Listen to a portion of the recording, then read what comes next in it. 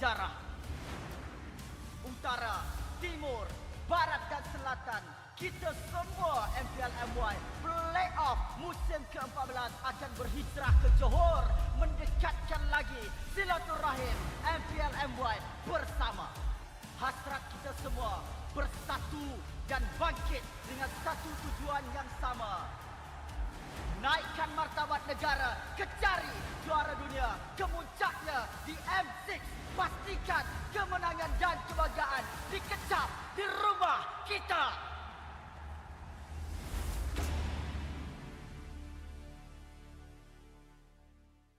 Untuk melakukan serangan yang terbenar. Tarik nafas yang panjang. Kerana triple magic kuda. 2-1 dalam keadaan yang sangat-sangat mudah.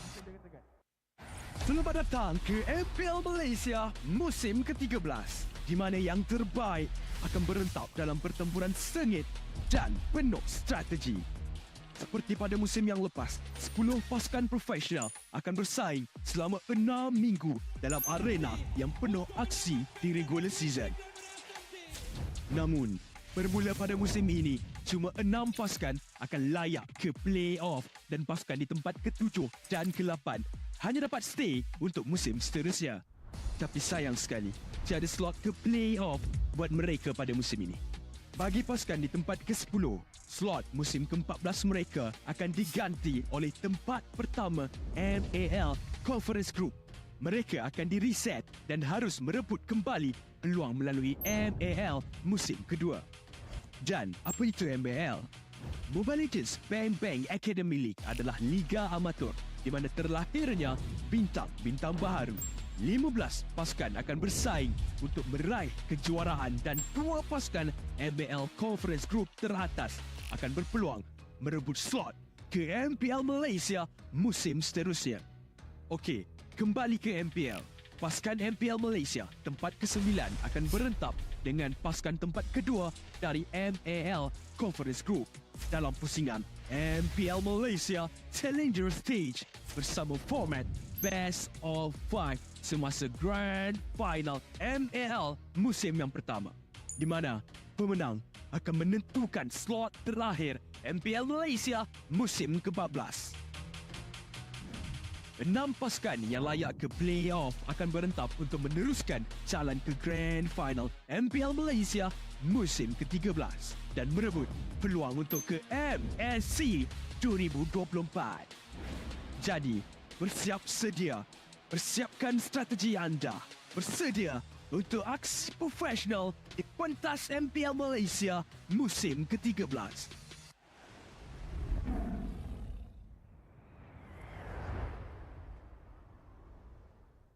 Saya rasa mungkin Nova Escobar akan jadi mangsa, tapi final slash daripada Momo.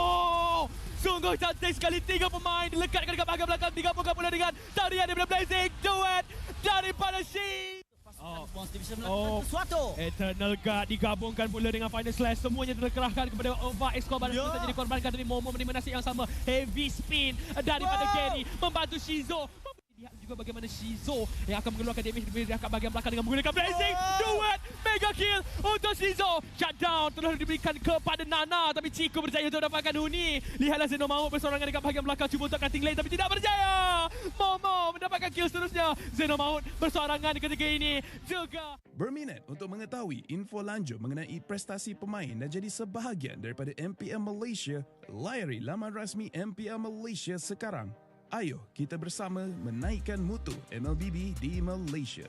Jangan terlepas kemas kini Liga Academy rasmi MLBB Malaysia, MAL Malaysia. Ikuti semua platform rasmi kami.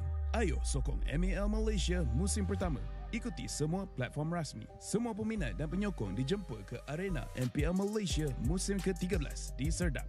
Anda berpeluang berjumpa dengan pemain kegemaran anda, kumpul tanda tangan eksklusif dan sertai kempen Fan of the Season. Musim baru, line-up baru, jersey baru. Jersey telah menjadi topik hangat sejak hari pertama MPL Malaysia musim ke-13 bermula. Namun, apakah pendapat pemain dan penonton tentang jersey musim ini? You rasa jersey mana yang paling lawa? JP Niners lah. Jersey rempit JP Niners. Macam Mun, saya rempit. Paling lawa Barakuda. Tahu kan dia punya yang buat baju ni Choi. Choi ni baju dia memang lawa. Sejujurnya Todak. SRG. Bagi saya KGE lah. Judgement dia lain daripada lain. Apa least favourite jersey? Paling bawah sekali, I rasa I letak King Empire. Dia nampak e-sport. Tapi e-sport tu maybe 3 tahun lepas punya design. KGE paling kurang. King Empire. Orangnya handsome. Jersey-nya kurang sikit. Barakuda. Saya rasa Bounty kot. Dia design macam 90-an.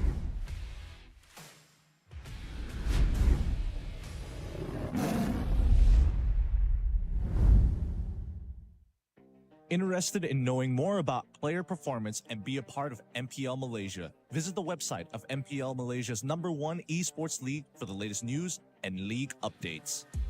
Don't miss out on updates from the official MLBB Malaysia Academy League, MAL Malaysia. Follow all our official platforms. All fans are invited to the MPL Malaysia Season 13 Arena in Serdang. You will get a chance to meet your favorite players, get exclusive autographs, and join the Fan of the Season campaign.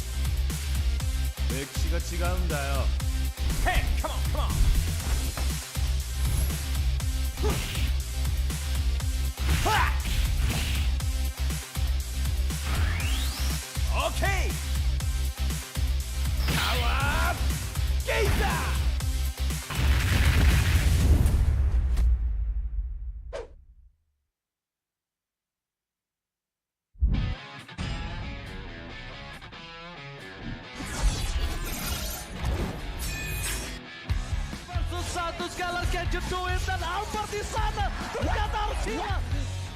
Ledge fight as Long gets instantly shot down by the Blazing Duet, as well as the Electro final blow. This is going to be easy cleanup for Todak as most of the... Apat yun, pero nasipa din siya. Yung ninakaw na sipa. Buhay pa rin. Ang buhay! Backline already, and they're running for the lives. Gunning it. David trying to drag a member of RG right underneath the turret. It's not enough though. Gray coming all the way in. He cleans it all the way up. Just no way for him to run. Just... Kita katakan ada satu warrior weapon di Malaysia membuat pergerakan dari Liga tuh Alpha benar-benar slow. Rafanya sudah tumbang.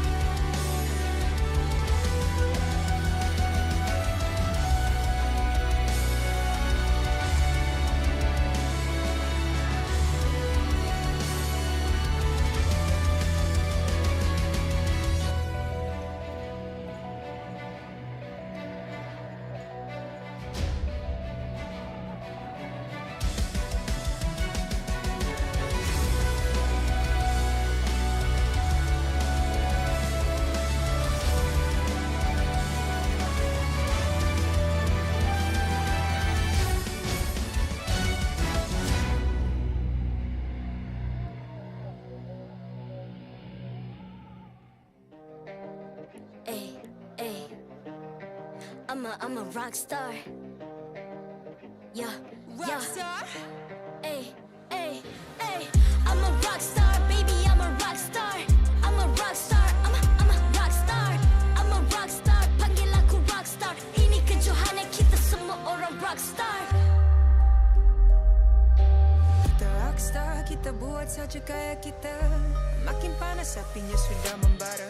Macam mana pun kau menempuh segala. Demi negara kau buat semua bangga. Step into my world, you know I'm always in my zone. You know I got my team, no I'm never alone. Bring out my best, buat yang terbaik. Jadi juara perlahan kita naik. Aku nak push, naik-naik jadi lebih bagus. Jadi hero, ku ada skill. Berapa banyak musuh aku dah kill. Ramai cuba mencapai, cause they envy me. Tiap game aku pasti jadi MVP. I'm a rock star, baby, I'm a rock star. I'm a rock star, I'm a rock star. I'm a rock star, panggil aku rock star. Ini kejohanan kita semua orang rock star. I'm a rock star, baby, I'm a rock star. I'm a rock star, I'm a rock star. I'm a rock star, panggil aku rock star. Ini kejohanan kita semua orang rock star. Tengok nanti siapa yang juara. Ni peluang kita bawa pulang piala. This is my game, this is my time. Menang semua, everything will be mine. Kalau jatuh kau pasti kembali. Bangun balik ku tegak berdiri. Kuatkanlah tenaga, ganjaran diperoleh. Ni kejohanan kita, Malaysia memang boleh. Rise up to the top, kita buat bersama. Semangat kita kuat di bawah satu bendera. Ay. I'ma go hard for the win. Win. On the battlefield till the end. I'm trying to beat the greatest anyone has ever seen. Stand by, I'm coming in for I'm the a rock win. star. I'm a rock star, baby, I'm a rock star. I'm a rock star, I'm a rock star. I'm a rock star, panggil aku rock star. Ini kejohanan kita semua orang rock star. I'm a rock star, baby, I'm a rock star. I'm a rock star, I'm a rock star. I'm a rock star, panggil aku rock star. Ini kejohanan kita semua orang rock star.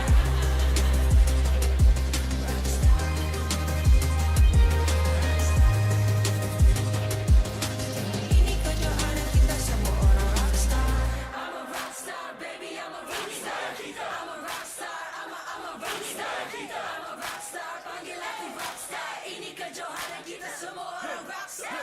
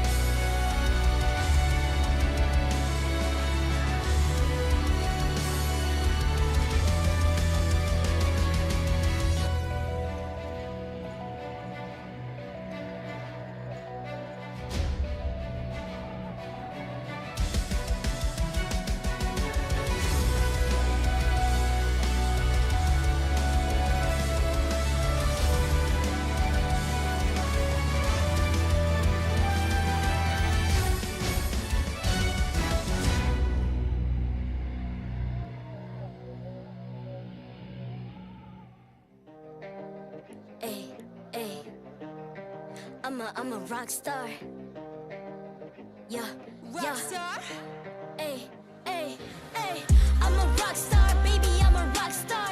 I'm a rock star, I'm a rock star. I'm a rock star, panggil aku rock star. Ini kejohanan kita semua orang rock star. Kita rock star, kita buat saja gaya kita. Makin panas apinya sudah membara.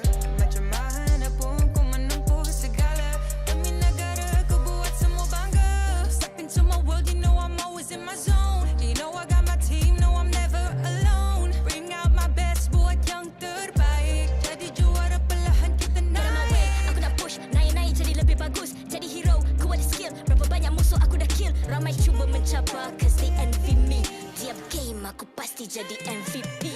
Easy. I'm a rock star, baby, I'm a rock star. I'm a rock star, I'm a rock star. I'm a rock star, panggil aku rock star. Ini kejohanan kita semua orang rock star.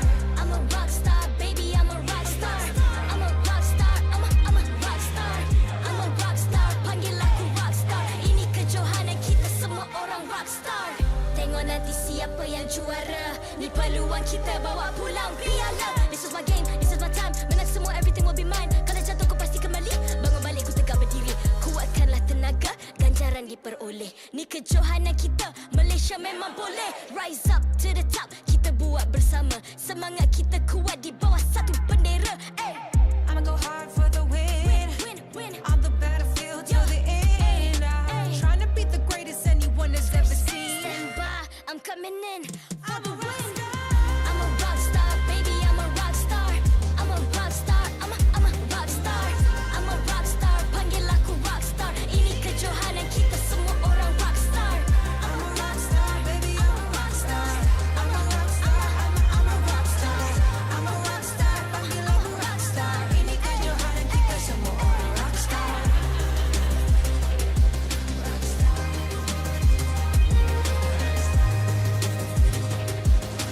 Ini kejohanan kita semua orang rock star. I'm a rock star, baby, I'm a rock star. I'm a rock star, I'm a rock star. I'm a rock star, panggil aku rock star. Ini kejohanan kita semua orang rock star.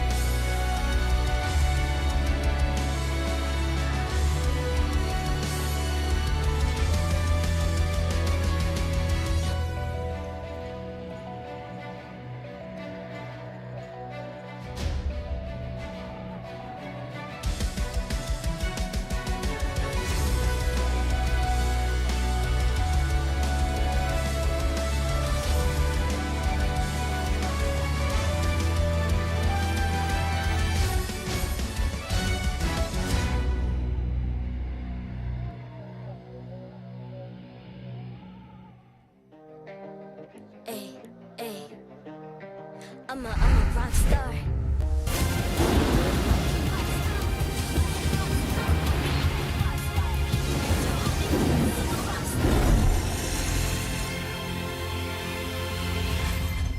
MPL Malaysia Season 13 is powered by Muntong. Enjoy a superior 5G network and lightning-fast gaming experience only with our official mobile internet hotlink. A big shout out to ROG Phone 8, the official gaming phone, for keeping our players at the top of their game. Grind on with Nescafe to keep your gaming spirit going. Thank you to all of our sponsors and partners for your support in MPL Malaysia Season 13. Hey there, someone has to say something. Datang ke MPL Malaysia musim ke-13 bersiaran langsung dari Stadium MPSJ Serdang Jaya. Nama saya Rose, host anda sepanjang musim ini. And although it's sad, it's also very happy to say that hari ini adalah last day of our regular season. Maksud tu, kita akan masuk ke playoffs and of course, crown the upcoming champion. Tapi sebelum tu, apa kata kita tengok jadual untuk perlawanan hari ini? Alright, hari ini kita ada 2 perlawanan sahaja. Manakala kita akan saksikan Team Hawk menentang King Empire Esports. So, Team Hak kena mendapatkan at least 1 point untuk dapat nombor 6 di regular season. Manakala King Empire Esports kena menang 2 berbalas kosong untuk mendapatkan 3 mata penuh to claim the top 3 for this regular season. Untuk match kedua, Selangor Red Giants menentang Niners. Adakah Selangor Red Giants akan pecahkan rekod 2 balas kosong tanpa kalah untuk musim ini? Ataupun adakah Niners boleh layak ke playoffs? Alright, this is going to be a very, very interesting day because we only have 1 slot left untuk playoffs. So guys, sebelum kita ajak pasukan kertas pentas, apa kata kita tengok dulu kalau audience kita dekat MBSJ sudah ready. Kita boleh tak buat vibe check? Boleh? Boleh? Alright, let's start. Stadium MBSJ, are you ready? To me dia kurang sikit. Satu lagi boleh? Satu lagi Kuat kita boleh dengar dekat live tau. So kuat. Stadium MBSJ, are you ready? Alright, to kickstart the last day of this regular season, apa kata kita jemput kedua-dua pasukan kertas pentas MPL Malaysia, King Empire Esports and Team Hak. Team Hak. A testament to downfall and a rise for success. They secured a trophy in their first season and stumbled in the following, but now they're back to chase the position and their dreams. With this potentially being their last run, last hurrah, let's welcome the Panthers, Ye Bombay, Team Hak.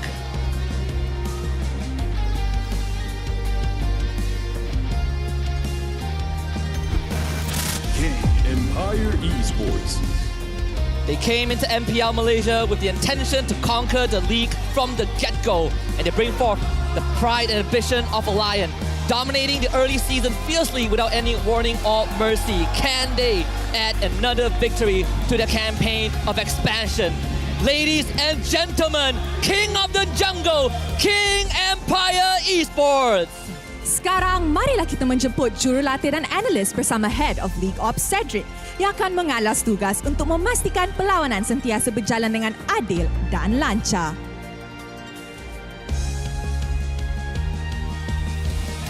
Mari kita teruskan dengan fist bump di antara pasukan sebagai tanda profesionalism. Inilah gaya kita. Inilah semangat kesukanan kita. Kawan di luar gelanggang, lawan di Land of Dawn. Alright, I'm pretty sure semua orang dah tak sabar untuk start match pembukaan hari terakhir regular season. Tapi sebelum tu, mestilah kita ada code untuk semua orang yang tengah nonton dekat rumah. So apa lagi? Jom join the fight dengan kita untuk mendapatkan in-game freebies. Alright guys, the stadium looks set. The players look set and so are the casters. So apa kata? Let's start our day. Teams, this is your moment. Game on. Thank you, Rose. Ladies and gentlemen, final day of the regular season for MPL Malaysia Season 13. 2 best of 3s lined out to close out the curtains, and happy Mother's Day to every mother and mom to be celebrating. My name is Husky alongside Gideon Q, and we will be the voices of today's broadcast. Now today, we've got 2 very important matches. One to ensure that somebody gets a higher seed for the upper brackets, and the other to make sure they even qualify for the playoffs itself. For the most part about it, this is high stakes games on the very final day. Considering how Saturday went, we're really hoping that this Sunday, these teams end the regular season strong. And on top of that, we also might have a chance to just witness history happen for the very first time in this local league. A perfect regular season, which might be an inevitability judging by how one of the teams playing today has been performing so far. Yeah, I mean, considering that, you know, we all talk about the curse, the regular season curse of whoever is sitting at the top usually does not win the overall tournament during the playoffs. I don't want to go in deeper into this. I don't want to bring up curses. So let's look at the standings, and maybe this will give you an idea, because SRG currently sitting at number 1 with 0 losses. This, as Husky has mentioned, is history in the making. Yeah, and I think the only team that has made a run as close to that was Todak, and that was a couple seasons ago, right? They didn't have a perfect regular season, but they had a perfect playoffs. But of course, the elephant in the room, at least for the first series, is going to be between Team Hak and Team and King Empire Esports. It is all about getting into playoff slot. It is all about whether King Empire can have a chance to overtake Todak in that third place. I mean, this is important, right? Because if they do take Todak down, well, not take Todak down, but overlap them in terms of points, they're going to have a much better seeding as they get into the playoffs. And keep in mind, the play-ins is still a very dangerous place to be in.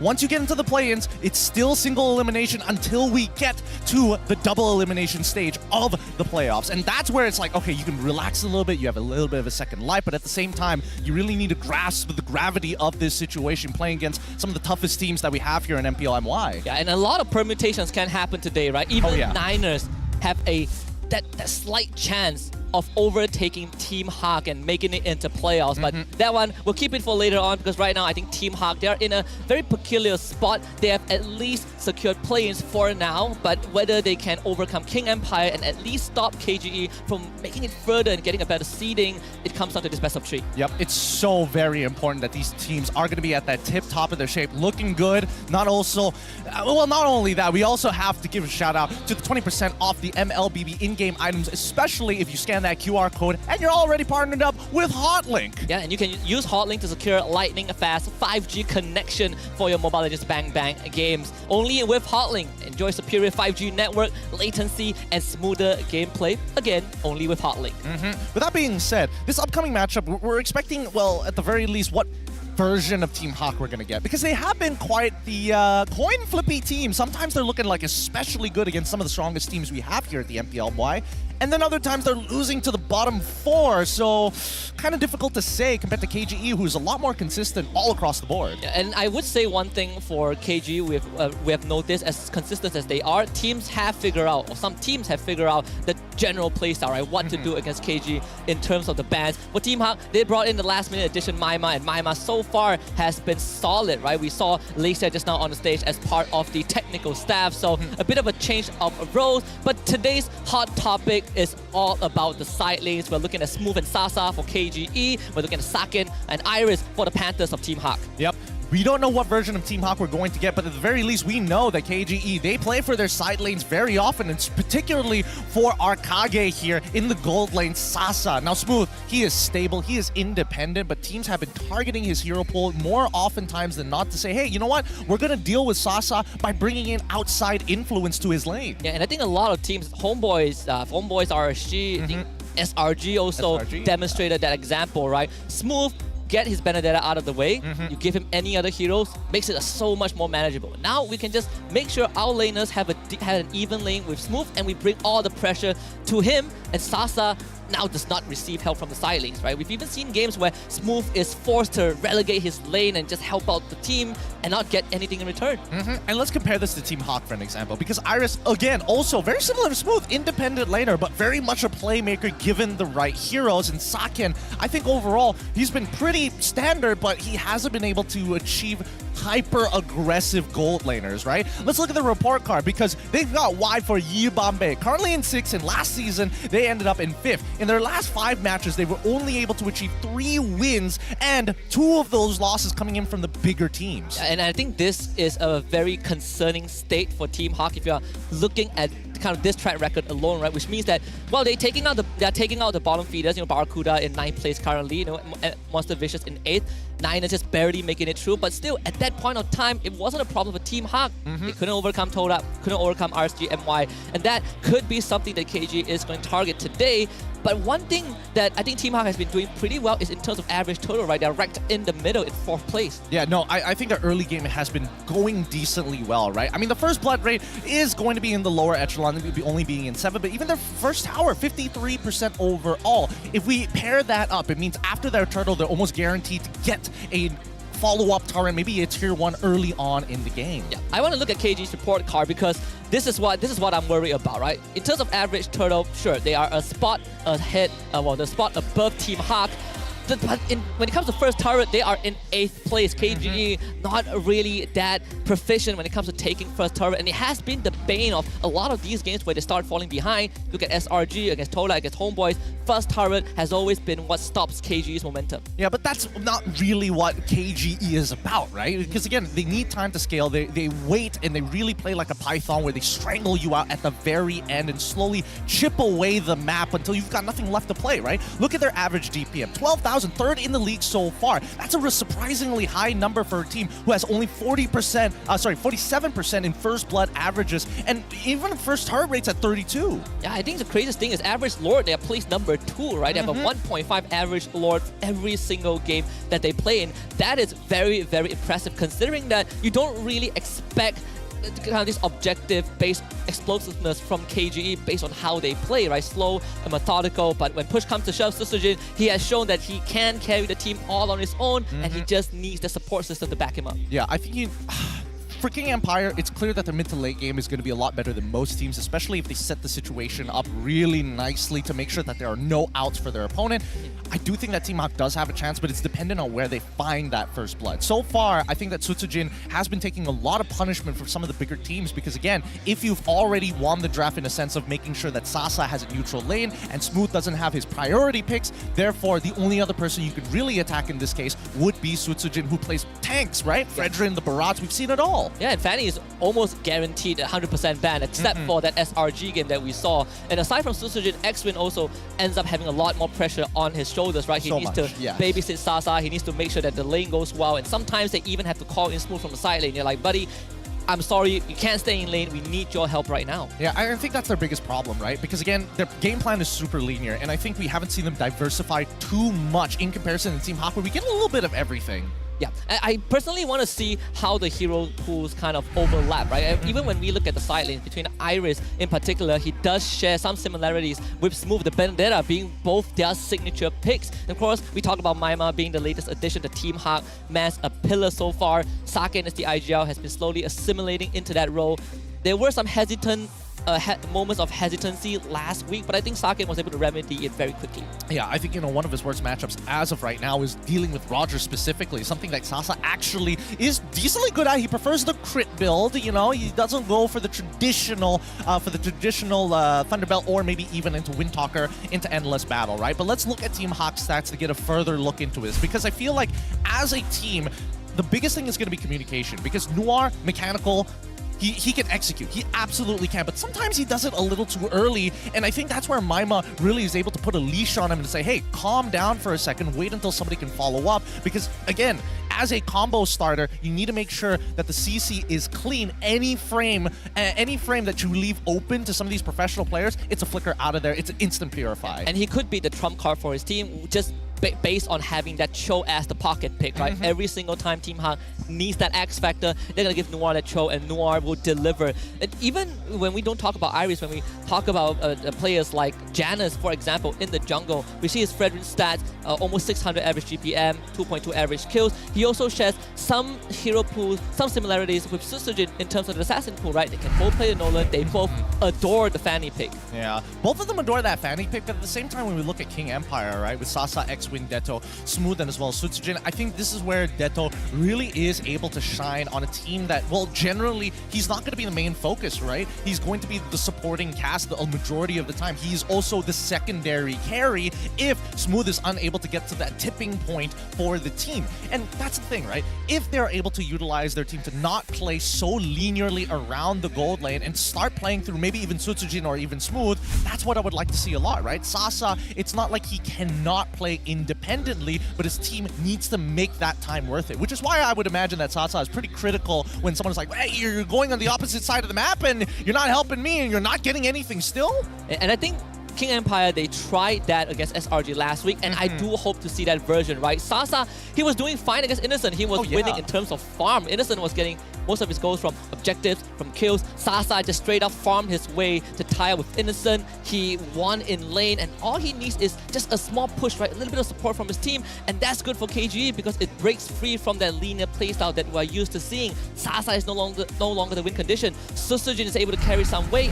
Now they just need some fine polishing on it, and I think that KGE today is going to look so much better. I'm really hoping that Sutsujin is calling for help upon Detto, X-Win, and maybe even Sasa if necessary, right? I mean, Smooth, it's obvious that he has to help during these neutral objective takes, but I do think that if KGE is looking for a way open into Team Hawk, it's shutting down Janus first, right? Iris is a little difficult to quote-unquote shut down because he will find that moment to kind of flip things over as a big tempo breaker for Team Hawk. So let's move away from his side of the map. And I think you just let Smooth handle it, right? Because at this point, if you're KGE, I imagine that you're going to start getting used to the fact that Smooth is not getting Benedetta anytime soon. We have a WhatsApp video though from Team Hawk. Orthodox hero or orthodox composition, so we can surprise KG. For me, the drafting is not a problem. It's just like a gameplay. If you have a good draft, then you can't execute well. I think it's not a good. Bonding time together is not only in the game, outside the game lah. Have activity so they can execution more in the game also. And there we have it from Team Hawk's technical staff, right? Both of them saying that for Team Hawk, it's all about the bonding. It's all about playing well on top of having a good draft. Yeah, no, I definitely agree with the sentiment as well, right? You can have the best draft in the world, but if you cannot execute upon your plan, you really need to... It just shows that there are deeper-seated problems, right? And I think that's why. We are hearing from the words from Lexia, yeah, team bonding, making sure that this team not only trusts each other, but are willing to communicate clearly with each other. And I think that's something that Maima has also expressively said during a post-fit interview last week, where they say that, oh, for us, when I came into the team, we got together very well, and it happened so quickly, right? So Maima was able to really perform and have his influence spread to the rest of the team, which is also a very crucial ingredient that gave Team Hawk the pillar that they need in that mid lane. And I think Detto also plays that exact same role. They are both supportive cast of the team, but they are both very pivotal in keeping that team intact. Yeah, I think the big difference between Team Hakan as well as KGE in terms of just personalities is once they get into the game, how vocal are they? Oh, hello! Hey, looks like some of your students are in the crowd. I love them. Thank you very much. Thank you, my boys, for showing up. My boys from Sri Mas. Don't worry, I didn't dox you guys. Hey, let's go, let's go. All right, coming back into it, right? The vocality in the game is extremely important. I think that Team Hawk has it in abundance, right? I feel like Sakin, he's more talkative when he's in the game. Outside of the game, he's a little bit more introverted. Maima, no difference whatsoever. He will talk your head off. And even with Iris, right? I feel like they are feeling the polar opposite of what they had previously. With one person being vocal, now with multiple people being vocal, it might come to an issue of having over comms, but that's better than having no comms at all. And I think that's something that we sometimes see throughout the whole regular season, sometimes from KG, I think Niners, Barracuda. There are instances where how is the comms going to evolve when you're not having a good game? Are you going to go dead silent? We've seen examples of that. But of course, smooth supporter from KG. Today, as we mentioned, important day for both teams, but for KGE, it's all about dominating this series. And there was a skit done by Ayman Haq and you know what? Shah. You're right. Yeah. So there, aside from the Paraguay celebration, they posted something where they both were like, "Yo, this is our final game of the regular season. Whoever loses has to wear our team jersey on the stage." Or on something like that. Oh, yeah. So, and they both agreed to it. I mean, this is also Team Hawk's potential last ride. Hey, like, literal last ride. And I think Ayman Haq, he himself did mention that on a podcast. Yeah. Dude, that's crazy. Talk about pride. Speaking of pride, let's check out the luck of some of our peepos here in the crowd. All right, we know you got the skin, but the question is, do you get the bingo? Okay, that's 2 skins. All right. That's fine. Here we go. Because keep in mind, guys, that the KOF... Oh, wait. He died. This is his first one. This is his first one. All right. Hopefully, he stays throughout the day, and we'll see whether he gets the bingo by the end of it. I thought that was going to be his third. If only we had more time before the draft, we would stay on him until he draws like 30 of it. Yeah, keep in mind that, again, you could win one of the 3 brand new KOF collab skins and maybe come over to the MPL to try and crack them open for our entertainment and the world's entertainment, because during the event, you can enjoy a sweetness of 50% discounts on the first 10x draw, which you just saw just now, and the daily first 1x draw. So don't miss out on the awesome opportunity. Yeah, you have Kyo Kusanagi for Valir, you have Mai Shinarui for Masha, and you have Terry Bogard for Paquito, which is my personal favorite. Let's see if we get to see any of those picked up in Game 1. Draft is on the way. It's underway. Team Hawk blue side, KGE red. Man, both sides just taking out pocket straight away, making sure that they have their iconic picks just out of the way, right? No Benedetta, no Nolan, no Howrith, no Roger. Really strong laners in their own rights, and they have the players who turn them dangerous as well. Lo Yi gets banned out for the side of KGE. Rather smart. They are on red side, to be fair. Matilda just get let through. Now, will Team Hawk pounce on that opportunity, right? Will Noir get that Matilda, or will Team Hawk say, you know what, we're still not going to go for Matilda, Chip is on the table, that could be an option. Yeah, I like that as well. I think that Chip is going to be a little bit more effective here for Team Hawk.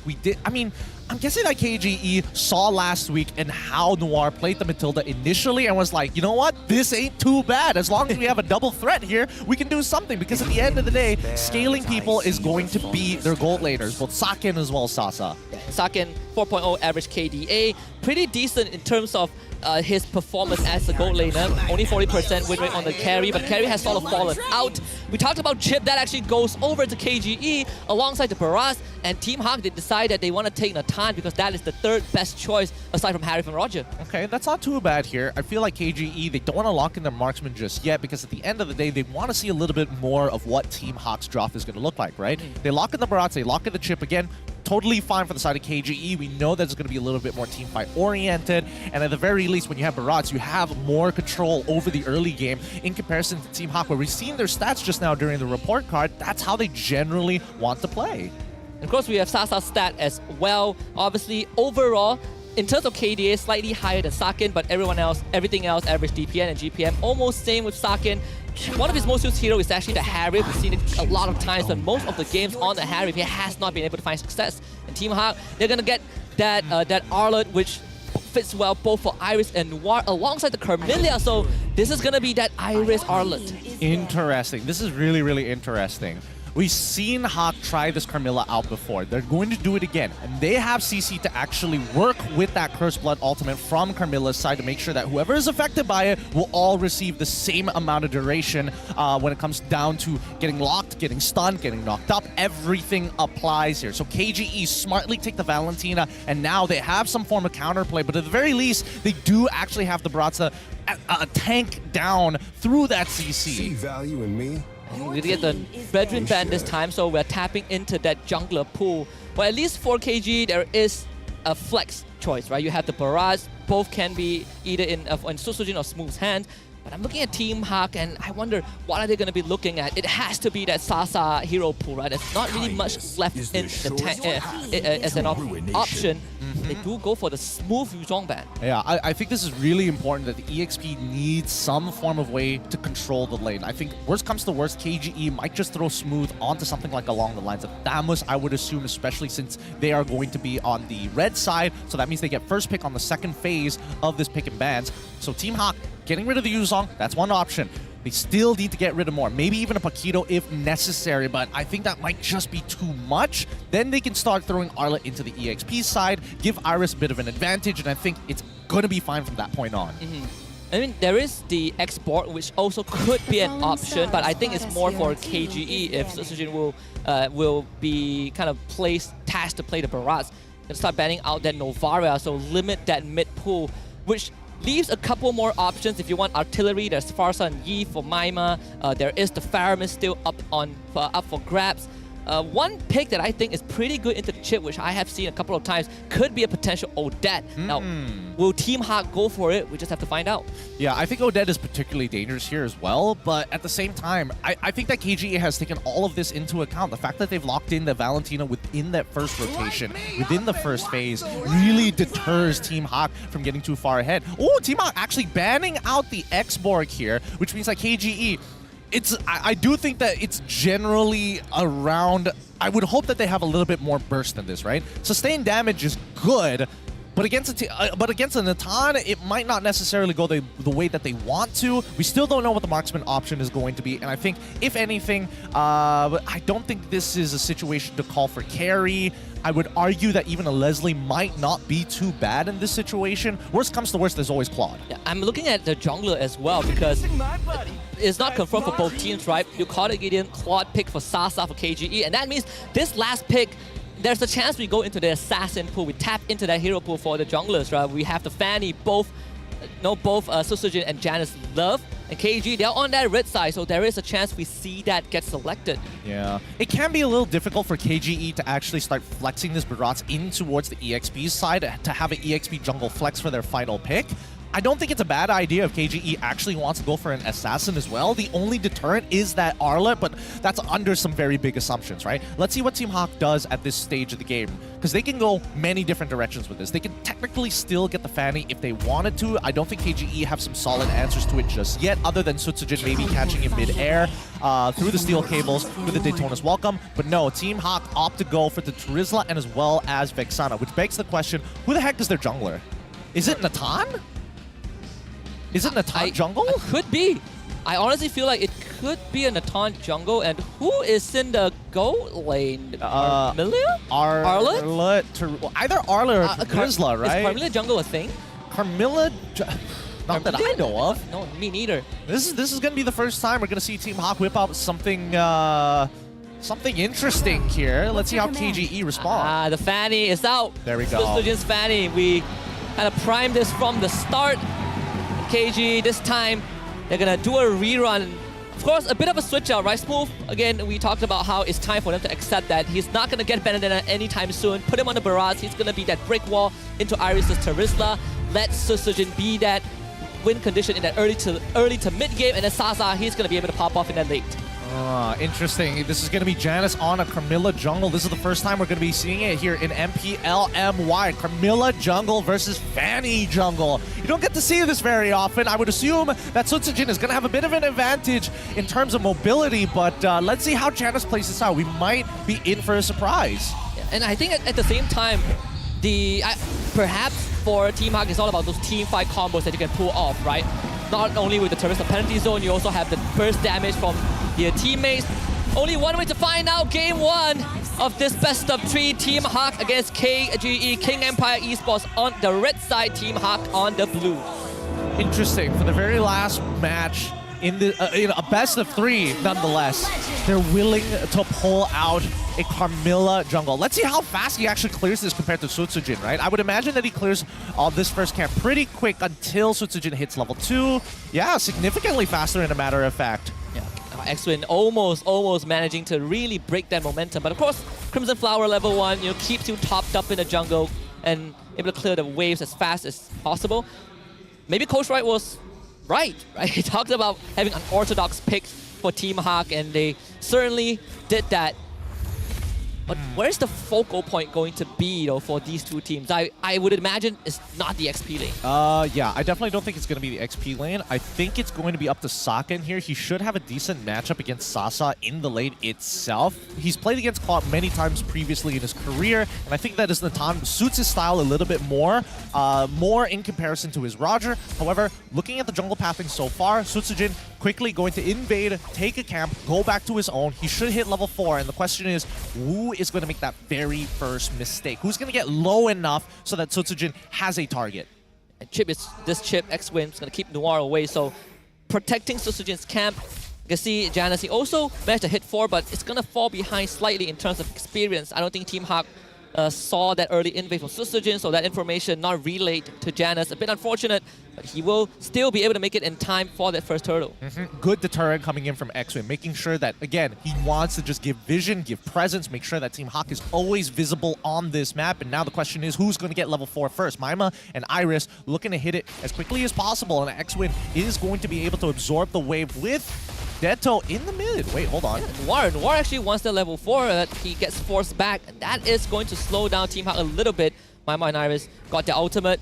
Or Janus working on the turtle already. Sutsujin, he wants his purple first before he shows up. See that ultimate Curse of Blood stolen by Detto, and now an instant Daytona's welcome to gobble out the Carmilla. Retribution comes in Sutsujin with the first turtle, but at least Team Hawk will be able to get first blood for Janus by eliminating Smooth. Dang, that's got to be annoying. The Cursed Blood getting cancelled the first initial time, and by the time Janus was able to get it down, it's already too late, right? 3 prime targets, all conveniently within that Cursed Blood, but still not enough. It's all about timing, and it's all about execution. So I think that Team Hawk they got to be more careful with these types of plays. If that Cursed Blood does not land, you call it off entirely. You can't have Iris jumping in like that. And that could be also a potential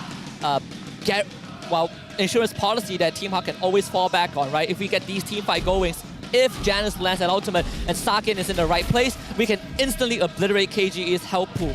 But like you said, it's all about timing. You have to be able to find an opportunity, which in of itself requires that higher level of execution. Smooth, despite going down earlier on, is still ahead in terms of experience compared to Iris. He's doing well. He's doing very, very well. Iris is missing out on his farm at the same time, and Smooth is making sure he's absorbing every single wave. He's not missing a beat. If anything, Iris is the one who has to make sacrifices every time Smooth leaves that lane. It's going to be a bit tough. Even Smooth is going for the invade.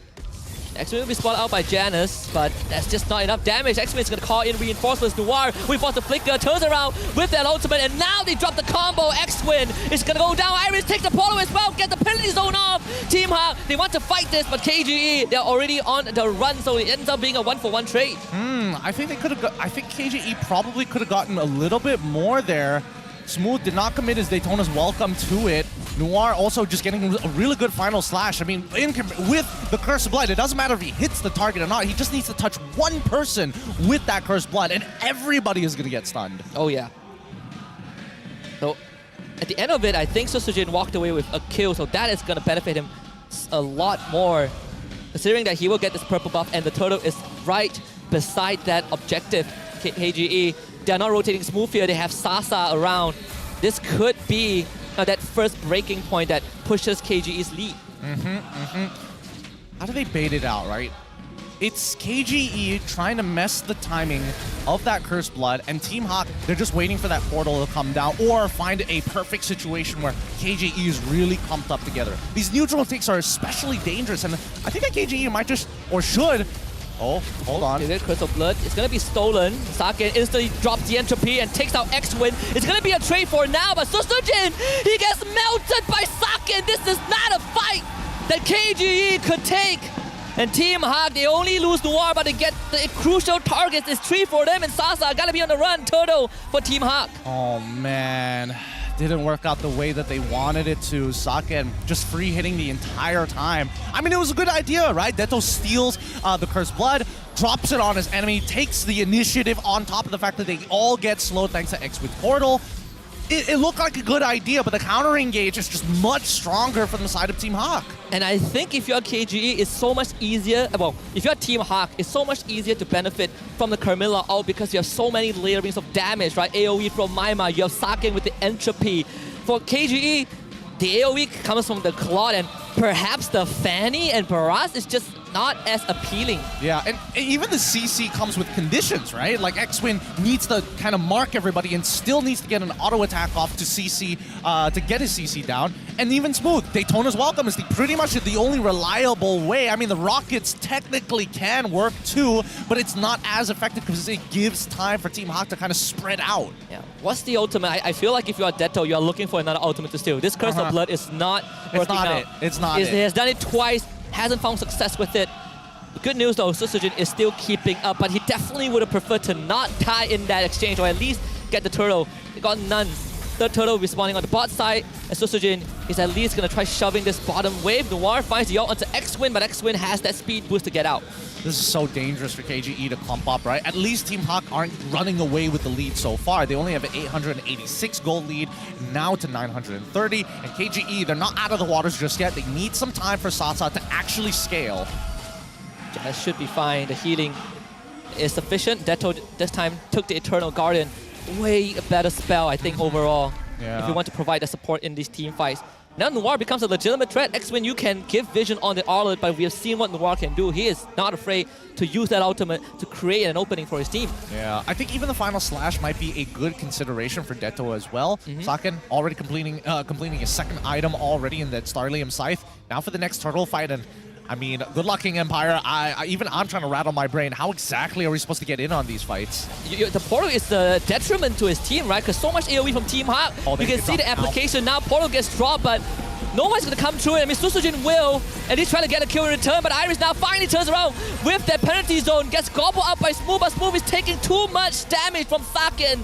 KGE were not able to get much, but the one good news is that Sasa gets free reign on that top side. The more they delay this turtle, the better it is for King Empire, right? It allows Sutsujin to go back to his own purple buff. It gets a free tier 1, might even get a tier 2. He gets a tier 2 on the bottom, on the top side of the map. Oh, Susujin playing with fire just now. Or at least now he knows that one-shotting Noir is not an option, at least for now. I think the worst part is I don't even think he can like one-shot Janus as well. I mean, I can't wait to see what the item build is going to be for Janus exactly. I doubt it's going to be full damage, but let's have a look here. Oh my god, fleeting time. First item after the molten core. Holy cow. Talk about wanting to team fight as often as possible. But despite all that, right, Team Hawk having 4 more kills than KG, having 2 turtles and a turret, there's actually not much of a net worth difference. It's the same. I mean, KG, again, we talk about how Sasa is really efficient in farming. I think most of these net worth comes from Sasa, and Smooth now finds space to break that bot tier 1. Yeah, they're understanding that Team Hawk, they really want a team fight, and they're much stronger than King Empire in terms of these team fights, right? 4 minutes, 8 minutes, still predicting by our AI winning predictor. 65% across the board. They need time, right? King Empire, they need time for Detto to scale. They need, most importantly, the Trinity build to be complete for Sasa's side, and then play the map, right? You have plenty of ways to do that. And the one thing that Chip does is it also changes the dynamic of your team, because your Barrage can split push and join the fight with that Chip portal. So that's why you see Smooth in that bottom lane. Sees Iris, don't worry, you're gonna go to take the turret, but X-Win, not that lucky. You really got to start understanding that you can't just walk up like that, X-Win. No, they can't. And here comes Janus as well, just running Sasa down. He's not going to have enough damage to kill him, but look at the rest of the map. They managed to crack open a tier 1, and... and Iris could turn around. Penalty zone to lock Susujin down, but Detto this time, with the Stolen Eternal Guardian, makes sure that Iris goes down, and the rest of Team Hawk showing up to the party. Smooth is going to try and soak up as much damage as possible with Saken dealing out the damage. Entropy and Final Slash duel. Smooth will not stand. Team Hawk finds a trade.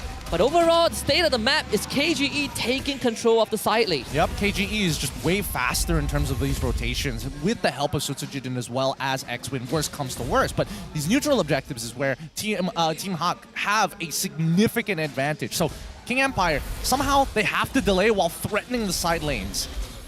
Goal difference, not too far apart from everybody else, but I think this is a hard rush from Team Hawk. Yeah, Saken even used the entropy just to close the distance to get to the Lord. They see Susujin, portal call in, Iris, penalty zone gets on the 2, and look at the damage from the Curse of Blood! Janus secures the objective, and they get rid of Susujin with the help of Saken.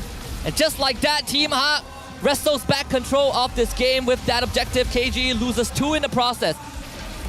Sasa still gets the mid-tier 2. Ooh, okay. He's really pressing his luck here. Team Hawk are not responding to him in time, but they don't mind the trade because they know they can take all the outer tier turrets with the help of these Lord-empowered minions and the Lord itself. This is becoming a pretty tight game here, but Noir, honestly, the difference maker for the team. I would say that the Cursed Blood is a very good idea, but the fact that Noir was able to flicker with the Final Slash, still at the edge of the Final Slash, catch Sutsujin, really turned that fight because Sutsujin was not affected by the Cursed Blood, and better yet, he had full access to the backline. Oh yeah, like essentially blocked off. Team Hawk now wants to try to get this purple buff away from KGE. The Lord will be dealt with by Sasa and Smooth. That should not be a problem. Janus steals the buff. Team Hawk breaks that mid-tier 1. Most of the net worth that Team Hawk has right now is on Saken. He is 6-0 on this time. Just got the Winds of Nature. Now he can definitely do with Sasa a whole lot better. Not just Sasa, Susujin as well. Yeah, and the hard part is that he has Purify. So even if Detto is able to get like a full combo with him, or with the Eternal Guardian specifically, Saken can just walk away, and he can heal himself pretty much back to full off of just auto-attacking a minion, or whether it's jungle creep. Saken though. So close. They had an inkling. It might be there. Yeah, could have been, should have been, but Team Hawk now kind of evening out the score, right? Same amount of turns have been taken away. The only tier 2s that are standing are Team Hawk's bottom side and King Empire's tier 2 on that top side. And I think now it's about how creative can you get. Detto coming up actually pretty big in terms of damage dealt ranking. As much as Team Hawk's comp is good in team fighting, side wave management is going to be a problem. Like Iris has been forced to be called back to the base a lot of times because Sasa is split pushing, Susujin is split pushing, and they're not worried of not being able to join a team fight as long as X-Win is alive. Yeah, I think that King Empire are doing the right thing. Just consistent amount of rotations every single time. Threaten the side lane, put Team Hawk at odds, and risking losing an inhibitor if they just so happen to, well, you know, let the ball slip a little too far. Steady gameplay. This is the KG that...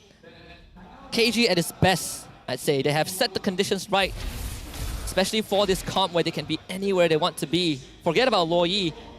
The Susujin Fanny itself is already a staple name. Yep, 26 more seconds until the next Lord pops back up. Let's see the setup from King Empire to ensure that they get a split push, because it feels like Team Hawk, they're making a hard read. They're expecting... Oh yeah. Good check. Oy. Very good check from Sasa. Oh, good thing that he still has his game sense and wits about him. I'm pretty sure he just saw him, yeah.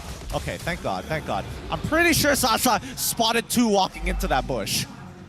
Either that or he could easily check with that Art of Thievery. Either way, Saken, Blood Wings, pretty late one considering the amount of lead he has. He wanted to push it as much as he can, but I think we're reaching a stage where Team Hawk and KG, they're on equal level.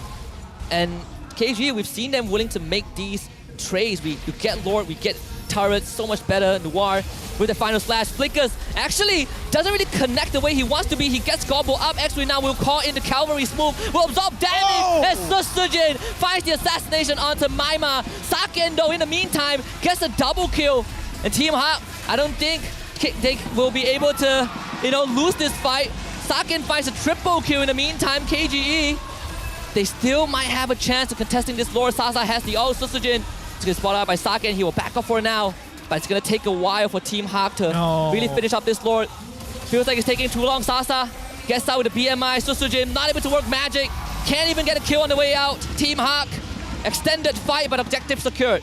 God damn, Noir. Noir is playing out of his mind right now. He's making it really difficult for King Empire to set up a situation where they can actually close and clean up that fight, right? They needed Sasa's Blazing Duet and as well as Susujin to come in at the exact same time from different directions, right? To start pinching on towards Saken, the main win condition from Team Hawk. And honestly, what's keeping Team Hawk relevant in these team fights?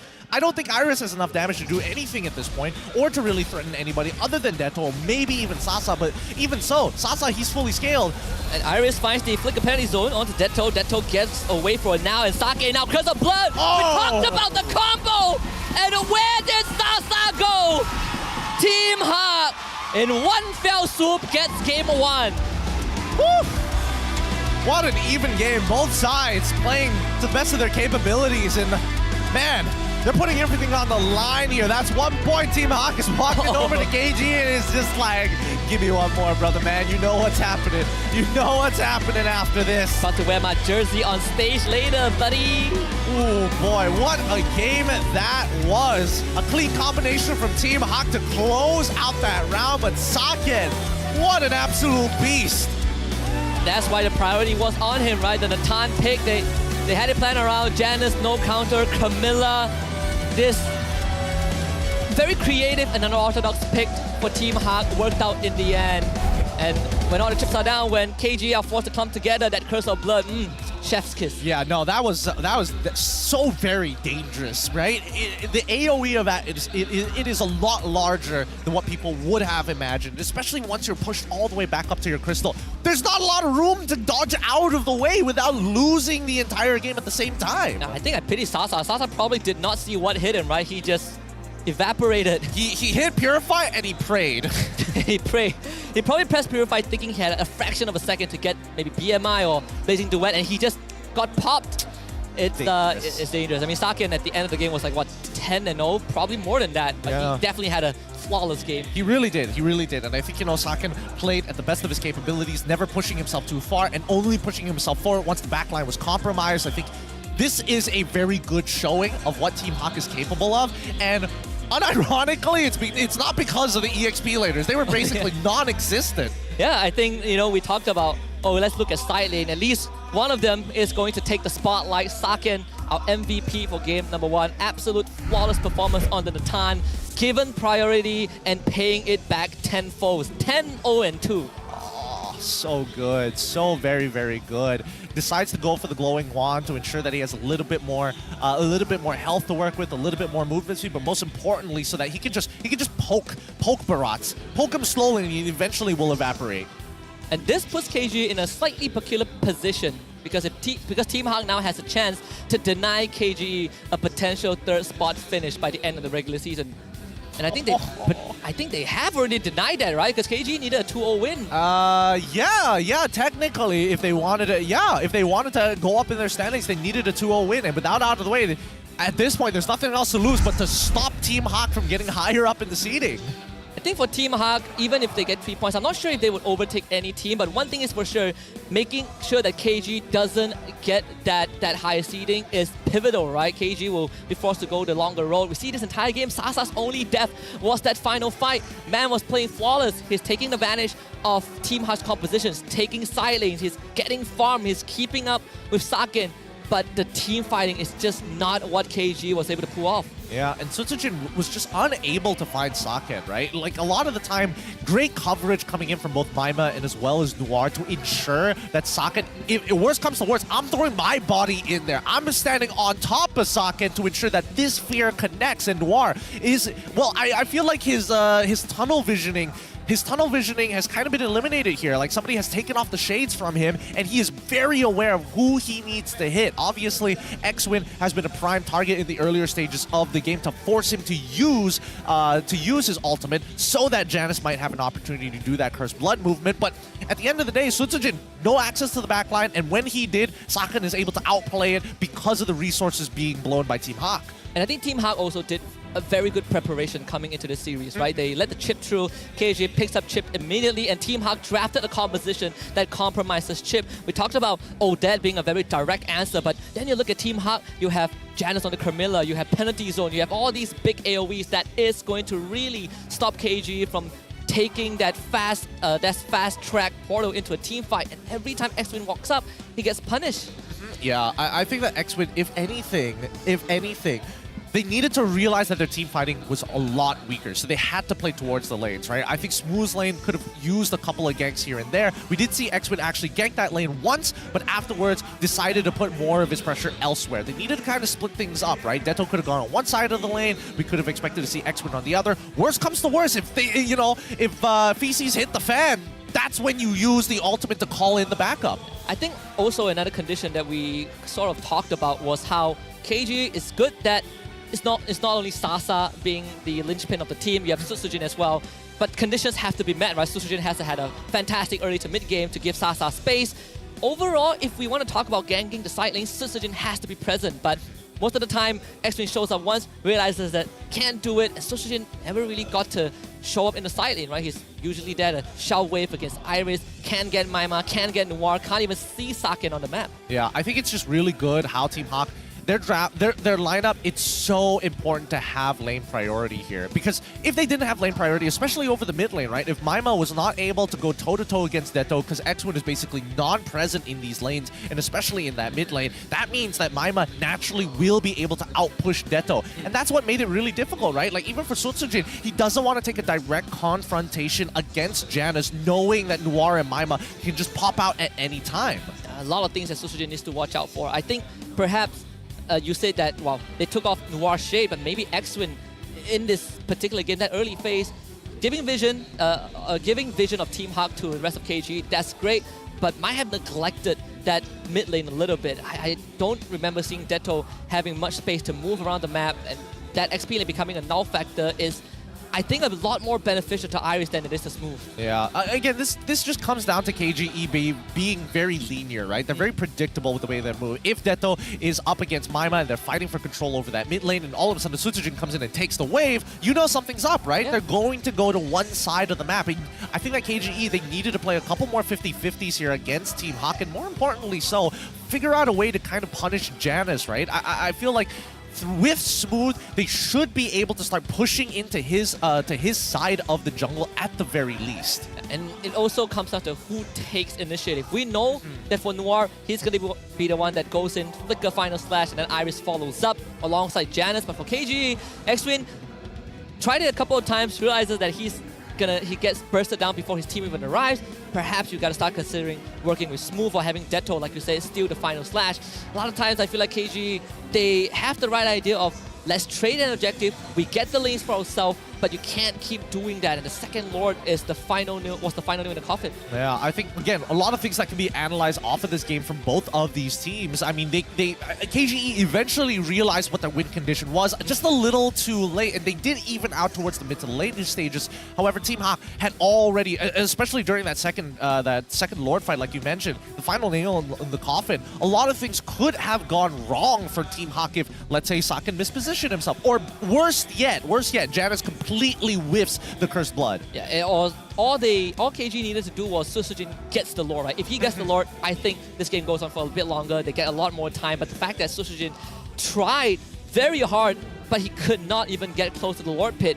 It was getting a bit dicey, you know, Team Hawk, they were slowing things down, but they were making sure that Sasa doesn't get to walk up, Susujin gets blocked off, then only they finish off the objective. Yeah, again, I think this is one of Noir and Maima, one of their better games for sure. You can just feel their impact, their constant coverage over the important targets, whether it be Saken or even Janus in that particular situation. Very well done from the side of Team Hawk, and it looks like the coin flip is in their favor today. 14-5, not bad. Looking really, really good, really solid. Even Janus was deathless. I think he was like, what, 1-0-13? 100% kill participation, or teamfight participation, as you can see on the sidebar. Of course, Hollow famous for this game. We got Saken, the rich guy, and the carry all at once. Smooth, usual role as the sandbag, unfortunately, and of course, best wingman goes to Janus on this Carmilla. Yeah, at least now, KGE have a new plan, right? Okay, unorthodox picks, we need to take away your pillars. I think they really should go onto that blue side and really focus down on making Saken as uncomfortable as possible, right? I'm expecting to see maybe a Saken Clint come out at some point of time if KGE is, if I'm thinking along of the KGE coach. But if they had one more way to hurt their opponents, I think it's limit Noir. Do not let him have playmaking supports. Yeah, I think you're looking at a potential Arlet ban. You're looking at making sure that if Saken gets his hero, you get a Roger or Harry for Sasa, which gives him a more favorable matchup. But overall, I think for Team Hawk, they have gotten the recipe right. And for KG, perhaps game one, they're still trying to figure out, right? They realize, all right, this Noir and Iris, and even in a game where Iris wasn't the most impactful, he's still able to buy space and time for his team. I think Iris' role this game is not to be the star. It's just, I throw my ultimate, I buy time, Saken, you do your job. Maybe that's something that KG can look at. Yeah. Oh. This is man, it's such an interesting comp to watch, right? Because a lot of it just comes down to, does he hit the ability? It doesn't matter how much setup. If you just whiff that one Cursed Blood, it's basically over, and Team Hawk have to pull back and reset all over again. Yeah. I think this was the last Lord fight we saw. Susujin finds the assassination, had to recall, and I think KG at this point of time was still buying space. But when it came down to Sasa and Susujin, there was no way that they could even get close to the objective. And I think Team Hawk, again, was able to really identify the problem. Coach Wright talked about unorthodox. They definitely made that work. Yeah, no. This is going to be interesting, right? I'm expecting KGE go on the blue side, right? Yeah. That should be step number one. They need to start taking away these priority picks and at the very least figure out what exactly they want to do on the red side, right? I think that if KGE maintain the red side, I think they want to hopefully get a re-simulation of game number one with an adjustment in the first period of the first rotation of the draft. Yeah, and we also saw kind of a big difference in that goal lane depending on what Sasa gets, right? On the clock, he's guaranteed, well, at least he's relegated to that late game carry, so he doesn't get that luxury of just pushing out a lane on a Harry or Roger, which he has been doing consistently even against the stronger teams like SRG, Homeboys. Maybe if they have a chance, I foresee this Harry becoming priority. It also comes down to whether they get blue side or where does Team Hawk choose to ban.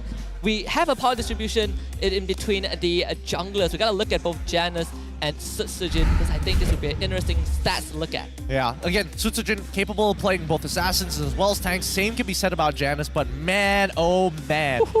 Average DPM already, you can see a difference there, right? Average GPM, you see that Sutsujin actually coming up on top. And again, this has to, it really boils down to those 50-50 Team Hawk situations. But hero pool, 9-6, and they have the exact same average turtle kills. Yeah, and I think the only well, the only element that kind of can skew that stats is how Team Hawk adjusts in these objective takes. I think they have been able to really shut off Sujin. I think giving that Fanny away was definitely a planned thing. I believe that they looked at the draft and they were like, you know what, you can take Fanny. We have a way to deal with it. This does put a bit of worry though. Where is King Empire going to take Sujin in that next game? Are they gonna still be like, you go onto the Fanny again, or are they just gonna put him back in that tank jungler role?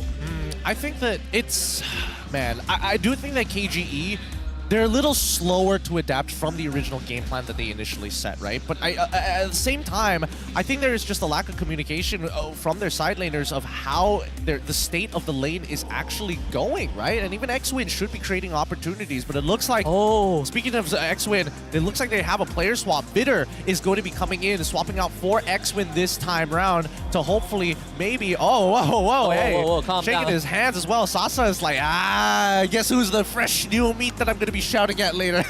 Sasa is like looking over like, you better make sure that your settings are correct. You know, I don't want to see you miss any abilities. Oh boy, at such a timing as well, right? Like KG on the back foot, one game away from losing this 0-2. And I believe this is also Vita's first ever game in the regular season. Yeah. Let's see how this is going to pan out. But of course, we have a message from Team Hawk, Burn, the manager. Why was Maima brought in? We see that Leicester hasn't really been performing, and so they brought Maima in. So far, it's been doing quite well, right? Depending on the scrims and Coach Wright. I feel like so far, I think Maima is fitting in well. I think that Maima is fitting well. I think both bring two very different aspects of the game, right? Well, I wouldn't say too different, but they're able to do it in different ways, right? Lexia, he very much can micromanage people if necessary. Does he like doing it? Absolutely not. He wants to be able to kind of focus on himself, focus on his lane. Maima, on the other hand, very communicative, right? He doesn't necessarily micromanage you, but at the very least, he kind of opens up your eyes to the rest of what is it? The situation, the circumstance of the game. Sees the big picture. Yeah. I think it was kind of like a minor talking point of, oh wait, you took away the brains of Team Hawk, what is going to happen? I think, well, they're adjusting pretty well. I mean, even they says settling into that technical role. But for KG, big adjustment, bring in Vita for its very first game in such a situation.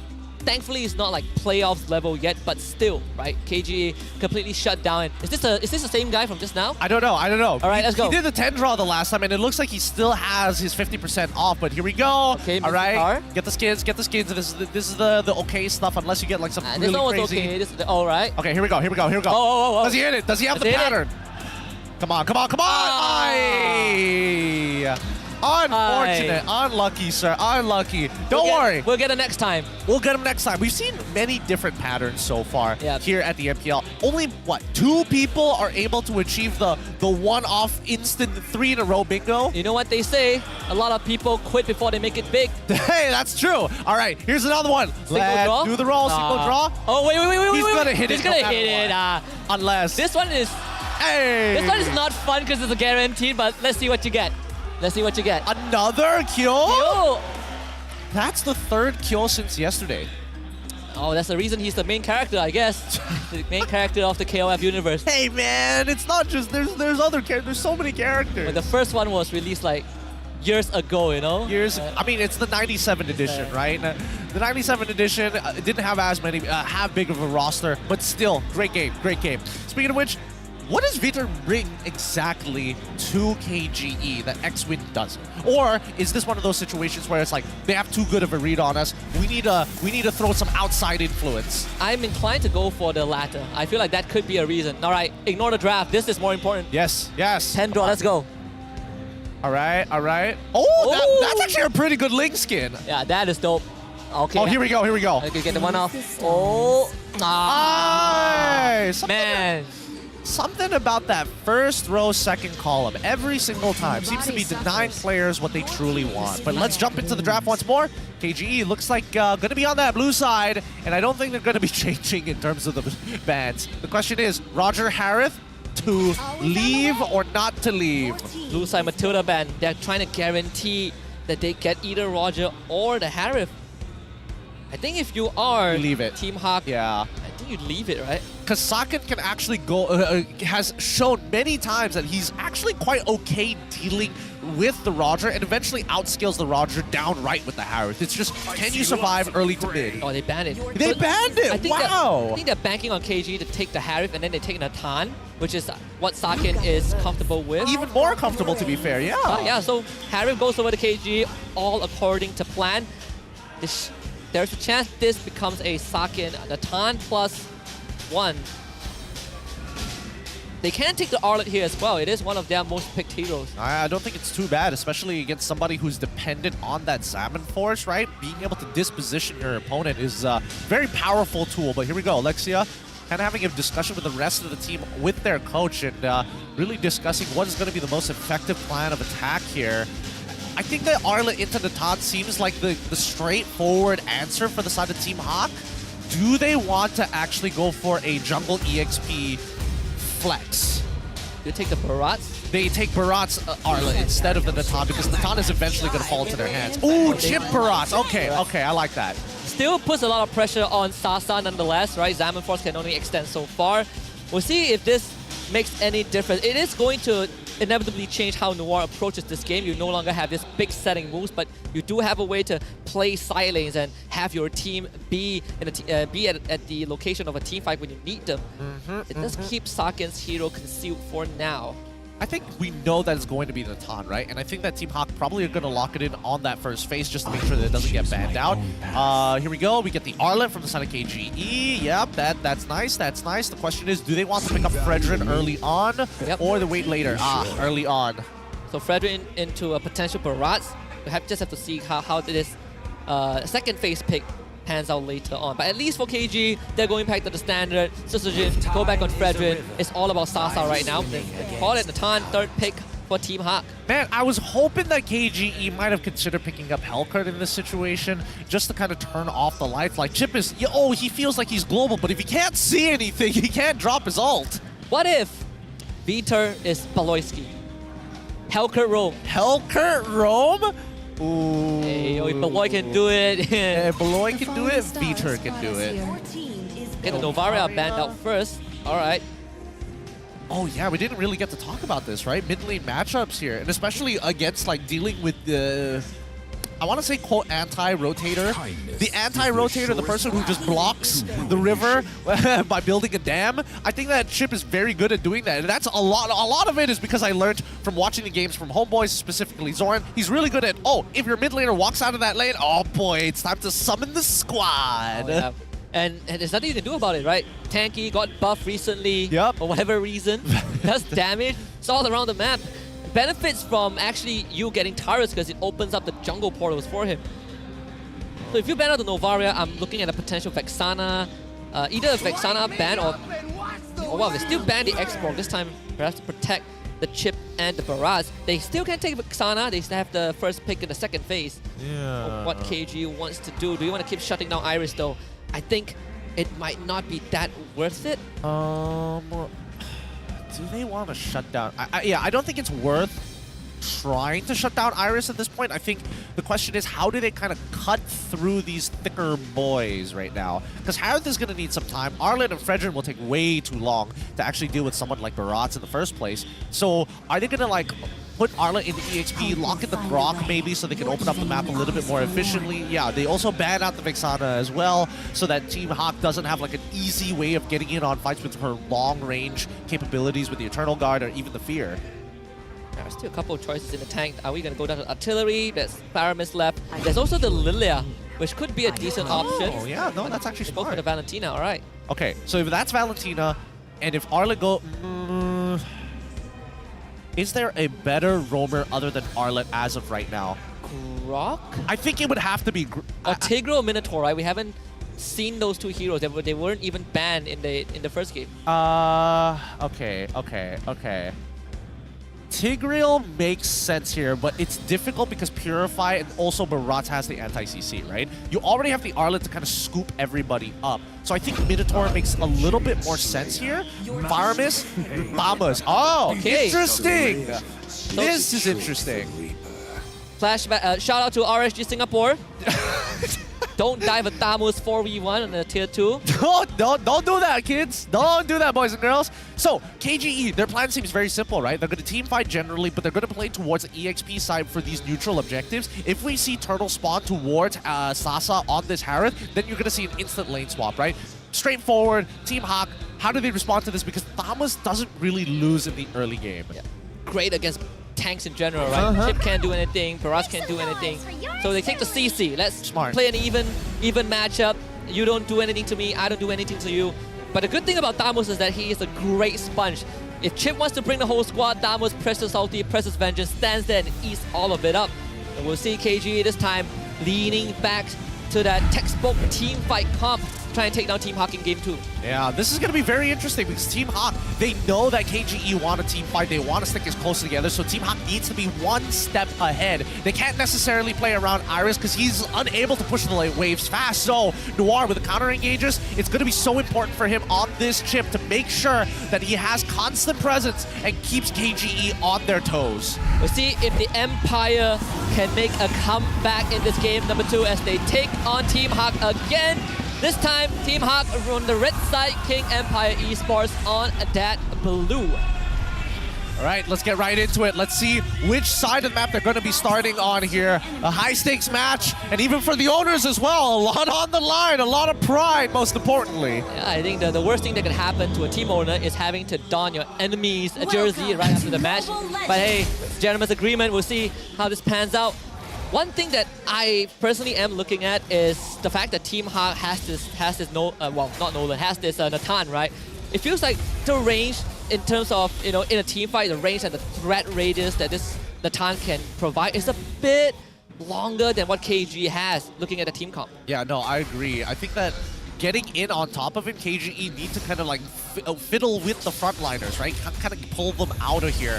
Make sure they come out as soon as possible. This should not be first blood. Oh, a pullback. Oh! Great job by Detto, and Avita gets first blood. Wow, Noir did not want to flicker that. I'm surprised. I think Noir thought he could outplay it, knowing that the vengeance was up from Viter. Nicely done by Viter, actually. Very well done. And even has Quantum Charge, right? So he can easily go for these early trades, and Sasa effectively winning this lane already. Yep. There's nothing the Sakin can do. More late because of that early death. Now Sasa probably just deep down inside, he's just like, God damn it, Noir. Now I have to, now I'm gonna be, by the time he comes back, I'm already at 1/3 of my HP. Viter, help me hard push this, and then we can get out of here. It's like, man, I just won this lane. Come on. Sasa not catching a break. Not catching a break indeed. Not catching a break. And Sakin loses nothing for it. Yeah. Well, at least he can safely recall. But good news for Sakin, right? It is still overall even for that gold lane. But Smooth, again, the sponge for KGE. Not really too worried about being pressured in any way. This first hurdle fight though, I'm slightly worried for Team Hawk because KG, they got a lot of spells that has these AoE properties. Unless level 4 is denied here. Maimo's being really aggressive. He's using a lot of mana just to try and forcefully hit level 4. We'll find it. Janus, though, already on the objective. He's going to pull the Fredrin in, Susun Gobble out into the wall. Where is the damage? It is not there. And Smooth gets the turtle, and even first blood, Janus completely out damage. Whew. Good save. Good save. Oh boy, Detto. Oh, if his ult was just the second lane, Sun Sijin might have bit the dust there, but now able to regenerate with his passive to back to full health, and look at Smooth. He's just making it difficult for Iris to walk up. Oh wait, hold on. Oh, Sasa getting chunked out here pretty hard. Still kept his Purify. That's the best case scenario. And Iris is going to be in this state until War Axe, right? No War Axe, there's no contest against Smooth. Yep, can't really do much at this point. Has to wait. Just keep your eyes on that mid lane, right? Because this mid lane kind of tells you everything you need to know about this game. The instant rotations, and as well as Sasa being able to absorb it as well. Detto recognizes he's not the main carry here. Oh wait, Smooth jumps out. He still has his vengeance though. I think they're trying to force out the resources, so they get the ult out. But the fact that Smooth kept his vengeance, and the fact the full level ahead of Iris means that he's going to take this recall and not lose anything. I think Noir is starting to recognize that it's like, man, I have very little impact in these waves, right? Every single time I want to make something happen, Sasa just drops his ult. He only can burn ults, and Team Hawk, they need more than that. They need a battle spell at a minimum before they consider the dive. And look at the position. Sakin this time not having that smooth game like the previous one. Vita and Susujin both gonna be in this top side. If Saken shows up, he's definitely gonna go down. Knocked up, swept back, Vita actually didn't collect the kill, gives it to Sasa. Back up though from Team Hard. They're gonna show up through the portal. Vita gets traded back by Team Hard. They need more than just the Arlet. They finally gobble up this time. Gonna spit Detto into the wall. Team Hard replies with 2 of their own. All right. Now everybody needs to rotate quick because again, a lot of goal plating is falling into the hands of Smooth. If Iris is already behind, I mean, Smooth is only gonna get stronger from this point onwards, right? Till mid-game, Smooth is a legitimate threat. He can absorb so much damage from the side of Team Hawk. Now try it again, Janice. Try and take me out. Wait for it. Iris calm still. He has his ult, he has Vengeance. He is literally nothing to worry about. They get nothing out of Smooth other than just health. No Daytona's welcome. The portal, it took too long for them to get the trade on the top side. Iris couldn't even return to where he came from. Team Hawk still wants to contest this turtle. But again, we've seen how King Empire takes these close quarter fights, that NetherRealm makes it a bit hard for Team Hawk to really push out the damage without Sakin's involvement. Yeah, and Maima, he already has his own NetherRealm as well. So this is important. Team Hawk now have the right resources for this upcoming team fight. So I think that King Empire drag this out, force a fight. Here we go. Smooth jumps straight into the middle, gobble up. This time, Janus gets the turtle. Spitz move into his team. The NetherRealm keeps them alive, but they're all surrounded by Team Hawk. And now Janus, he's gonna have to kite this out. Smooth still eating out the damage. Finally pops the Vengeance. He's gonna dive the back, but Saken, he's gonna show up. So Surge and Smooth both go down. Detto being the third. Team Hawk just weathering the storm and calls in the necessary backup. Man, Team Hawk played that team fight really, really well. It looked like Sutsujin was just so lost in that fight. He could not get and stick on top of his targets. Worse yet, he ended up whiffing the initial jump. So he was just one charge off from his ultimate the entire fight. We'll sweep Janus back. Sasa now joins the fight. Zaman falls late down. Vita collects that kill. At least something in return.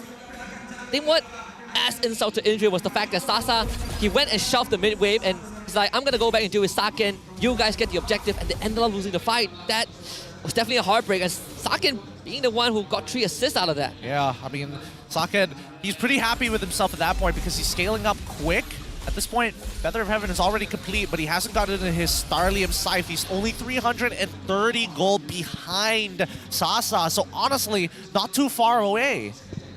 Sasa still doing mighty fine. This time they're gonna find Iris. Iris, late Vengeance. Not enough to soak up the damage. Vita again with the collection. Mardo is gonna show up with the rest of his team, and look at this barrage. So fast. Instant trade back. A good reply from the side of Team Hawk because Sasa, he does not have enough mana to keep this up. Team Hawk need to take this tier 1 top side. They're gonna try with the Entropy. Just barely. The cannon got taken out a bit too soon. But still, the fact that Noir called his team to the top side, that's where the last tier 1 is, and that's where the turtle spawns. It puts his team in prime position to contest this.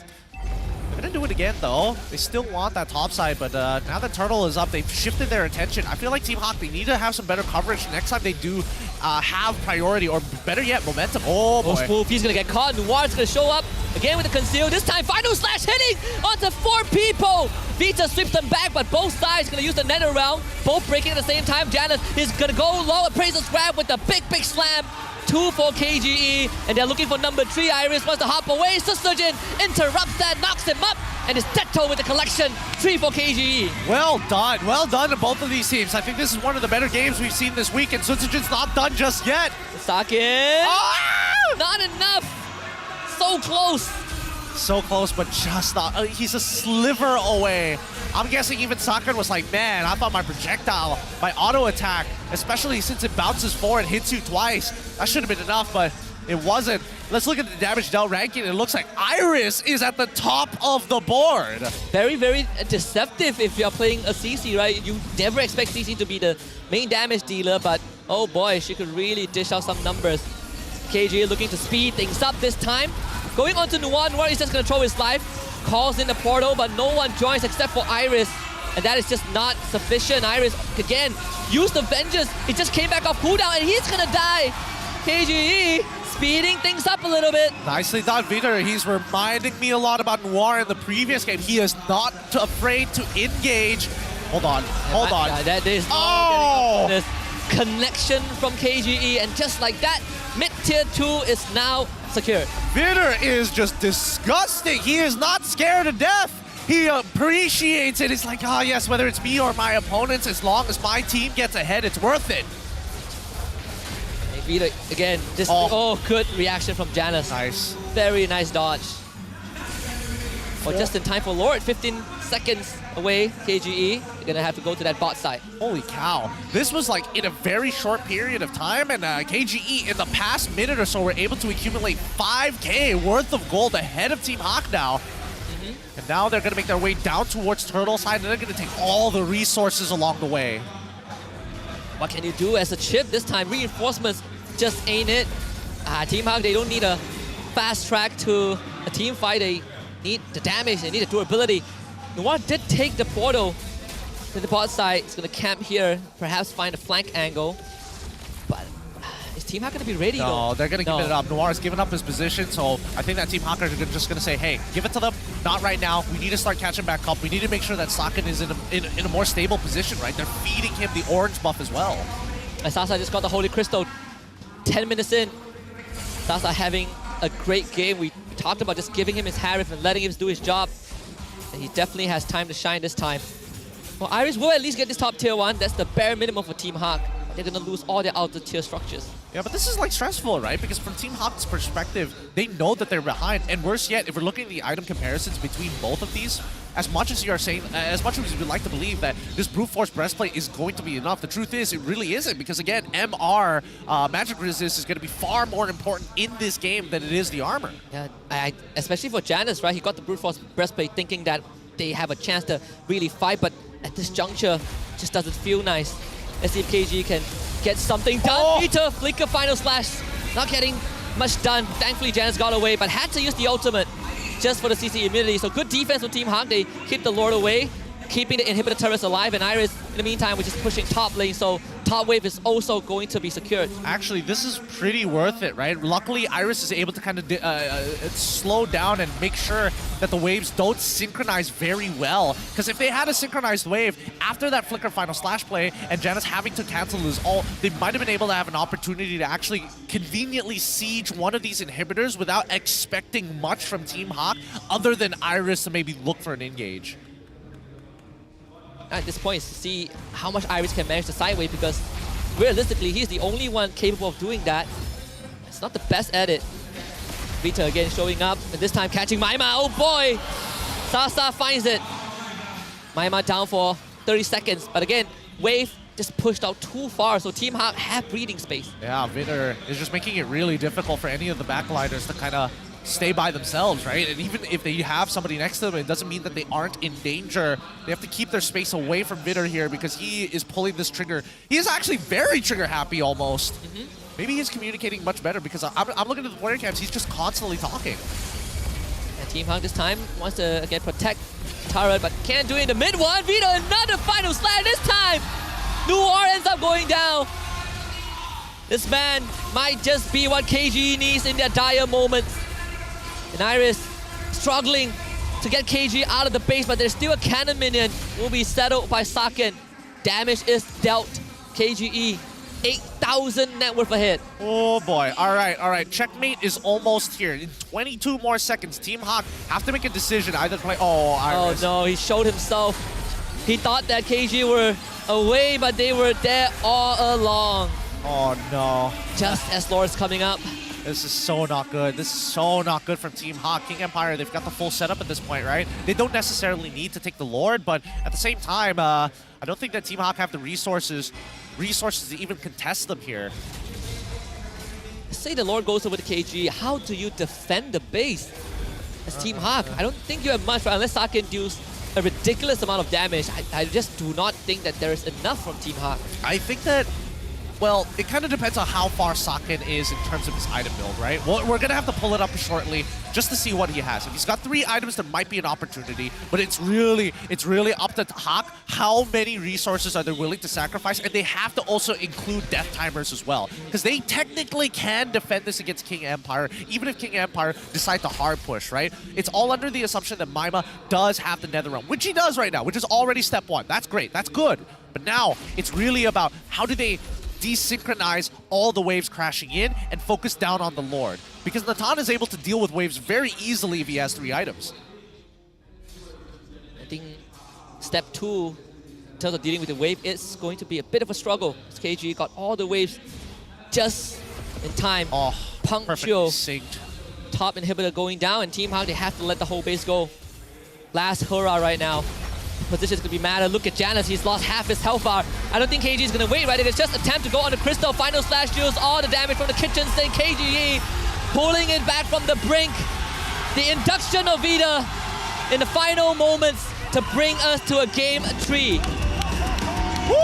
That was one hell of a game, especially for Vita's debut. That was some nasty stuff. That's what KGE needs, a little bit more bite.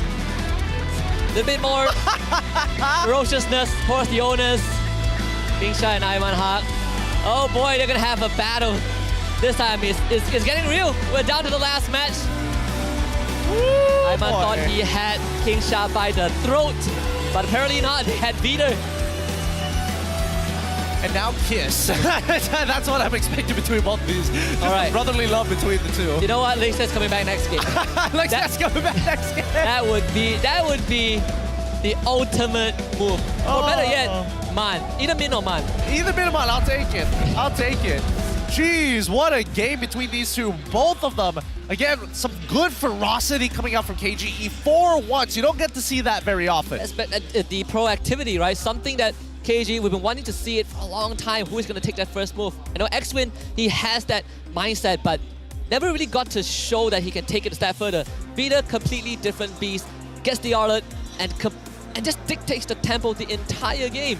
Yeah, he made it really difficult, right? Staggering a lot of abilities and making sure that Maima just does not have his flicker for some of the most important fights of the game, because he's always late to them. And especially when you have Netherrealm, you need to make sure that people are covered nicely by the Netherrealm to survive. Yeah, and so this, I think KG is switching it up. I think this is gonna really have, well, give them the light bulb effect. They're like, oh wow, why did we do this earlier? And that means that KG right now, they're gonna have the momentum. It's Team Hawk's time to reevaluate what happened in that game 2. I feel like they saw the chip, they took it, and they wanted to really kind of did what KG did in game 1, but didn't really work out. Yeah, it didn't really work out, and I think we need to see more proactive ganks for anybody who is playing chip, whether it's just like to mess with the enemy jungler or to mess with some of the side laners, right? We didn't see that happen too often. Most of the time, it was a lot of hovering that we saw from Noir. Yeah, and I think even the first like 2 minutes, we already saw kind of the butterfly effect.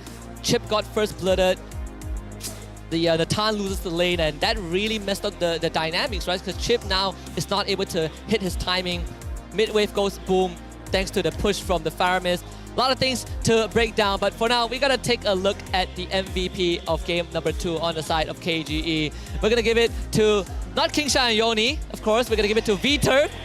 The first ever official match in MPL MY in one of the most important games, and he pulls that off. Yeah, I mean, he comes off so big this game, right? Not even going for any full damage build, just common emblems, some traditional adaptive attack. Got to make sure he's got that Wilderness Blessing, but most importantly, he has that Quantum Charge to be able to make these small plays when you think you've taken him down to a sliver of health. A single auto attack pulls him just enough to tank before the Vengeance starts turning things around. Viter is what's giving some teeth to the Lions right now. Even when you look at the item build, he has it all figured out. Just full MR, just a little bit of armor, but mostly MR. Oh, I'm dealing with Natan, magic resist. Dealing with Valentina, magic resist. Baras is not going to do anything to me. I'm not worried at all. Yep, especially since a lot of his abilities are all very linear and very forward. All I have to do is just Vengeance and end up behind him, and I dodge like a majority of the damage. Worst comes to worst, they told us welcome. I just have to time the Vengeance and I can counter it. Where was this man when we needed him the most? This is reverse avatar. This is the reverse avatar. Shows up. King Ozai is literally about to blow up the world, and it's just like, now I'm here! Superhero landing. I mean, he does save the day, but the question is this because of blue side, right? And I think that with Team Hawk, they're like, man, that was annoying. Our main win condition forced on a long scaling marksman up against a Harith. This blows, we're going back to blue. Is that, and perhaps and also because maybe Team Hawk just don't know enough of what KG has cooked up with Vita, right? How is that going to change the composition? Nothing much except for the Arlet, which is a rarer occurrence, and the Damus as well. I think Smooth gets to do a lot more on Damus compared to being on an Export or Baraz. I think the stats showed it all as well. A 13k goal advantage by the end of game 2. Yeah, and I do feel that at the very least, locking in this CC, Team Hawk is going to be a little bit of an odds, right? I mean, they're expecting these fights to go really, really long. They don't expect the high burst damage from the side of KGE, and especially with Sasa. They don't have a direct counter to him, right? So at that point, somebody needed to do something, and I think unfortunately for Iris, it's really hard to play make on CC. Yeah, it's very, very hard. You need to, if you are not snowballing your lane, you gotta wait for War Axe, and even then, in team fights, you have to be able to lock down your target. You have to be the one that zones them away. Kind of like what the Arlet did in game 1, right, on Noir. You have to block people out. But this game, he presses Vengeance, Smooth presses Vengeance, and Iris instantly loses. Yep, and then they just look at each other. It's like, who's going to attack first? You want to do it, brother? I mean, CC's going to run out of gas first against the Damo, that's for sure. It even took the support emblem, which is good for your sustain, but again, just not enough. Yeah, I can't really do too much in these types of scenarios here. I think overall, the pretty standard game coming out from KG, everything kind of lined up as how we expected it. The only thing that we didn't take into consideration was just how ferocious Vitter actually was. Vitter, I'll get it right. It's Vitagen. I'll get it right one of these days. But I think that KGE, as of right now, recognize that a lot of this just comes down to draft, right? I think that Team Hawk also recognizes that blue side is just far too important, especially when you're focused around your side lanes, and you always have to somehow get rid of this Matilda. Yeah. And I think it also went according to plan, the fact that they understood that if Team Hawk can give Sake Natan, they will give him Natan. So Harry was not really a concern for KGE. They can easily take it out. That's why they even went to the lengths of banning out Matilda on that blue side. Yeah.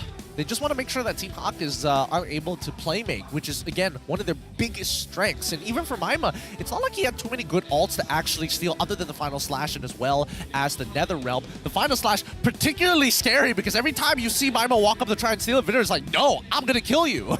And I think when you start falling behind, it feels like Nether Realm is kind of the way to go. I'm a bit surprised that Team Hawk didn't go for the Arlet first, well, 2 picks, right? Because that feels like a Team Hawk thing.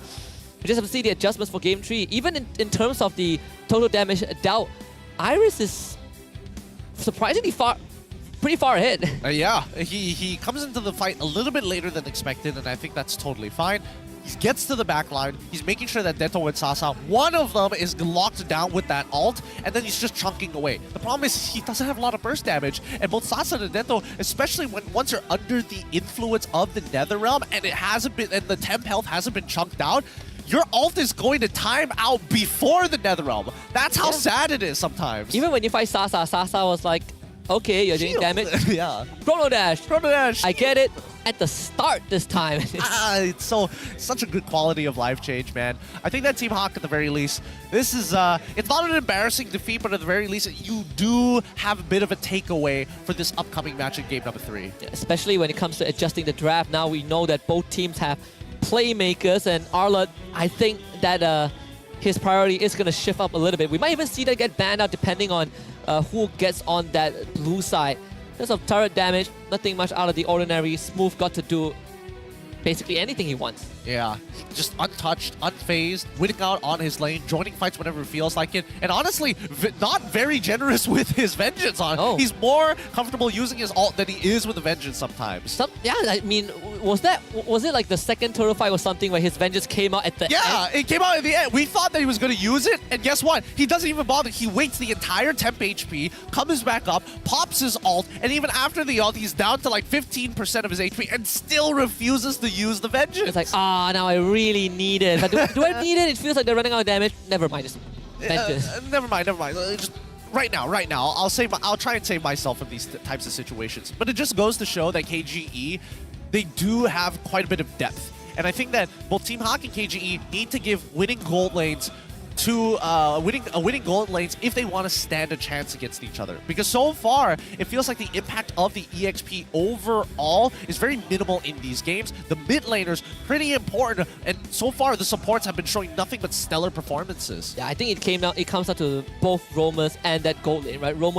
The roamers will be the one kind of starting the chain reaction. You spill the advantage to the gold lane, and having a gold laner that can win a lane on its own, like Sasa, that is a plus point. But I would say that at least for this game, KG, they were able to unlock Smooth a lot more instead of just having him sandbag a lane. He was able to get active, he's able to push turrets when actually needed. The hero allows him to do so, and he's able to just jump into a fight without having to worry about the repercussions from Team Hawk, because Team Hawk doesn't have to damage without Sakit.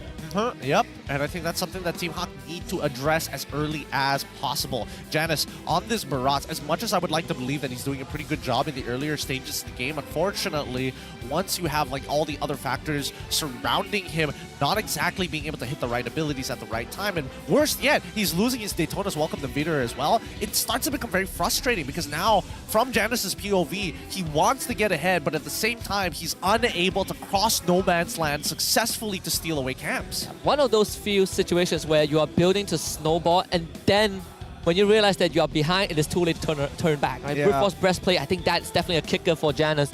Hall of Fame this time, we have Sasa becoming the rich guy and the carry. Janus sandbag, Deto, best wingman for his team on that Faramis.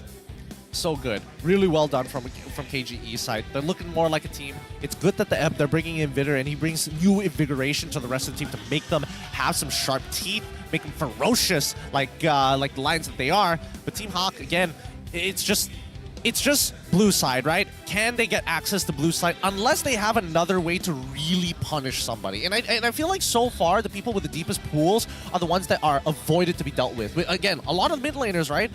Not too many mid lane bans. Both Deto and as well as Maima. Yeah.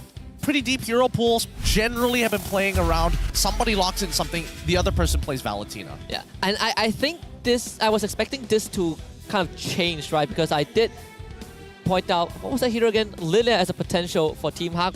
Maybe one of these teams can start looking at, all right, Valentina is a good option, but what if we play a bit more active? What if we have a more active role assigned to our mid laner? Lilia to deal the damage instead of, oh, let's steal the Netherrealm and play that out in a team fight. I feel like that could change how these teams approach team fights. That Lilia, for example, into a Faramis instead of responding with Valentina. Overall, I think if there's one team to do it, I feel like Maima can take up that role. We've seen him play that Lilia. It's true, but I feel like Team Hawk don't necessarily need it as much, right? I still think that the Valentina wasn't a bad option.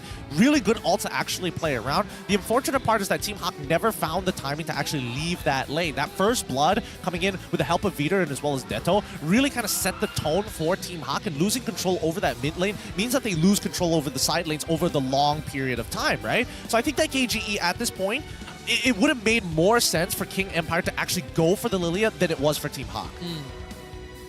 I mean, again, all these nasty setup by Vita, whether it's onto Maima, onto Iris, or when it's onto the rest of Team Hawk, really felt like Game 2 is just the polar opposite of Game 1, where KG this time, they were the ones that ended it in one fell swoop, which means we get game number 3, a showdown of a lifetime, and a worthy one, not just between the players, but also between the figures of the team. Yeah, I think even so, unless the coaches can find a new angle to attack the draft, I'm expecting the same things to start happening again from Game 1 as well as Game 2. I think it's really going to boil down to how many playmakers can you get and how strong your gold lane is compared to your opponent is to set the kind of pacing, and more importantly so, I think that whoever is on the red side, they need as many tempo breakers as possible. People who can like turn fights around, table flip, and even coin flip against your opponents, even if they're 5k ahead. Perhaps lesser reactive picks and more proactive picks, right? I think, again, having the Arlet, I feel like that is a good example. Terizla, we've seen the Thamus. I wouldn't be surprised if Team Hawk starts bringing back the Carmilla. Carmilla? If they get on blue side, that is. That might be tough. That might be tough. I feel like it's going to be something that KGE will at least start to suspect. if that criminal gets banned out, I would be surprised. That would be something new. We're gonna hand it over to Rose with an interview prepared for us. So, Rose on the stage, what have you got for us? Alright, terima kasih kepada caster kita. Hello semua, this is Rose once again. Tapi kali ni saya dengan owner pasukan Team Hawk dan juga King Empire Esports. Hi guys, semua sihat? Hai, sihat. Okay, kita start dulu dengan Yoni lah kan? Okay, Yoni, tadi game kedua you guys bawa masuk sub. Tiba-tiba apa yang menjadi? Sebenarnya kita memang dah plan dah benda ni. Oh, ya ke? Dah memang plan dah sebab kita nak bagi Aimah happy dulu game pertama.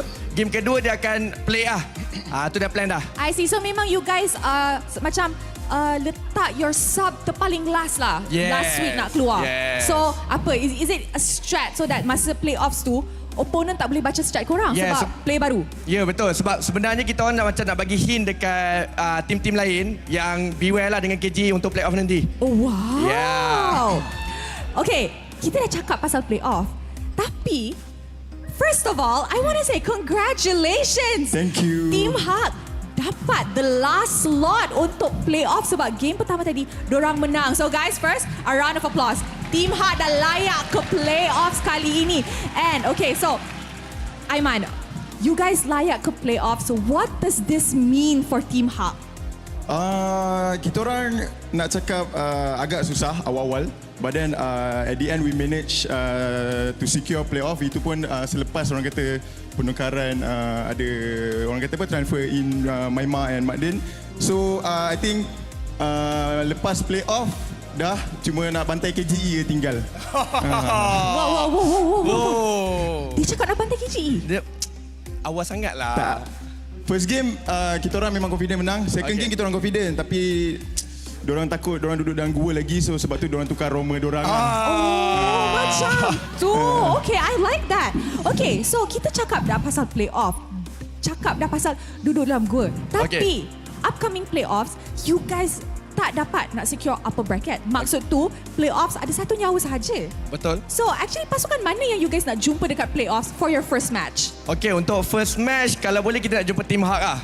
Kita nak buang dia awal-awal. Okay. Kalau boleh lah. Aiman, boleh tak? Kita orang KGE tak nak jumpa dah sebab dah boring, ni bukan level kita orang. Oh, wow. So, kalau boleh next at least atas kita orang lah, RSG. Kita nak jumpa RSG. Nak jumpa RSG. Hantar RSG balik dulu, baru jumpa Team Hawk. Baru jumpa KGE. Macam mana ni dia tak nak jumpa korang? Tapi Yoni, walaupun Yoni banyak buat konten semua, tapi King Content satu tim je yang lepas dan King Content lain tak lepas. So tahniah. Tahniah. Ya, kita secure playoff tu yang penting lah. Alright. Okay, apa yang lagi penting ialah fans korang. So, Yoni, you start dulu. Apa kata you suruh your crowd cheer untuk your boys on stage right now? Okay, boleh Boleh start Okay guys, ready Okay, bila saya cakap KGE, fight. Lepas tu bila saya cakap KGE lagi satu, faham. Okay? 1, 2, 3, KGE! KGE! Alright, Aiman, kau nak kalah? Kuat. Boleh lagi kuat tak? Boleh. Kita orang lagi kuat. Alright, go. Okay, Ibambe, Team Hawk, alright? Ready? Ibambe!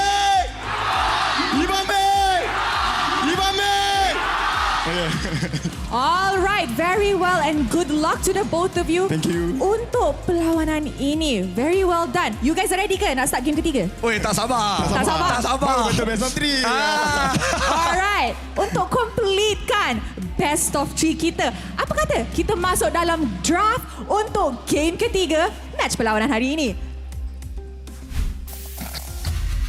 Thank you, Rose and Yoni, of course, Aiman, Hawk. Friendly banters. You guys can't wait for game 3. We can't wait for game 3. And guess what, Gideon? Team Hawk on that red side. KG finds blue. Interesting. Team Hawk opted to stay on the red side instead of fighting for the blue side, even though it was their priority pick. So, Benedetta, Angela, it's all the classics, it's all the same thing, but KGE decide to get rid of the Loyi and as well as the Nolan. Nothing too surprising here. The question is Matilda, are they going to follow the same exact bans, or is KGE going to be like, whatever, take Matilda, it's fine, it's totally okay if the Team Hawk has Matilda. Let's see if they ban Matilda third. If we go by, this is actually the same as game 2, right? They ban Matilda and then, they ban Matilda still. Now, Team Hawk, do you still ban that Roger? Or Don't. I think just let it open, right? The problem is that I don't think that Saken is very proficient at Roger because he's very much like the traditional backline marksman. He doesn't have that hard aggression unless he's got the items to back it up. That's when you feel Saken at his most confident, when the enemies are coming at him and he just has the Tai Chi, that stuff back at him. So you let the... Do you consider banning out Arlet here? I think you let Roger go for Sasa on the Harith and maybe consider even a Phoveus for the EXP. That's a possibility because remember, Red side, they do get last picks. They can set it up. Oh, so they go straight for Sasa this time. Okay.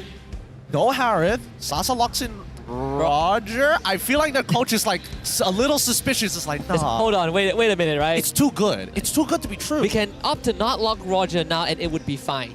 That would be the ideal situation, right? Just based on the data, it's highly unlikely Team Hawk is going to go Roger unless they want to play that Roger jungle for Janus. That would be a different story. Ooh, oh, I didn't think of that actually. That's definitely a possibility, but let's see here. Yes. I like it. Smart. Okay. Does Saken look at Janus as like, which one of us? One of us has to play it. I don't want to play it in lane. Do you want to play against it? I don't think there's much of a choice there, is it? I mean, we say there's not much of a choice, but these players, again, a lot of it comes down to preference because of how proficient they are. And I think that Saken is a phenomenal traditional marksman player. If he gets his hands on Roger, I'm hoping he has put a lot more hours since the last time we saw him play it. It's either that or you take the Roger, pose it as a flex, and then you take that jungler for yourself. No, they still go for Natan. They devolve right into it! Just takes the Natan and Fredrin instantly. Give it to him. Give it to him. So much priority. What was the other team that had like almost 100% priority rate for gold lane? Was it Homeboys, right? Like Nets gets like first pick almost every time. I want to say yes, but even SRG is also considered as well. I don't know, they're definitely within the top two for sure, but here we go. KGE, they lock in the Barats, they get the Roger as well. I mean, I don't know why Team Hawk decided to go for an early, to show Fredrin this early on. Because keep in mind, the fact that Sustajin smiled there, come on. Have you not heard of the Iris Fredrin? The Iris Fredrin, that's also true. That's also true. But now that there is a Novaria, oh boy. It seems like a Hellcurt might not be that bad after all. Yeah. Into a Fredrin nonetheless. Fredrin, Natan, Novaria. I'm telling you, it kind of lines up. It feels like we're finally getting into the heads of KGE as well as Team Hawk, following their process and their discussions. Now we go into the second phase. In the previous game, we saw that the export gets banned out here.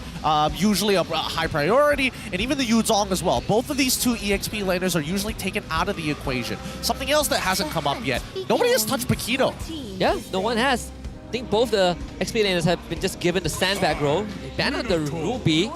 Minotaur banned by KGE, so trying to start eliminating those team fighting setters. I like it. I like it a lot.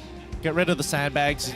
Get rid of the team fight setters. Is there anything that we need to take into consideration here? Maybe single target lockdown, but it doesn't feel that good for the side of Team Hawk because there's just a lot of maneuverability from the side of KGE, and worst comes to worst, guaranteed to lock in Purifies, right? How do you stop this Arlet on Team Hawk? Aside from Fredrin catching him with the knock-up or the taunt, what other rumors can we look at? I would say the Matilda, but it's banned now. Yeah. Florin? The balance supports usually don't feel that good. Yeah, Enchantress supports in these types of matchups, it feels like they scale too late in the game. Oh, I mean, arguably Rafaela isn't too bad, but this is under the assumption that we have like a strong EXP laner that can maintain the control.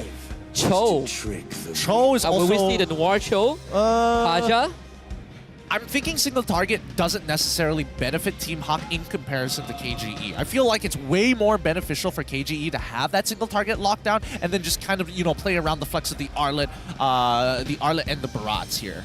But I also would imagine that because Team Hawk has a Novaria, they might be also thinking on the side what could pair up with Novaria, right? If you still want AoE, I think you have the Tigreal. It's still up on the table. I guess Edith is not that... Edith could be an option. This time KG bans the export. I don't mind the Edith for Team Hawk. I don't mind it, because at the very least that means they can peel backwards together even if Fredrin's in a tough spot. They could take Yuzong here if they want. I don't think Yuzong is that bad. You know what? Actually, take the Yuzong from the side of Team Hawk, right? Yuzong is still open. Wait, let me check for... Okay, Benedetta still also banned out here. Oh, I think Charizla again. Charizla again. Why fight for priority? Maybe they are expecting this Barats to go into the EXP, and this might be a setup for Sutsujin once more. They just want to get a double confirmation. We still can't be sure where this Roger's gonna go, right? Sutsujin has played that Roger jungle. Damos again for Smooth. Okay. All right, what's the last one? Valentina. All right, standard comp then. So no shenanigans. Give Smooth the sandbag again. Wow. The Thamos into the Charizla. This is going to be a rough time for Iris. Yeah, this is going to be quite a rough time, as a matter of fact. Is there anything that really saves them? I mean, Tigreal, I guess. I think that's like the next best bet. Do you really want to give the implosion to Valentina? I don't think they mind as long as Natan doesn't get caught, because even if Valentina is channeling the implosion, Natan just belts her. But then there's a Thamos, right, who can just easily eat up the implosion. That's also fair. What else can you just put? Rafa? Do we just go back to Rafa now? I think it might just be Rafa at this point, right? Be uninteractive, try to just play for a standard comp, scale up to as high as you can. Shortcuts in life. I feel like they go for Chip. So Team Hawk wants to directly take on KGE, but we've seen how that turned out. Chip into Arlet. So far the track record hasn't been that good. Arlet won both games. Yeah, well, we'll see. We'll see how these laners are going to get affected here. We need to see Noir be very proactive on the map. He needs to be putting constant pressure. If he's not doing something on the opposite side of the map, it's just wasted, right? Oh. And they have so many ways to get vision. Novaria, you have Chip, sort of, to kind of run around the map. I think if you are Team Hawk right now, you are looking at this XP lane and just accept the fact that this lane is going to go over to Smooth regardless of what you do, but it's how much Irish can contribute when Chip calls for him in those team fights. Team Hawk back on the red side again in King Empire Esports on that blue. We're heading into the Land of Dawn for the last game of the series, game number 3, to decide the fate of these two teams. All right, let's jump right into it here. Let's see where the starts are going to be, where the priorities should be held, as both teams are going to be starting to walk up here. Iris on the top side of that map. I would expect that this is going to be an orange start. No, it's going to be a purple start here for the side of Team Hawk. They are both going to end up on EXP side. And I'm looking at Sakin's emblem. He actually went for the weapon mastery. So it's all about dishing out damage. I'm going to skill it and I'm going to delete you from a fight. But to get there, that's what Team Hawk needs to achieve. Again, Vita doing his usual shenanigans in the mid side. This time Noir, he's not going to get first blood. Thank goodness it's just a Valentina. Yep. But top side is already happening. Yeah, this is to be expected, right? And luckily, at the very least, not giving away that early first blood means that they should be able to actually keep up with King Empire, at least keep up space. Oh, wow. Oh, so Janus did went for the concussive blast, but King Empire, they were priming for an invade. Oh my I god. can still go for it, right? This is a great invade for the side of King Empire. This is a legitimate set play. Janus had to use his retribution. Beautiful stuff, beautiful stuff. They know that they have one more camp on the bottom side. They're going to be able to clear their way down here. And since Roger already has priority, they can instantly start pushing up there if they wanted to. So nicely done, King Empire. No holes in their gameplay so far. They just know that this comp is just a bit stronger in the early game. Sasa should see this. Trying to punish this Roger as much as possible, bringing Sasa down low. But again, still not forcing much resources out. But he's going to be able to zone Sasa away from the wave. Yeah, losing his HP there, not exactly the most ideal, but that's what I'm talking about. Noir just has to be very proactive on the map. He needs to find these small advantages, and Sakin more than happy to actually let the wave actually freeze underneath, just outside of turret range. The fact that Vita tries to hot shove it means that Sakin gets to retain his equilibrium a bit longer. Now, I thought he was going to keep that wave longer down there with that reposition, but still overall, Team Hawk, they're going to hit for both Iris and Maima. Janus on the turtle already, gobbled up very early this time. Susujin spits him into the wall, Smooth in the thick of things. Team Hawk needs this turtle, and it's going to be Noir that secures it, but still, first blood goes over to KGE. Vita claims it, Noir has to flicker away, and Iris looking for a way out, still retains the flicker. Both teams disengage. Okay, not bad. Again, this is all because Vitor had to take an early recall. He hasn't hit level 4 because he didn't pair up on the EXP side earlier on to achieve it. But Noir did. Here we go. Gank instantly onto Sasa.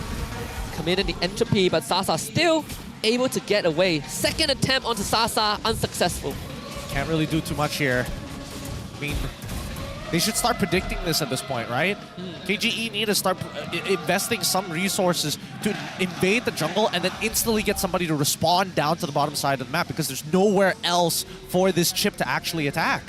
I like how having that mid prio is so important for this chip. Noir is already topside. He's actively using that portal a lot more often compared to last game where he had to babysit Maima. But there's really nothing much you could do to kind of alleviate the pressure for Iris. It's just going to be kind of this back and forth. Iris did take Rupture though for that first tier emblem. So that at least is going to allow him to clear waves a bit faster and trade against Smooth. Yeah, and here we go. The invade once more. Wait, Sasa. Oh boy. Do it, Noir. He's going to bring the whole team. Here they come. Sasa. He's not going to get away this time, is he? Sake with the entropy on top of him. Uses the Purify, so Susujin can't gobble him up. Iris decides that this is where he gets to shine. They're going to keep Susujin under control, and Iris hops to the back and gives Sake 2. And he wants more triple kill for the Natan.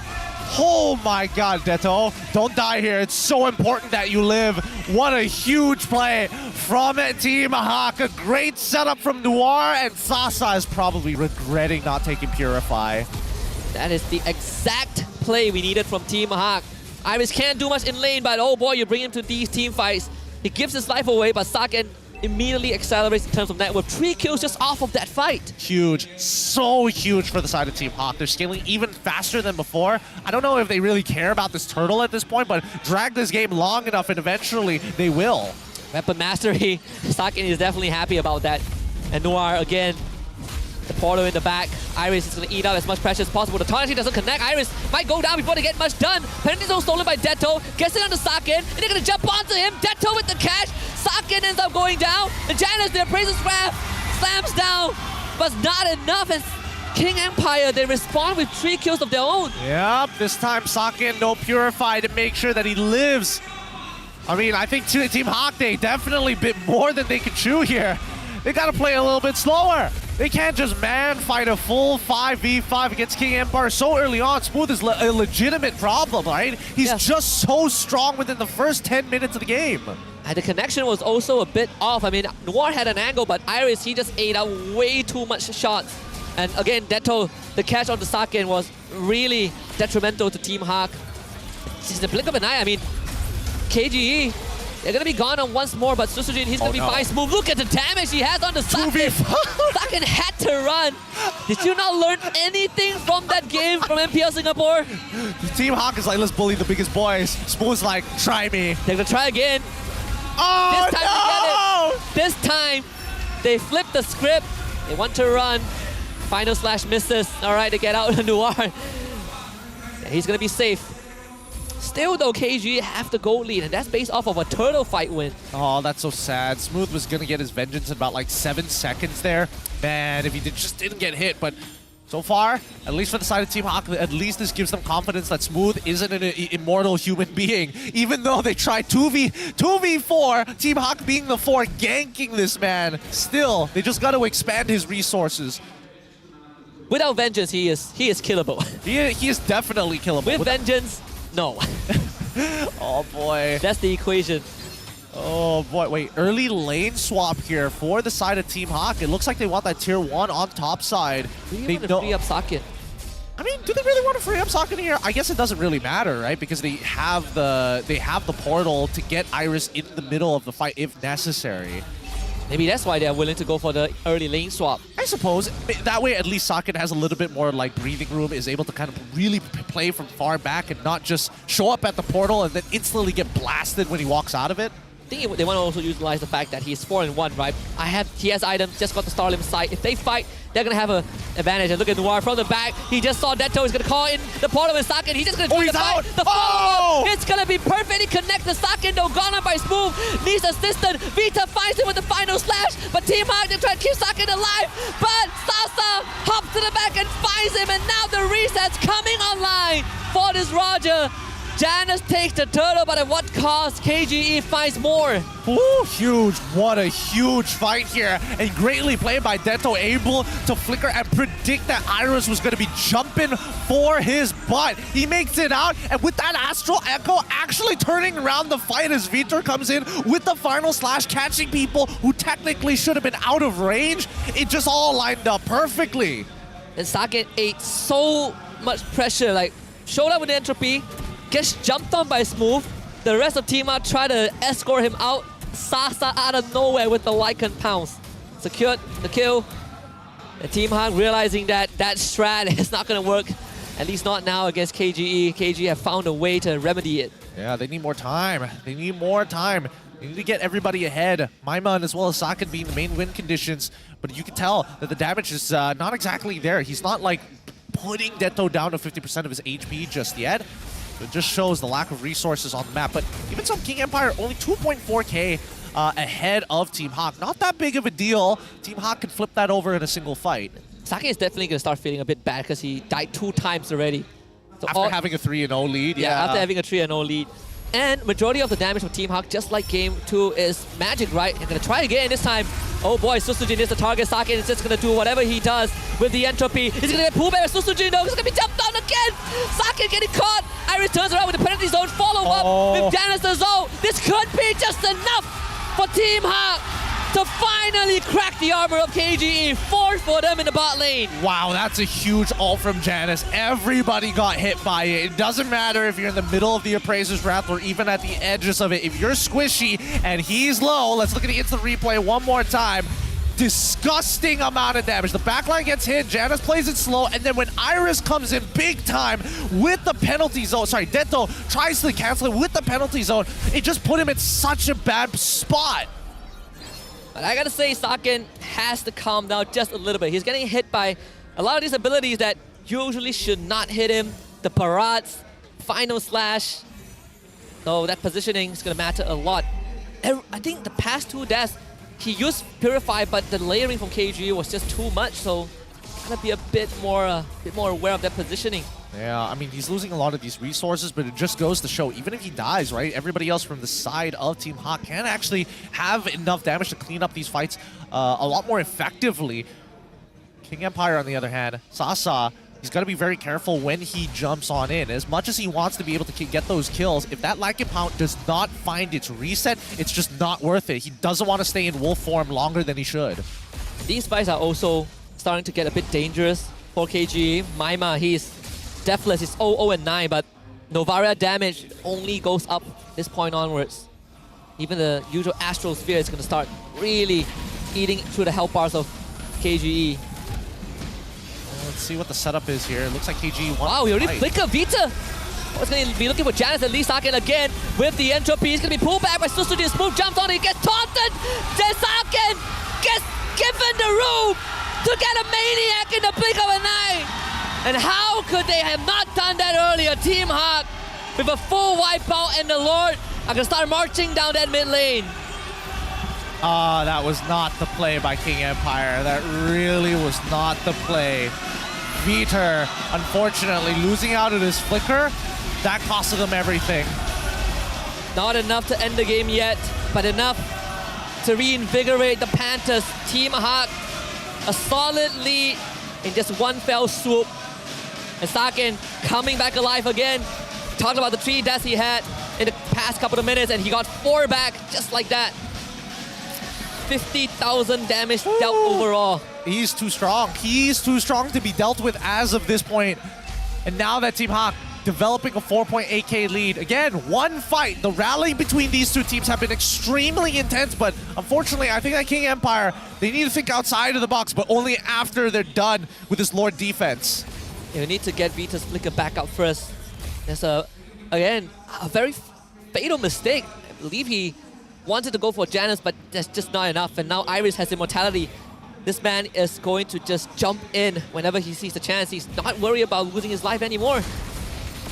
Well, at the very least, Team Hawk these tempo breakers are doing some great work for them. Really, really good stuff. King Empire, I think they need to calm down for a short second here. Let's look at the items and see what they're going for. It looks like Smooth decided not to complete the Corrosive Strike and straight away just focused on getting tank items. Everybody else, though, Detto. Okay, that's going to be the Blood Wings already complete. 4 items for the side of Saken. 1, 2, 3. 3 items on the way to a 4 for Maima. The scaling is on time. Sasa, could his build be better? No, he's going with the standard items. He decided not to go for the crit build, and I think he's going to go... eventually, he's going to finish up his Demon Hunter sword, so at least he can start poking up Janus for free. With how fast they're getting bursted, that's definitely the right call. Well, this time they catch Noir. Is Noir going to call in reinforcement though? Astro Echo just ping onto all of them. Iris fights the back already. Sasa forced away from the fight. And Noir is still alive. Man is hanging on. Janus, big ultimate! And a follow-up from Maima to destroy Sasa's health bar. Oh my god, why didn't Sasa flicker? He had flicker the entire time, ate the energy eruption. At this point, Sasa should consider just taking Purify every game instead of flicker. Oh. And this could be the final blow. Astro Echo again. All 4 of them ping. No spells to follow up from Team Hawk, and they're not in a rush. Lord is just coming up, and this could be the Lord that ends it all. Oh, they can technically still fight for it, but the waves need to be managed right here, right now, and Team Hawk have full control. I think that Team Hawk, at this point, just bait them out of their base. Come fight us, come try and contest for this neutral objective. The longer you are outside your base, the better it is for Team Hawk to maybe find an angle to backdoor the game. And this goes back to kind of the draft assessment, right? Team Hawk, slightly longer range in these team fights, and we're seeing that in full effect. Saken, finally untouched. And KG, they're forced to come together. They can't even get rid of the chip in that situation. Iris is going to be shoving that bottom wave. No. So well managed. No. Wait. This could be a backdoor angle here, right? Okay, no, he already used the portal to get into the back and start this team fight. All right, that's fine then. Never mind. No backdoor. They get the ping. Noir brings Iris in. They split the battle lines. Look at Vita. He's not getting out of this. Saken and Janus will try to chase him down, forcing the conceal out of him. King Empire able to at least retreat from this to get that reset, but bottom wave needs attention. Yep, it does. And this means that Team Hawk should be able to take this for free. So it's just not worth it, man. Don't do it. They're gonna try. Smooth is already in. The stolen ping! Oh, maybe it is worth it! Maybe Detto is the savior! Saken and Noir no longer part of the fight! They're gonna swallow up the 3rd Iris! Where's you gonna go? Flicker away. Maima's damage. Be careful, Sasa, this time. Flickers to safety. KG might have just done enough under the great plays of Detto to keep this run intact. Oh my god, so close. So close. And surprisingly, they only trade 2 for 2 despite the situation. But now it's high ground defense time, and luckily, at least Saken ain't there. They should be able to defend this. They need Sasa. Okay, Iris jumps on the Sasa. Sasa jumps away. Janus, no immortality. This is free. Team Hawk can end this. Kill him. Gotta give Iris away. Detto not gonna relent. Not gonna let Janus go. Iris, try Sime. This ain't the time yet. And what do you know? The savior.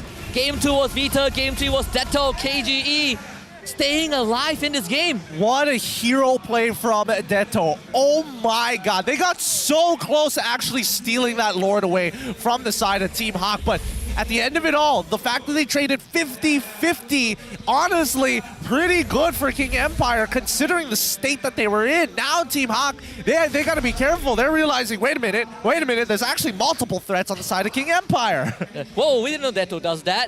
Yeah, it was all about Smooth. Oh no, we forgot, he's only relevant for 10 minutes. Now it's about his vengeance. Oh, this is an exciting game to watch. Checking the items one more time. Yeah, I mean, look at it. He's building up to eventually get that Holy Crystal. If not, worst comes to worst, he does go for the Winter Truncheon. Either or is totally fine with me. In terms of the rest of the items, looking at everybody else here, Saken full build, not surprised. Iris doesn't even bother going fully with the Hunter Strike. He has too many tank items before he can even think of anything else. I mean, right now, the pendulum swinging, such a rough motion. One moment it was Team Hawk with a team wipe, Lord Pit, and suddenly it's KG saving the game. Detto, oh boy. We just praised this man. good. And look at the Lord push advantage. Negative 3.4k. That's so much EXP that fell into the hands of King Empire. So much gold as well. From what used to be a 5k, now dwindling down to measly 1.8. And honestly, the gold lead doesn't even matter, right? The extra gold is just to swap out items and start juggling them for situationals. Oh boy, let's see. I don't know whether King Empire has more inside of them to come up with another tempo breaker play against Team Hawk one more time. Because with 2 inhibitors down, I feel like Team Hawk is, despite everything that has happened, in a much better position to take these Lords. Oh, absolutely.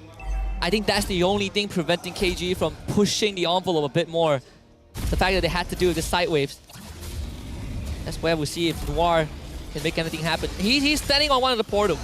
I'd be thinking, depending on what information Iris gives him, we might see the potential backdoor. Yeah. See Halbert bought by Sasa. Oh, this is so risky. It's so dangerous. Look at the KGE. They're just running back and forth. They're not entirely sure how they need to play this out. Team Hawk, they've got all the space in the world. It's all about execution at this point and just relaying information back to the team. Now, Deto smartly is the one going back. Just in case Chip shows up, at least he can actually go for the counter portal. Keep in mind that the portals spawn behind behind your opponents, or at the very least behind your allies. So King Empire, even if Deto doesn't find the portal, they can just take Team Hawks. Well, the Noir got pulled back by Susuji, not an accident, but Janus does get the Lord though.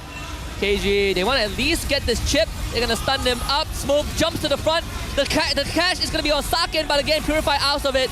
Sasa finds the kill onto Noir. Vita to the back again to keep Sakin and Maima under control. They're going to go away. Here comes this man, when they need him the most, he brings the Empire glory, and the cash was enough to give KGE 3 kills. Oh man. Deto, the master of ultimates here.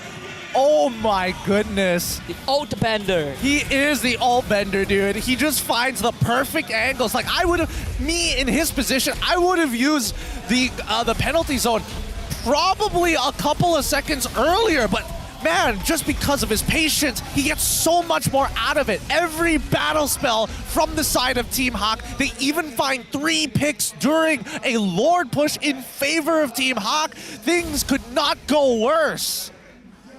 Only lifeline was Sakin and Maima staying alive, and Maima able to at least push KGE back with that ability damage. Still, KGE not out of the woods just yet. They still have 2 inhibitors down.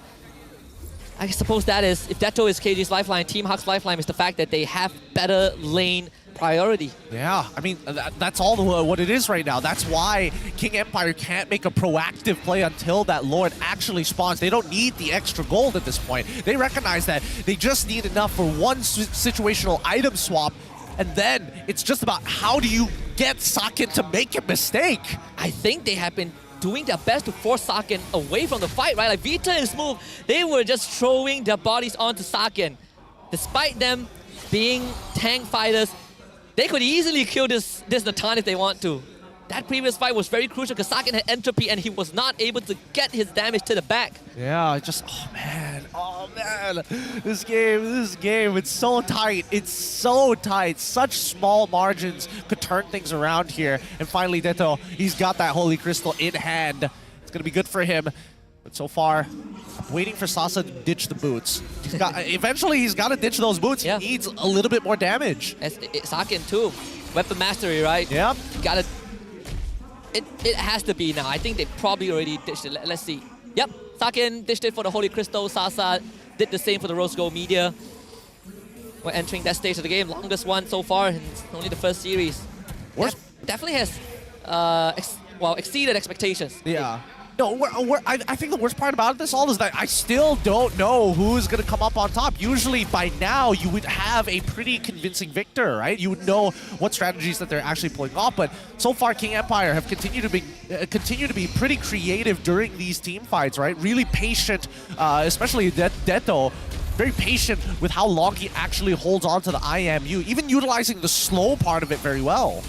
And the craziest thing was the fact that KG, the individual player, making play. Oh no, Sasa, not at this timing. He needs to get out. Iframe! Oh my goodness, Sasa still gets tagged. Thanks to Astro Echo. And he's gonna go down. Maima might have done More than enough. Team Hawk finding the throws of KGE. Oh, goodness, Team Hawk. Oh, that could not have gone worse. That could not have gone worse. He literally just changed forms, and then he gets jumped on, forced to use his flicker, and waiting on the cooldown to switch back forms, and now he's dead. Team Hawk, some great gank angles here. The increased hitbox from the Astro Echo was what put them in this spot. I gotta say, it's also these kind of moments where we see individual players really pull out the jack in the box. But KG needs to stand for another 17 seconds. One last push from Team Hawk. They need to walk up here. They need to walk up and slow down this Lord. Oh no. They might not have the chance. Iris already found the back socket and he's gonna get pushed away. Oh, wait, he's stuck. Can't even respond in time. That's how fight the penalty zone. But it's too late. The Panthers, they have done it.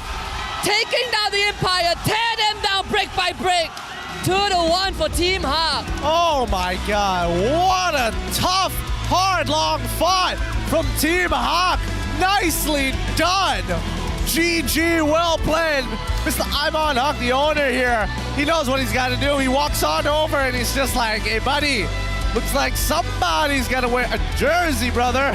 Last time I checked, I think the sizing was correct. So get to work, buddy, get to work. Holy cow, what a series. Noir. What a series. My goodness.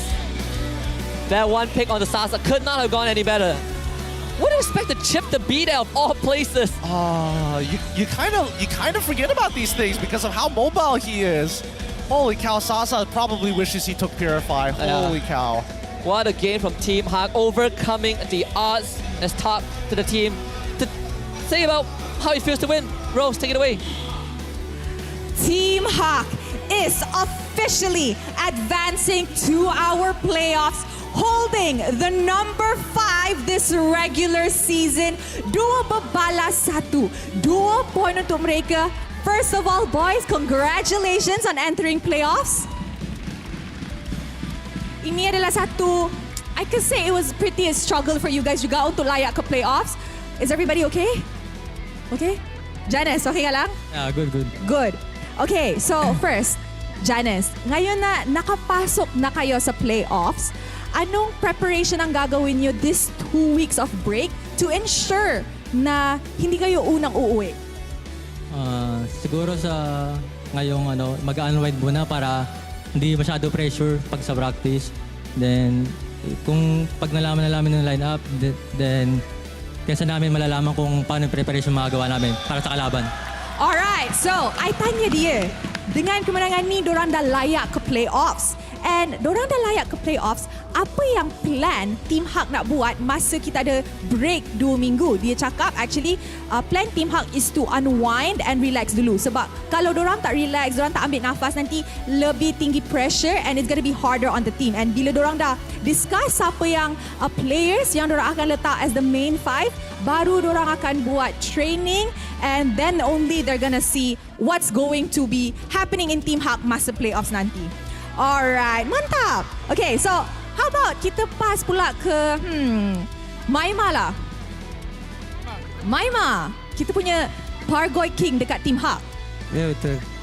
Maima masuk semua Team Hawk jadi Pargoy terus. Alhamdulillah. Okay, Maima, dengan kemasukan Maima masa transfer window kan, you rasa how much actually you bantu Team Hawk untuk at least secure slot untuk playoffs ni? Bagi saya tak adalah nak cakap bantu daripada banyak sangat pun. Dia lebih kepada saya ni macam lebih kepada bawah, orang cakap. Maybe orang nampak macam main-main kan. Tapi lebih kepada leisure time lah, time training. Maybe saya ada gurau-gurau tu. Tapi selalu je lah kena tegur dengan coach, fokus. So dia lebih kepada vibe lah maybe. I see. So you bawa vibe yang Pargoy lah dekat Team Hawk? Yes.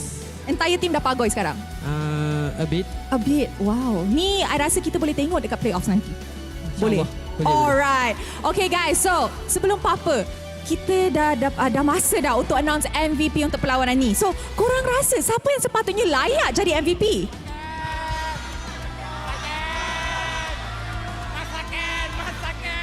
Alright, apa kata kita tengok MVP in 3, 2, 1. Jeng. MVP jatuh kepada Iris. Wow. Jangan nangis. Beruang guys. Alright. Iris. Yeah. MVP last match korang untuk regular season ni dapat layak ke playoffs. The missing ticket. So, Iris, kita nampak banyak berubah dari playstyle Iris musim ni dengan musim lepas. Sebenarnya, apa yang Iris buat actually untuk dapat ataupun reach satu stage yang macam ni sampai MVP ni dah benda biasa untuk Iris? Bagi saya, environment dekat sini ni tak pressure lah. Diorang lebih macam terapkan main secara enjoy, secara fun. So, beza lah masa saya kat RSG dulu, saya stres sikit, tapi tak mana RSG tak okey, diorang okey. Cuma kat sini ni environment macam family lah. So saya main pun rasa tenang lah, Alhamdulillah. Alright, thank you Iris. Will you please pass it to Sakin? Alright. Hello, sehat? Apa? Sehat? Sehat dong. Okay, so Sakin, kita dah tahu bracket playoffs. First match Team Hak, korang akan lawan RSGMY. Kalau Team Hak menang lawan RSG, dorang akan jumpa Homeboys seterusnya. Second, are you ready to face RSGMY and Homeboys? Ready dong. Apalagi Janus kan melawan Civi kan, pasti dia semangat dong. Wow! I think that's gonna be the driving force sebab Janus nak jumpa Civi sekali lagi, betul? Ya. Alright, so let's pass it to Noir. Noir? Alright, Noir. Gameplay yang sangat-sangat hebat. Congratulations on playoffs. Thank you. Apa yang you nak cakap kepada fans-fans korang yang datang, and don't forget to tell them to support korang masa playoffs nanti. Kepada fans-fans Team Hak, terima kasih telah support kita orang datang dari jauh ataupun dari dekat. Jangan lupa dukung kita orang terus. So kita akan buat yang terbaik di playoff nanti guys. Dan jangan lupa beli jersey kita orang guys. Terima kasih.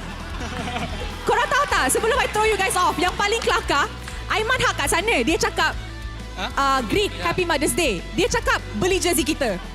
Tak apa, boleh. Congratulations guys. You guys may now go celebrate your victory. And of course, once again, congratulations on the playoffs. Oh, alright, diorang nak Viking clap. Okay. Alright, masih diorang tengah buat Viking clap. Apa kata I throw back to the caster sebab kita ada match lagi selepas ni. Alright guys, Team Hak officially securing the last slot untuk playoffs musim ini. With that, mari let's throw it back to the casters for us to dissect what happened in this best of 3 series. Casters, silakan. Yabambay, Team Hak 2-1 over King Empire Esports, and on the back of Iris, both games on the Terisla. Fantastic performance overall. Brick wall, whatever you call it, MVP of the match. Literal brick wall, man. That's his entire goal. Based on his item build, he's just trying not to die as hard as he can, and even decided to opt for the Winter Truncheon at the very end just to buy him a little bit of extra time and deny poor Sasa a reset. Poor dude. It came down to just one crucial moment, and I think that's what made that's what completed the series for me. I think it really came down to this individual heroics. Deto, when people least expect him to step up, he stepped up big time, kept KG afloat, and Noir also on the chip, really getting a lot more active this game and being able to find that winning pickoff for his team. But you also got to give it to Iris though. This man, selfless. Truly selfless. I mean, so many times he's been fighting, and obviously just having to just take it up the bum against Thamos. Just like, what do you do? It's like, all right, I just got to do it. I just got to do it and wait. Just wait patiently. Wait for Noir to open up that portal, and then that's when he can actually jump in and make these heroic plays. Because at this point of time, I feel like because of Iris, because of the rest of Team Hak, he is just regretting not taking Purify. Oh yeah, absolutely. Even when he had Flicker, there were some moments where he should have pressed it. You know, we're probably going to see it in the highlights in just a little bit. I have a feeling that the team is just looking at Iris like, never back down, never what? Penalty zone, let's go! No, not again. I mean, I have to admit that KGE, with the addition of Vitor here, he's doing a phenomenal job. I think he gives some real teeth to KGE. He is a legitimate threat, and Team Hawk in this game started to respect him a lot more. Even Janus is making sure that he is timing to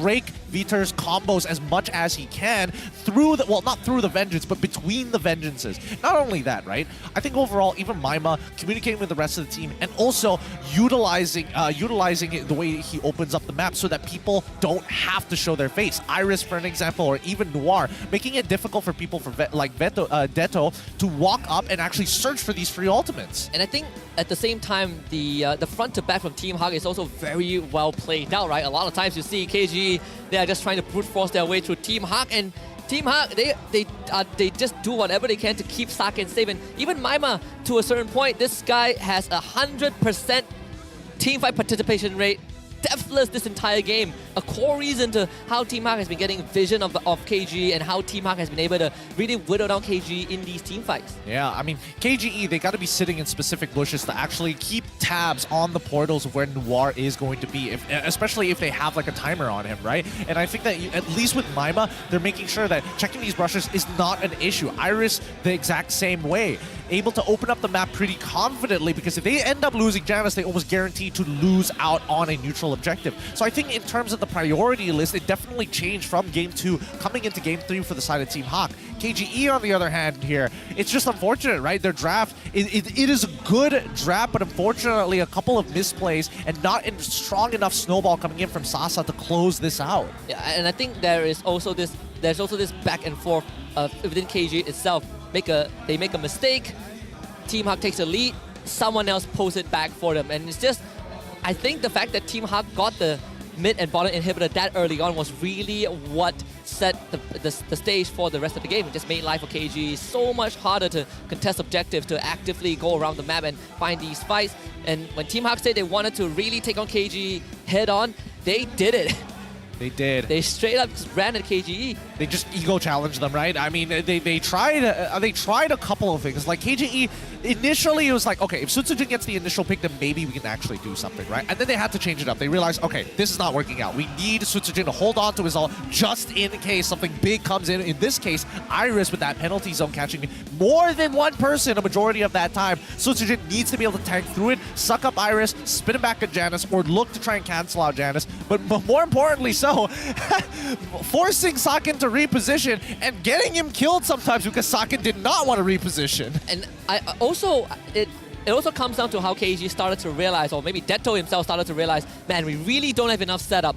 I have to be that secondary or tier 3 layer, takes penalty zone for himself. And the patience that Sasa needs in all of that, in that short amount of time, to decide when he goes in, that is also crucial for KG, right? One wrong misstep, he gets caught by a penalty zone, it's lights out. Yeah, the crazy part is that, like, as a cleanup marksman here in this Roger, taking out a frontliner usually isn't that difficult. Most of your team does all the heavy lifting. You just come in and Lycan Pounce one guy away. The problem is that if Sasa does go for the Lycan Pounce on some of these frontline targets, it's so easy for him to just end up being collateral to things like the Star Shatter or even just Saken's basic auto attacks. Yeah, and that has made, I think they were the mid-game, Sasa had a couple of fights where he was able to get those resets, right? Go in, get a kill, get out. But late game fights, it's so hard for Sasa to come alive if Saken is in the fight, if Maima is in the fight. And even sometimes when Saken gets pushed away, you still have a Novaria being a thorn in the side. In terms of total heal, you can see that both the junglers, they are just hanging on for dear life. Janus in particular, this man, he is such a pressure absorber in this game. Yeah, Janus has been doing a very good job just kind of getting eaten on purpose sometimes, right? Just making sure that he can peel back for the rest of his team and hold on to as many people as possible. I think that's why we saw the definite like switch up from, oh, I need to be in front of Smooth to, no, I need to make sure that Vitor doesn't close the distance on my backline.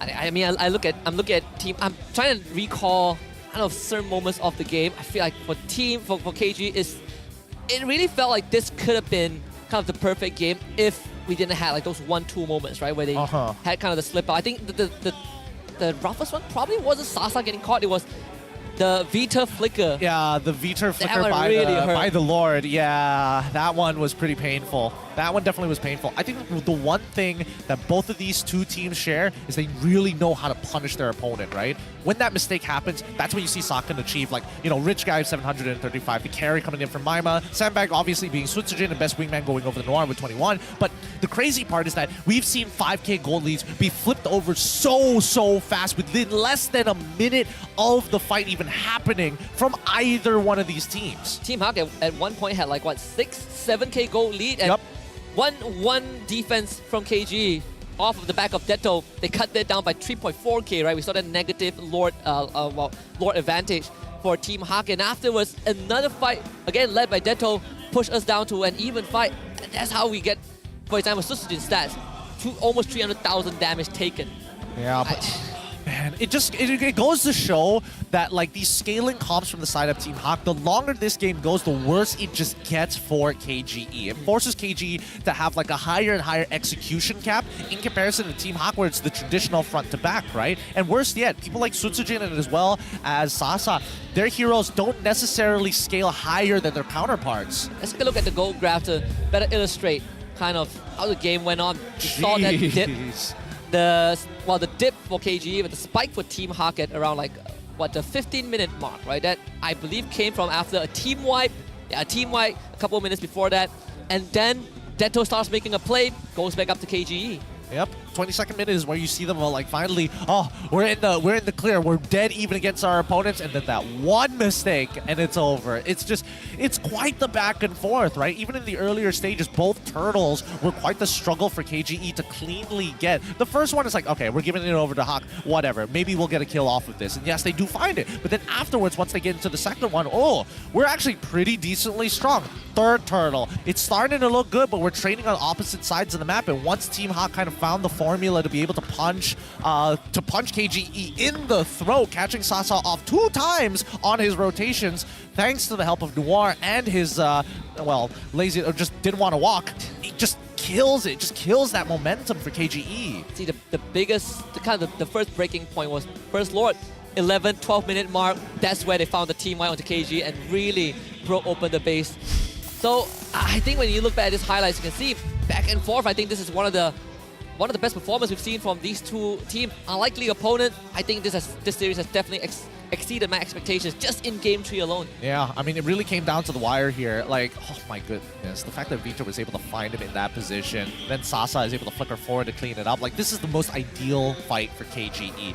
And at the same time, right, the closer together you see them kind of like clump up, the harder it is, the bigger the punish is. Because keep in mind that Noir, when he does slam that ground, you can see that he marks all the targets in that area, and he's able to get that mini stun off, which is quite the big game changer in some of these moments. Most of the time, people are like, okay, you just take the damage and you move on. No, not in a game like this. Every millisecond mattered here. Even in the fight just now, Janus had more than half health when the fight ended, right? I think KG realized that, man, we are running out of damage, but we need Sasa, and how do we get him into the fight without compromising him? Detto was the key. This was what kept us going for a couple more minutes, but it just wasn't enough. Sasa somehow, the fact that Noir was in that unlikely position, and of course the Astro Echo from Maima really sealing Sasa's fate. Yeah, I mean, the unfortunate part about it was a hard read from Team Hawk. They were just like, okay, try brush, guys. We see Sasa, we kill him. We kill this fool. We don't give him any other opportunity. And Noir, he's allowed to make that decision by himself without the rest of his team because of that darn passive. And the ultimate, you can call your team in when you need them. And because of that series, Team Hawk actually ascends the leaderboard, overtaking KGE in terms of head-to-head, because they just beat KGE 2-1. SRG, Homeboys, Tola, and RC, their standings remain unchanged. And the only thing that might change in the upcoming game probably will be looking at Niners. But now that I think about it, Niners can't get any further, because even if they win a 2-0, so good on Team Hawk. They have averted the the fate of not making playoffs. Yeah, they really have. It's such a big win for them, and it just goes to show that everybody in the top 6 as of right now, from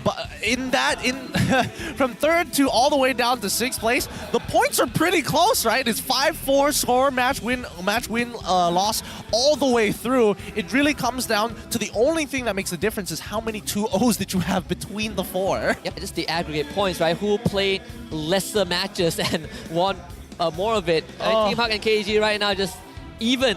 11 wins, 11 losses. But, well, unfortunately enough for them, they will not be meeting in playoffs until the grand finals, which in of itself takes a Cinderella setting to happen. Oh, who knows? Who knows? Because, I mean, with considering that Oldboys and SRG just looking, leagues ahead of everybody else in the top 6s right now, it's going to be a tough say who's going to be able to take down the 2 top dogs. Yeah, absolutely. And maybe Niners have a chance, right? Because coming up, we're going to have Selangor Red Giants up against Niners. This is the final series of this regular season, ending it with a bang. We started the season with SRG, we're ending it with them.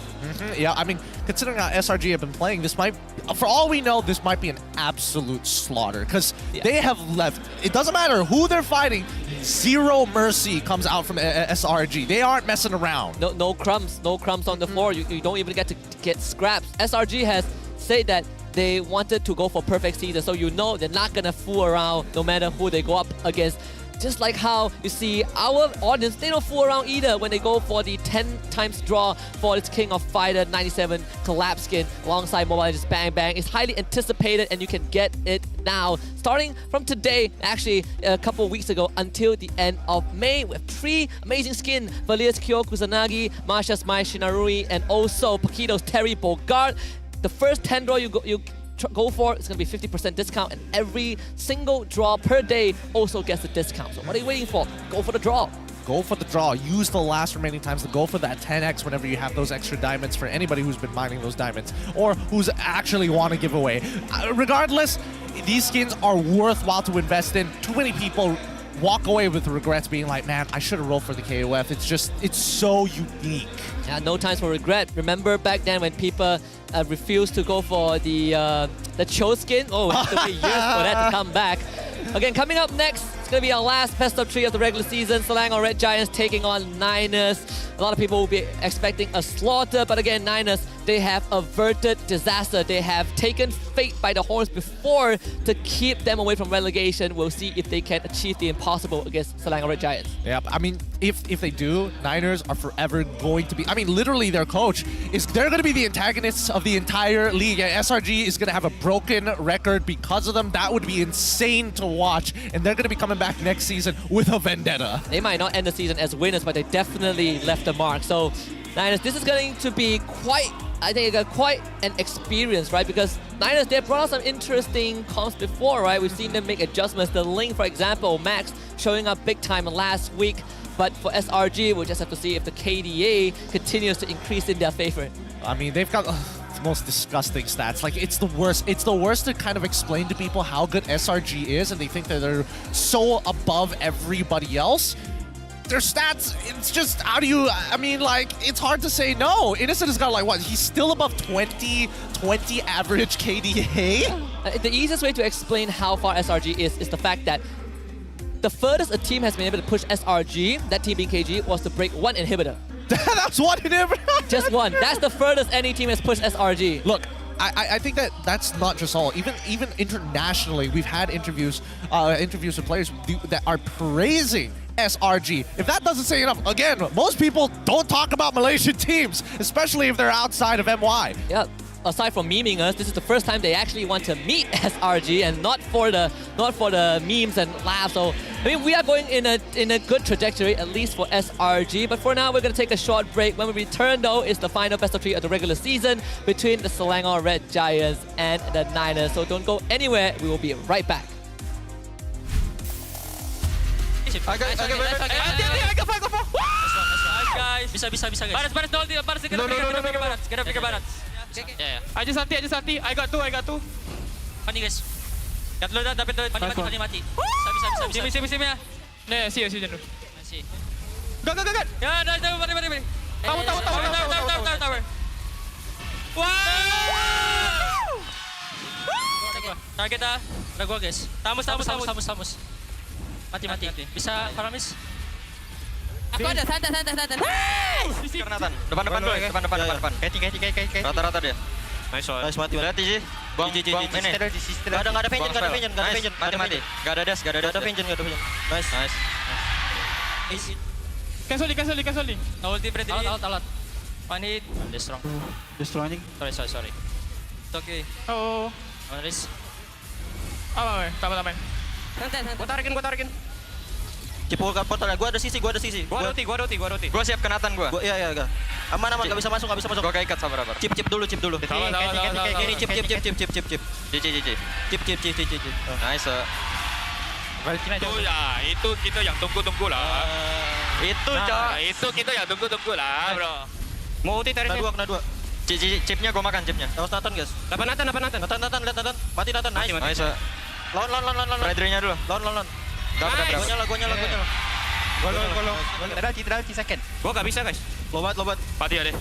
Teris no flick. Berangin guys. Para ulti ya. Ulti. Berasa. JJ, Roger. GG. Mampus. Nice one guys. Mid nice. Lihat Nathan des. Lihat Nathan puri. Gua di pas. Bisa guys. Coba balik. Warin. Dan gua guys. Dapat 3. Gas.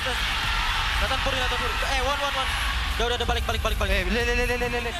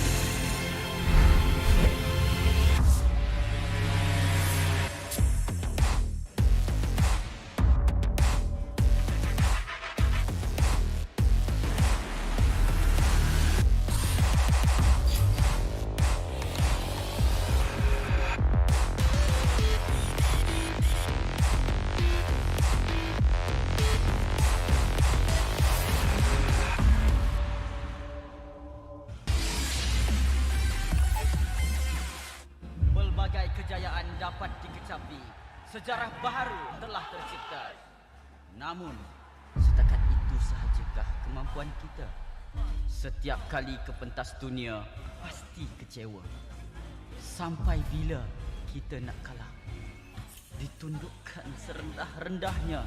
Sampai bila kita nak dihina? Tiap musim harapan peminat gugur. Sampai bila nak kalah? Sampai bila nak kecewa? Setiap rakyat pasti akan melaungkan semangat, ingin mempertahankan rumah mereka. Jika patah sayap Raja Wali, bertongkat jua kita kemari. Tahun ini pastinya kemenangan semakin dicita demi menjulang nama Malaysia di pesada dunia. Di mana bumi dipijak, disitulah langit dijunjung. Stadium MBSJ Serdang Jaya secara rasminya menjadi rumah MPL MY pada tahun ini. Seterusnya, melangkah ke arena besar di Timur Tengah, di Riyadh, Arab Saudi.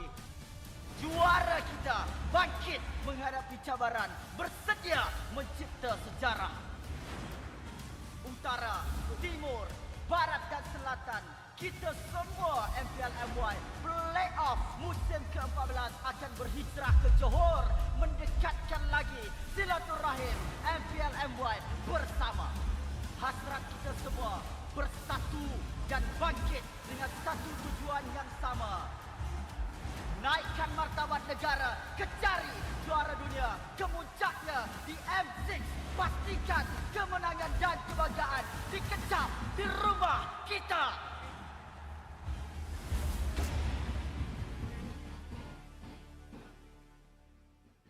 Untuk melakukan serangan yang sebenar, tarik nafas yang panjang kerana triple magic kuda. 2-1 dalam keadaan yang sangat-sangat mudah.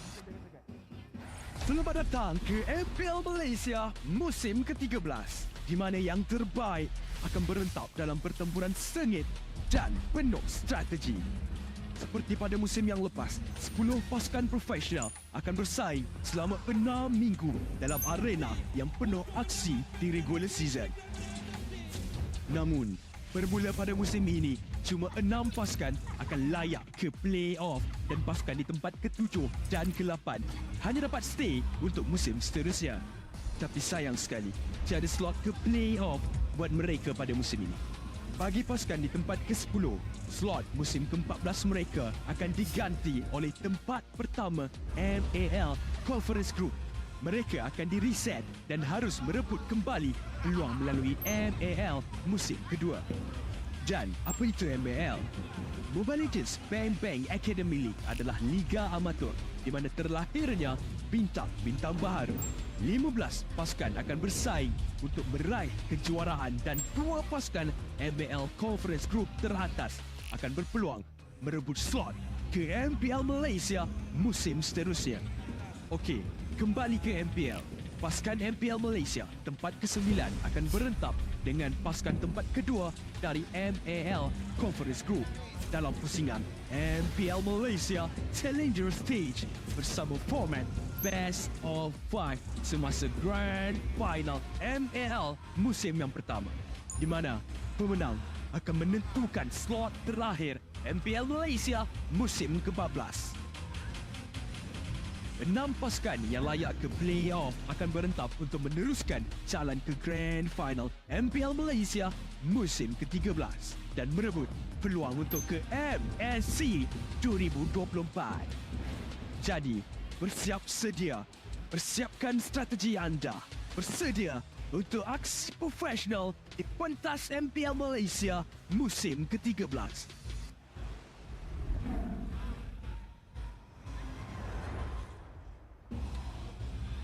Berminat untuk mengetahui info lanjut mengenai prestasi pemain dan jadi sebahagian daripada MPL Malaysia? Layari laman rasmi MPL Malaysia sekarang. Ayo kita bersama menaikkan mutu MLBB di Malaysia.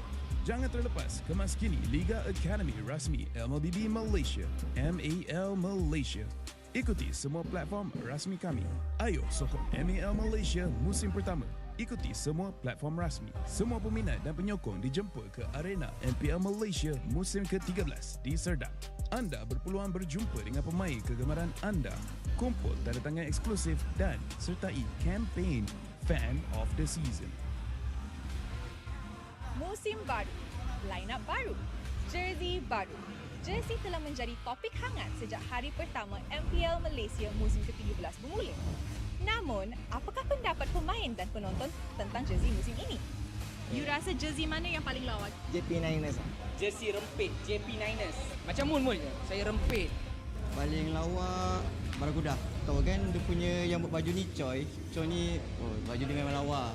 Sejujurnya Todak. SRG. Bagi saya KGE lah. Judgement dia lain daripada lain. Apa least favourite jersey? Paling bawah sekali, I rasa I letak King Empire. Dia nampak Esports. Tapi Esports tu maybe 3 tahun lepas punya design. KGE paling kurang. Oh, King Empire. Orangnya handsome, jersey-nya kurang sikit. Barakuda. I rasa Bounty kot. Dia design macam 90-an.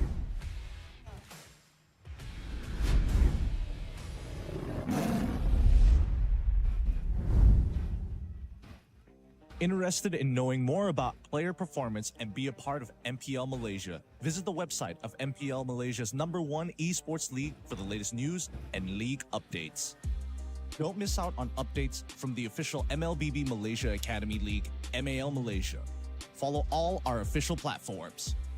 all fans are invited to the MPL Malaysia Season 13 Arena in Serdang. You will get a chance to meet your favorite players, get exclusive autographs, and join the Fan of the Season campaign.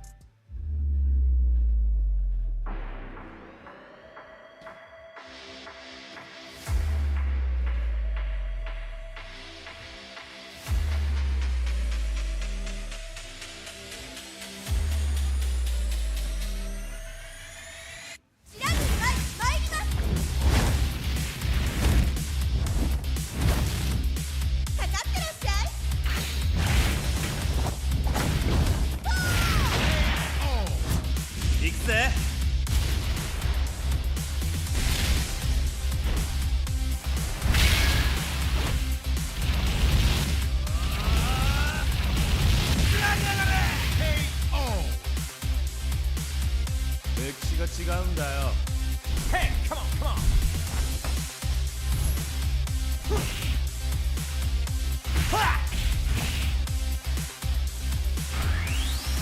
Okay. Power up. Gazer.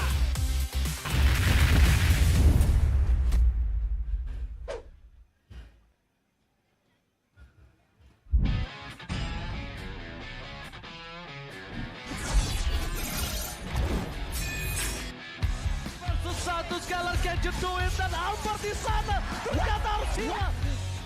Edge fight as Lone gets instantly shot down by the Blazing Duet as well as the Electro final blow. This is going to be easy cleanup for Todak as most of the... Apat yun, pero nasipa din siya yung ninakaw na sipa. Buhay pa rin ang 41! Backline already, and they're running for the lives, gunning it. David trying to drag the members of RG right underneath the turret. It's not enough though. Gray coming all the way, and he cleans it all the way up. Just no way for him to run. Kita katakan ada satu buah reward point yang membuat pergerakan dari Mika terlalu benar-benar slow. Rafanya sudah tumbang.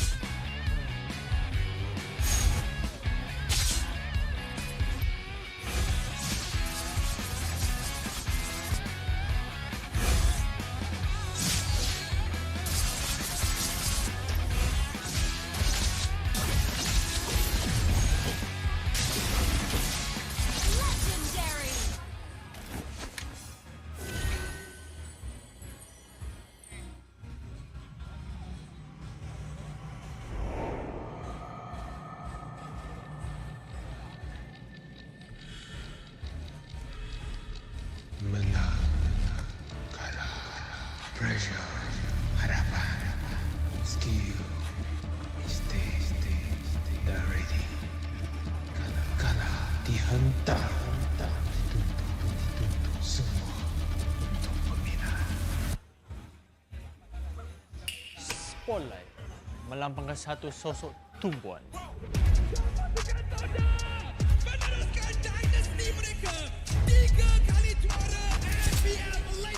Tumpuan untuk melakukan yang terbaik. Tumpuan untuk menjadi seorang role model. Pelaburan, pengorbanan, semuanya. Sorotan itu penting. Ia membuatkan kita percaya. The supporters will witness our fights and our struggles. Memikul harapan untuk mempertahankan kemenangan. Menjadi cabaran terbesar untuk mencapai matlamat kami. Pastikan kemenangan dan kebanggaan dikecam di rumah. Harapan masih berpahat di hati. Untuk menjadi juara. Meneruskan legasi kami. Di bawah cahaya, semuanya menjadi lebih jelas. Underdog, kuda hitam? No, kami adalah Monster Vicious. Cahaya impian telah menerangi pentas ini. Kejayaan bukan lagi dongeng. Not just a dream. Ia arti harapan yang sebenar.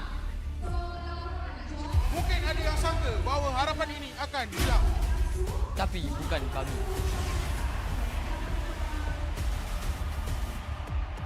Ini harapan kami. Ini semangat kami. Bersama kami mencapai satu tujuan. menjadi sinar yang paling terang.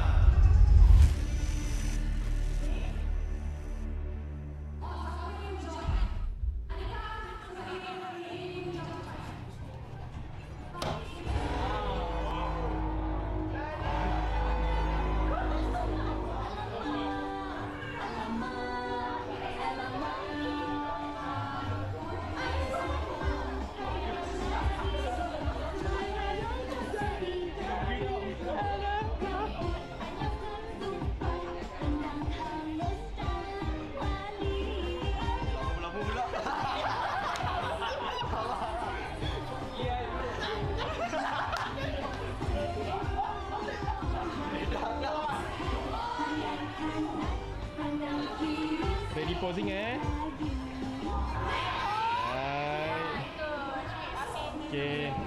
Nikmati jaguh 5G untuk gaming sepantas kilat dengan Hotlink Prepaid 5G. Internet 5G tanpa had dengan kelajuan 5G tanpa batas untuk layan gaming tanpa gangguan. Nikmati latensi rangkaian 5G terunggul dan gameplay termantap sepanjang malam. Semuanya hanya RM32 sebulan dengan 20% cashback. Dapatkan sekarang.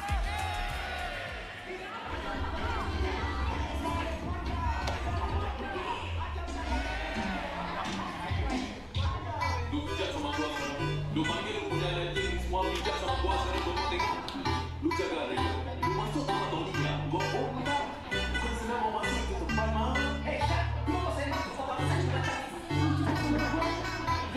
Nanti buat ke sini mau. Ready.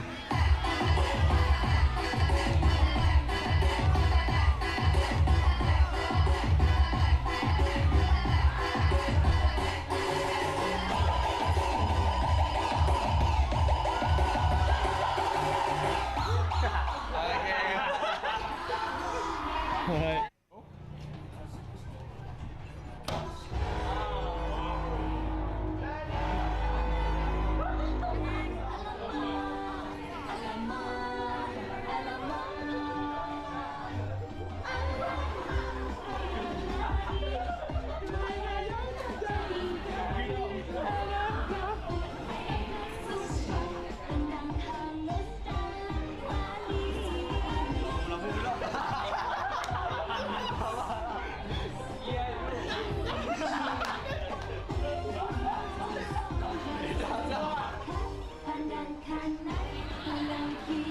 Ready posing Right. Okay. Confirm mantap, confirm lah Nescafe.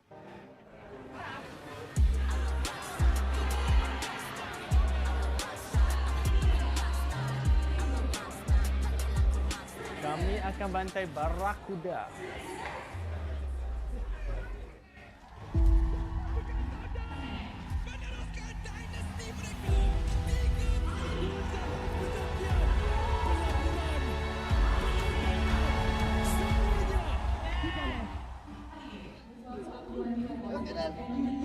Kau nak main sini, kau tak payah nak ada mentaliti champion. Dia main lepas sudah lah. Boleh kontrol lagi lah.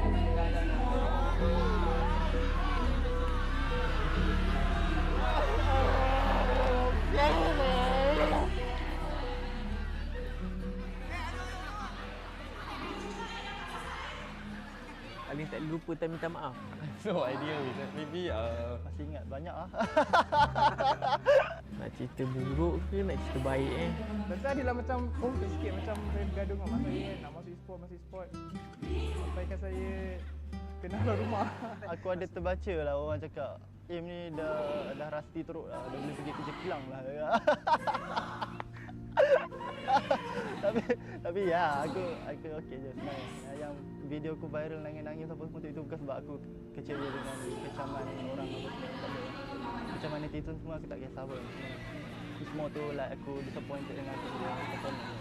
Dengan apa yang aku bagi, apa yang hard work yang aku put. Tapi end up performance aku macam tu lah. Sebab aku tahu orang-orang yang komen apa semua, orang tak tahu pun apa yang terjadi. orang nampak daripada luar, tak tahu apa yang dalam. Macam ibarat kita tengok bola, dia ni passing typical lah. Kita bukan tahu, kita bukan join training pun. Kenapa Harry Maguire main setiap minggu? Dia tak tahu pun dalam training dia macam mana.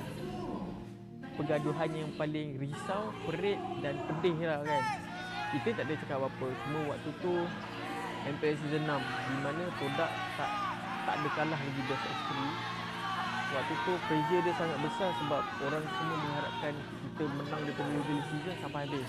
And waktu tu masing-masing pelik gameplay dia. Pelik gila kan. Macam timing tak kena, pakai hero pun pelik-pelik. And dengan pressure dia semua pun bengang mental, ketuk meja, kata kita main apa benda ni kan. Waktu tu nak play off lah. Tak silap pun lagi 2 hari dah nak play off season 6. Kalau korang main macam ni, better aku pergi main dengan parti-parti Indo, joki apa semua kan. Lagi bagus daripada aku main dengan korang kan. Biasalah kan, kita bekerja as a team, as a kumpulan kan. So kalau tak gaduh tu, bukan team lah maksudnya kan. So bila habis tu, dah macam biasa je lah. Basically kita orang gaduh macam tu je. Dia tak ada lebih-lebih sebab try to be professional lah. Try to not take it personal sebab in the end of the day, kita nak kena bermain dengan orang tu juga kan. The M3 lah for me seriously is so hard for me. The M3. Until now I still cannot forget about it. Just like we scream, we stick. I think for the 2 days already, almost 12 games like that. And then I score to Zaim, I score to everyone, and then we almost want to fight like that. But after that, I still think I'm correct like that. But I didn't say sorry to Zaim and small like that. I feel so bad. Until now, like that, I cannot forget. I think this one moment also. Maybe it will make someone cry. I think a lot. This one actually is a lot. I feel that so bad. Every season I think quite because of me, because of pressure. I pressure a lot to cover me to become a best side. So I thank. Saya adalah minta maaf dengan ibu saya sampai saya berlutut. Sampai saya berlutut dah saya minta maaf dengan dia sebab ya kan ibu kita kan nak yang terbaik untuk kita kan. Tapi mungkin sebab dia tak nampak lagi lah masa tu game tu macam boleh buat duit. Dia fikir macam masa tu game tu hanya main untuk hiburan, coba masa. Tapi bila saya start yang ni yang sebelum ni saya start tier 2 tu, saya dah start macam menang tournament. Dan tu dengan RTZ kan. Saya menang tournament dapat duit. Dan tu baru dia dah macam dia dah start support, so slow lah dia start support. Kira dia macam penyemangat saya lah untuk teruskan dalam e-sport lah. Yang memaafkan orang yang dengki dengan EJ. Dengki tu maksudnya dia sampai buat sesuatu, sampai menutup perit nasib dia sendiri. Tapi EJ tetap maafkan dia. Itu yang paling susah. Bagi saya banyaklah salah dengan Iri sebab masa kat RSG, saya 10, saya banyak marah dia sebab dia nangis sebab saya tak suka sikap dia. Dan sebab saya terasalah sampai sekarang benda yang saya buat tu salah, tapi saya mungkin ego tak minta maaf dan sekarang baru saya rasalah saya sebagai senior saya tak sepatutnya buat macam tu lah kat dia masa kat RSG. Dan saya terharu sebab masa tak ada orang ingat saya, ambil saya, dia yang cari saya dan try saya untuk ke tim hak. Yalah, saya banyak buat salah kat dia tapi dia masih ingat saya dan saya nak berterima kasih lah dekat Iris sebab bagi saya peluang lagi untuk ke pro scene ni. Actually, after the game, I will apologize to them. Because I thinking inside, I want to win only. Because for my positive, everything is I want to win. I want to improve myself. I want to improve the game. But I never care about the people feeling anything like that. So, 我可能不太善于怎样去道歉，但是我会用我的行动证明我的道歉方式是对的。 Aku tak rasa semua orang boleh macam aku untuk minta maaf sebab bagi aku kalau kita minta maaf ni kita dah lepas satu tanggungjawab. Aku dah rasa satu kepuasan. Macam even benda tu bukan salah aku, especially salah aku akan minta maaf. Sebab aku tahu kebanyakan manusia ni dia tak nak minta maaf. So aku minta maaf. Sebab benda tu simple lah, dua perkataan lah, minta maaf, tapi tak semua orang boleh buat.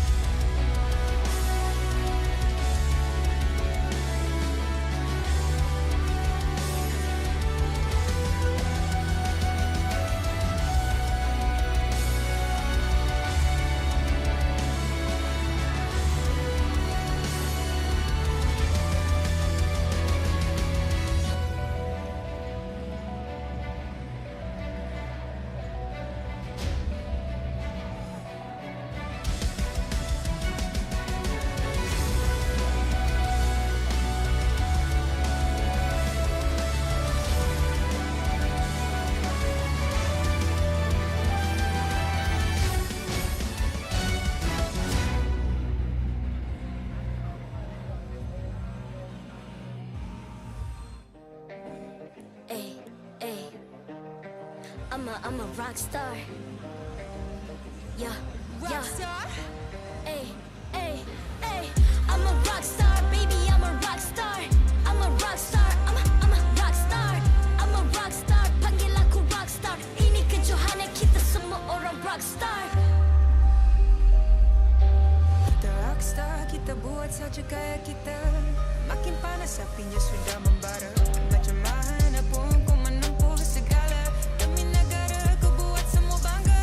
Step into my world, you know I'm always in my zone. You know I got my team, no I'm never alone. Bring out my best, buat yang terbaik. Jadi juara perlahan kita naik. Aku nak push, naik-naik jadi lebih bagus. Jadi hero, ku ada skill. Berapa banyak musuh aku dah kill. Ramai cuba mencabar, cause they envy me. Tiap game aku pasti jadi MVP. Easy. I'm a rock star, baby, I'm a rock star. I'm a rock star, I'm a rock star. I'm a rock star, panggil aku rock star. Ini kejohanan kita semua orang rock star. I'm a rock star, baby, I'm a rock star. I'm a rock star, I'm a rock star. I'm a rock star, panggil aku rock star. Ini kejohanan kita semua orang rock star.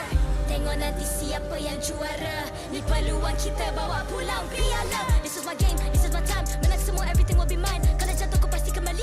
Bangun balik ku tegak berdiri. Kuatkanlah tenaga, ganjaran diperoleh. Ni kejohanan kita, Malaysia memang boleh. Rise up to the top, kita buat bersama. Semangat kita kuat di bawah satu bendera. Ay. I'ma go hard for the win. Win. On the battlefield till the end. I'm trying to beat the greatest anyone has ever seen. Stand by, I'm coming in. I'm a rock star. I'm a rock star, baby, I'm a rock star. I'm a rock star, I'm a rock star. I'm a rock star, panggil aku rock star. Ini kejohanan kita semua orang rock star. I'm a rock star, baby, I'm a rock star. I'm a rock star, I'm a rock star. I'm a rock star, panggil aku rock star. Ini kejohanan kita semua orang rock star.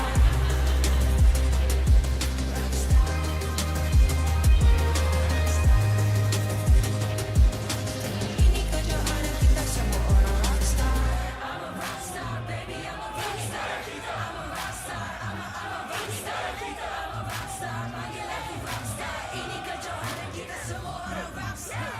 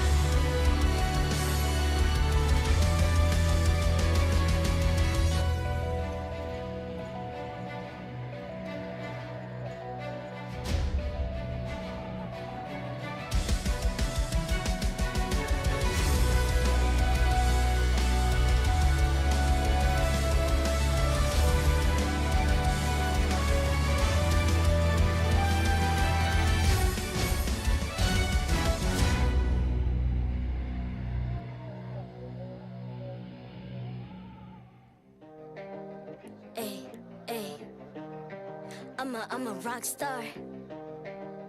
Yeah, Rock star. Ay.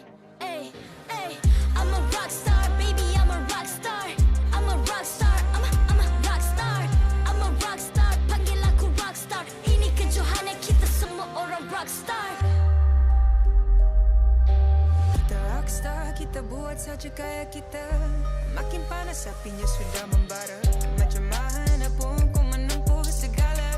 Demi negara kau buat semua bangga. Step into my world, you know I'm always in my zone. You know I got my team, no I'm never alone. Bring out my best, buat yang terbaik. Jadi juara perlahan kita naik. Aku nak push, naik-naik jadi lebih bagus. Jadi hero, ku ada skill. Berapa banyak musuh aku dah kill. Ramai cuba mencabar, cause they envy mati jadi MVP.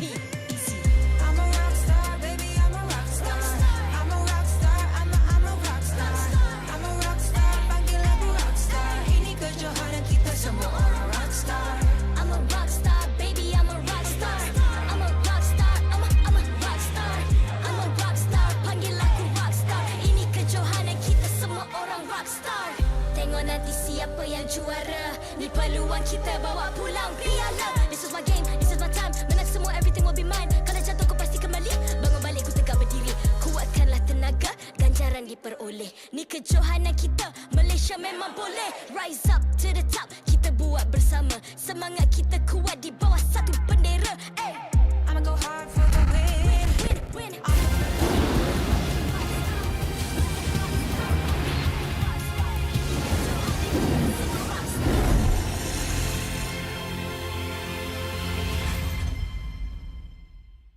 MPL Malaysia Season 13 is powered by Muntar.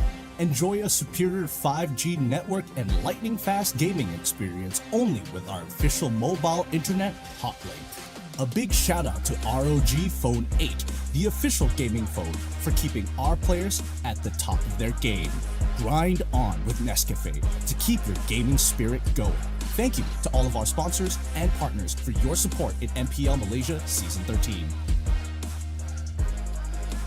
It's the gathering of the Niners and the Ultras. Welcome back, ladies and gentlemen, to the MPL Malaysia Season 13. It's the last week, last day of regular season, and we're down to the last best of 3. Selangor Red Giants taking on Niners in just a little bit. You're here with us. My name is Husky, and alongside me is Gideon Q.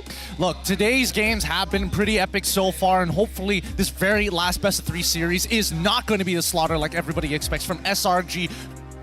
Pretty much, I think it feels like it's guaranteed to get that perfect score, but maybe Niners can put a stop to that. Hopefully that's the case, because SRG, they've defied the odds. They are on the brink of making history for the very first time in a local league, and they have overcome curses. When I say curses, I mean caster death curse. Me, Sadafa, Afel, try to put a curse on them, completely ignored it. So I don't know what else SRG cannot do. They've been looking to gather, recognition from an international, and it looks like their journey starts here. I mean, if they do, it's already a statement that they're walking away from the regular season with a perfect score. But if they drop one here, who knows? It could tarnish the entire legacy. Yeah. Speaking about legacy, we gotta talk about kind of SRG about to leave one, right? It's a legacy in the making, because no team has ever achieved a perfect regular season. No team has ever won the MPL Malaysia trophy without dropping a single game.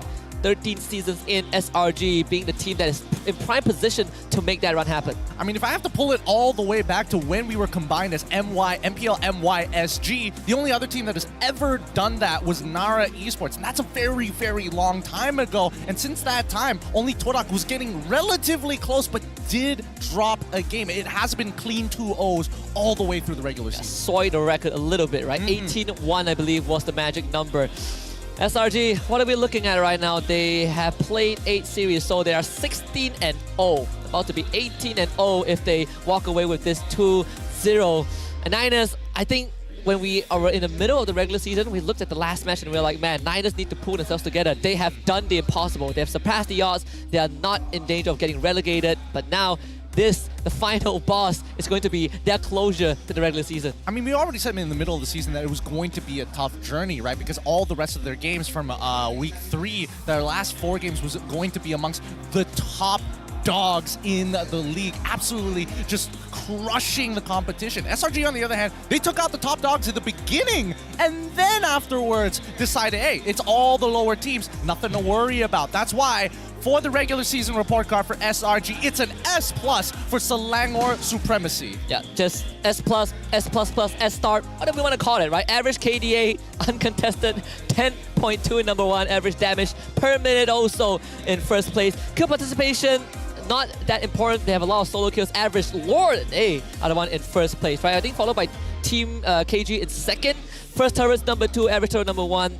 you name it. They 2-0 all the way. It's green. It's green all over. Yeah, it just really pisses me off that they're getting an average KDA of 10.2, and it's just like, I wonder who the top team is going to be, I wonder right? who's number 2. That's what I want to know. Yeah, I mean, there's such a big separation from these guys, potentially a super team coming out of Malaysia, and maybe giving us an opportunity to see what how bright the future could be for the upcoming MSC, and maybe even M6. If we can get out of groups with this squad, we know we have hope. Yeah, and we are in prime position because SRG, they've secured the bye, right? They don't even need to play-ins for our playoffs, which is going to be happening in 2 weeks. But we got to look at the report card for Niners as well. This one, it's going to be a lot more to break down. The grade is 999 for emergency averted. Well, 999 emergency hotline.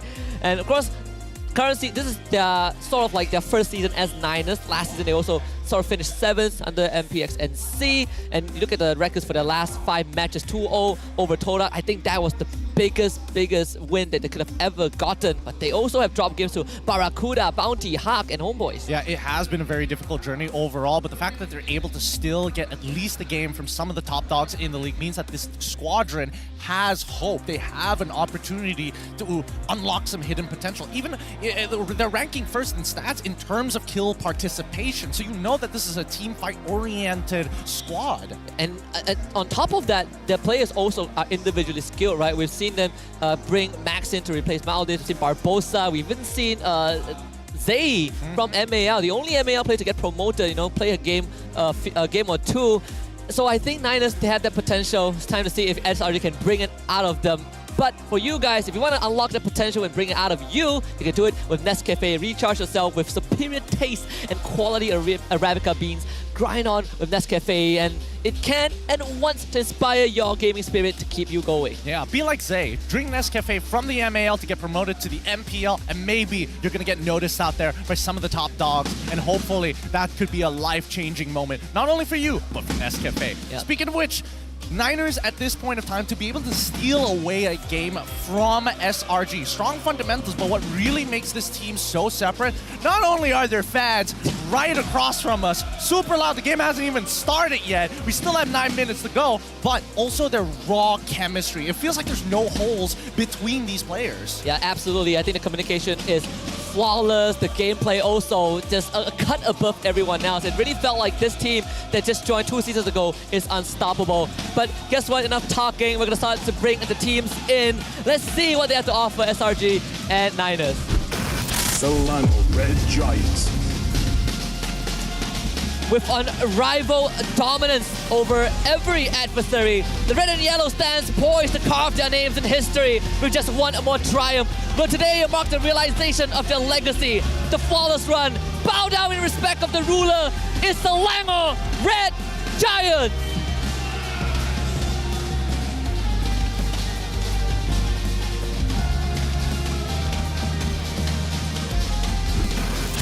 Niners. Though their wings may be broken, they still stood firm with their prize held high. Rising 10 times despite falling 9. Never doubt the strength of Warriors. Can they dent the perfect ending of their state rival? The Warriors of Negeri Sembilan. Let's go, Niners!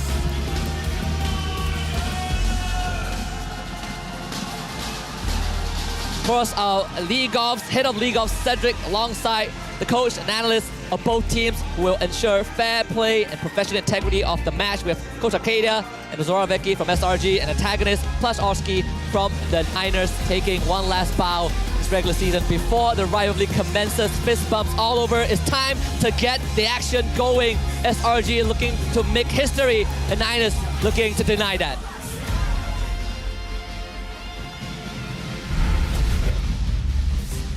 Good luck to both our competitors on stage as they set up for this final best of 3 of the regular season. Right now, the Niners, they've got to put out every single trick outside of the book. And I think, antagonist, when it comes down to thinking up some wacky strategies, so far, Barbosa has been able to kind of complement it. We've seen a lot of Ediths in our time. We've seen a lot of Selenas come out from this squad specifically. Yeah, and Selena goes all the way back to, I think, week 1 of regular season when Niners fought against KG. Selena, Novaria, that they kind of took from MPL Indonesia. And I think if we were to see it, it could be today against SRG, since there's really nothing much to lose, at least for the Niners. But I think today is also a very important day, not just SRG about to make that historical run, but the messages that has been kind of floating around, right? Especially for SRG, we know that they are affiliated with the Selangor Football Club, and you know there's a message to send to the public.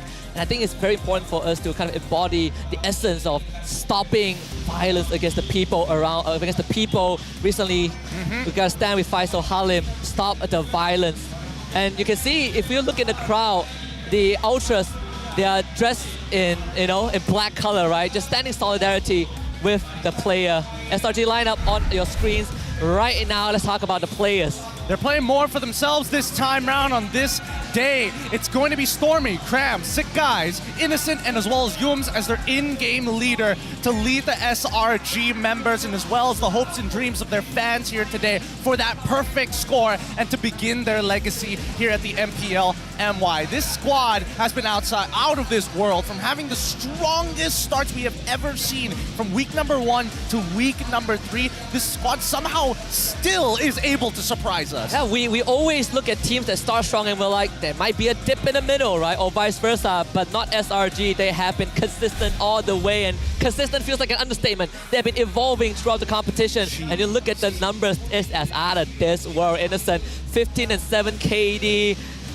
Guys, I think he's also somewhere in the tens in terms of KD, but what else can we say? Yeah, how can these numbers not piss you off? It's just they're absolutely dominating. So guys, they're like, okay, we're not going to show his KDA, but he gets 2.2 average kills per game, playing tank junglers, and honestly, that's not even his most dangerous one. The Guinevere is something you have to keep in mind for Sakai's. You have to really be a special child to be able to see that Guinevere, right? And we haven't even talked about his assassins, which is hasn't really had the chance to play thanks to the technical style, but not that it matters too much. The opponents, though, Niners, we have Unji, Zaf, Yetri, Barbosa, and Max. Of course, Max this time as the IGL for the team. Definitely have been finding their footing.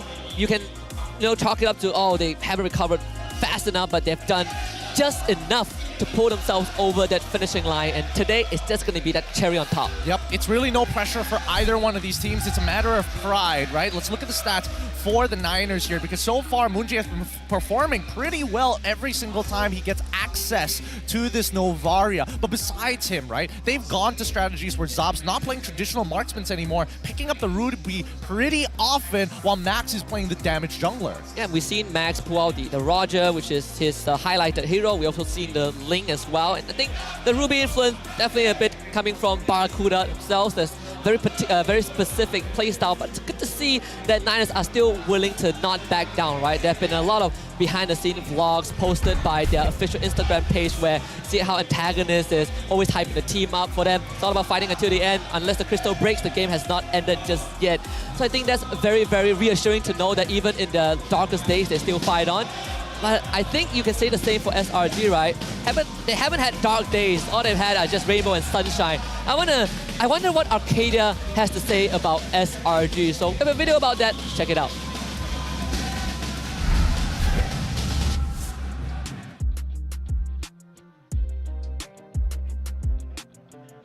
Even though we played a lot of heroes here in the regular season, we're still very confident with our other heroes that we haven't shown yet. Definitely, we still have a lot of strat going to the playoffs.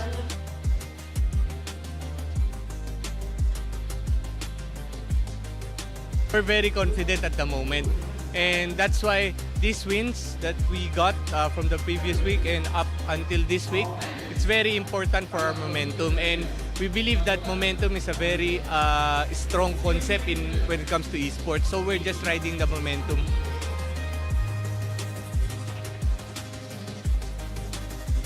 Winning 2-0 wasn't really my plan, but naturally it happened because my team is just playing really good every single game.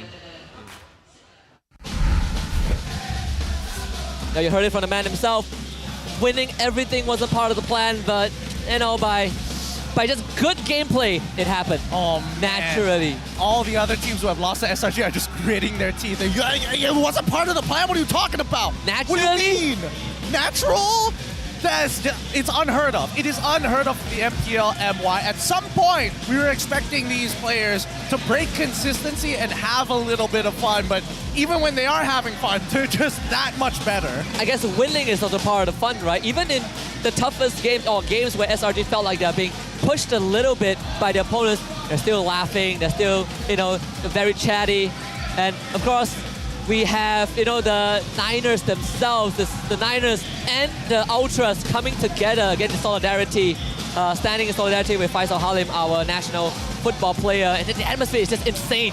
It really is. You can let this play out. It is this chant, by the way, is just from the Ultras alone. Yep, just from the Ultras alone. It's crazy. They've got flags, they've got everything. People, basically, it's a standing ovation consistently amongst everybody else. But let's have a look at some MPL MY insiders from Max.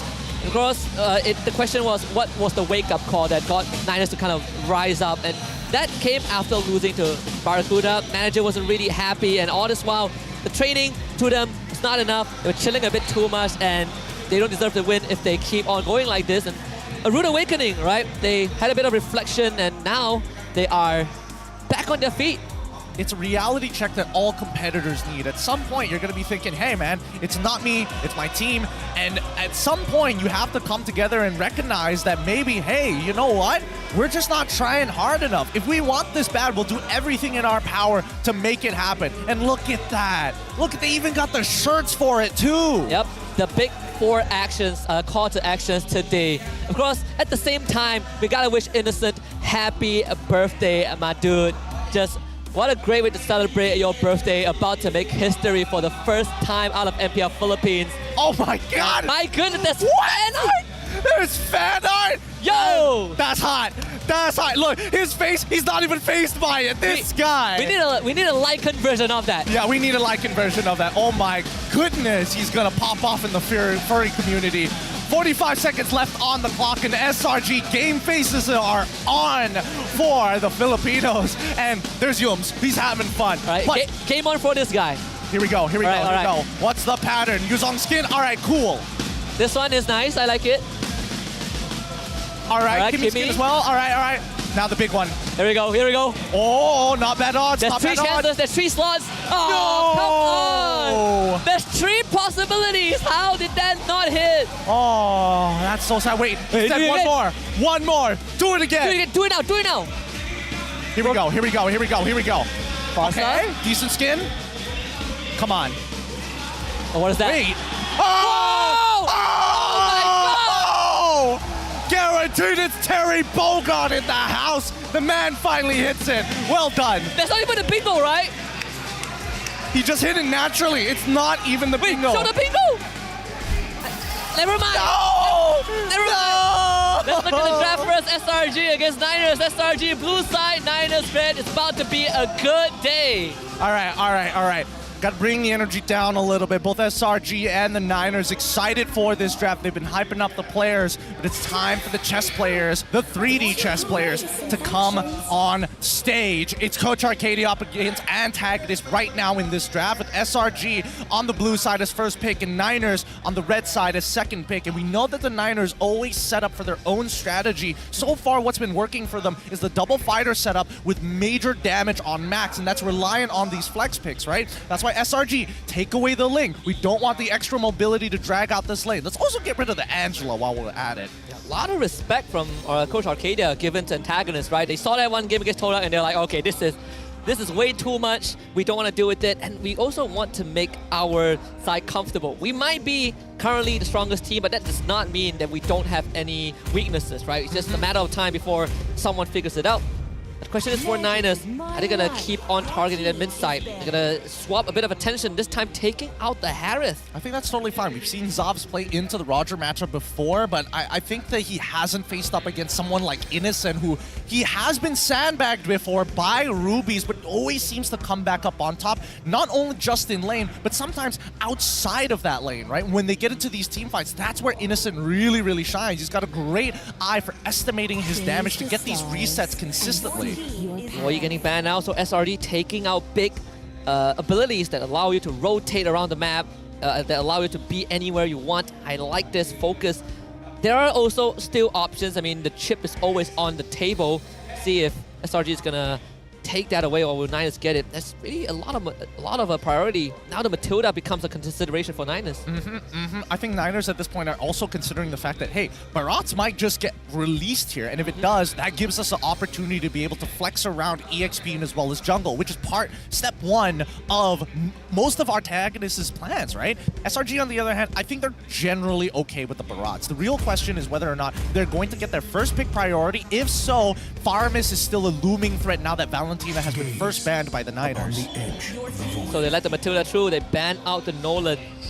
Of course, a minor fact about these two coaches, last time they faced off, it was like last year, right, when Homeboys won the trophy. Well, Homeboys knocked them out of the upper brackets, and quite a reunion on the stage.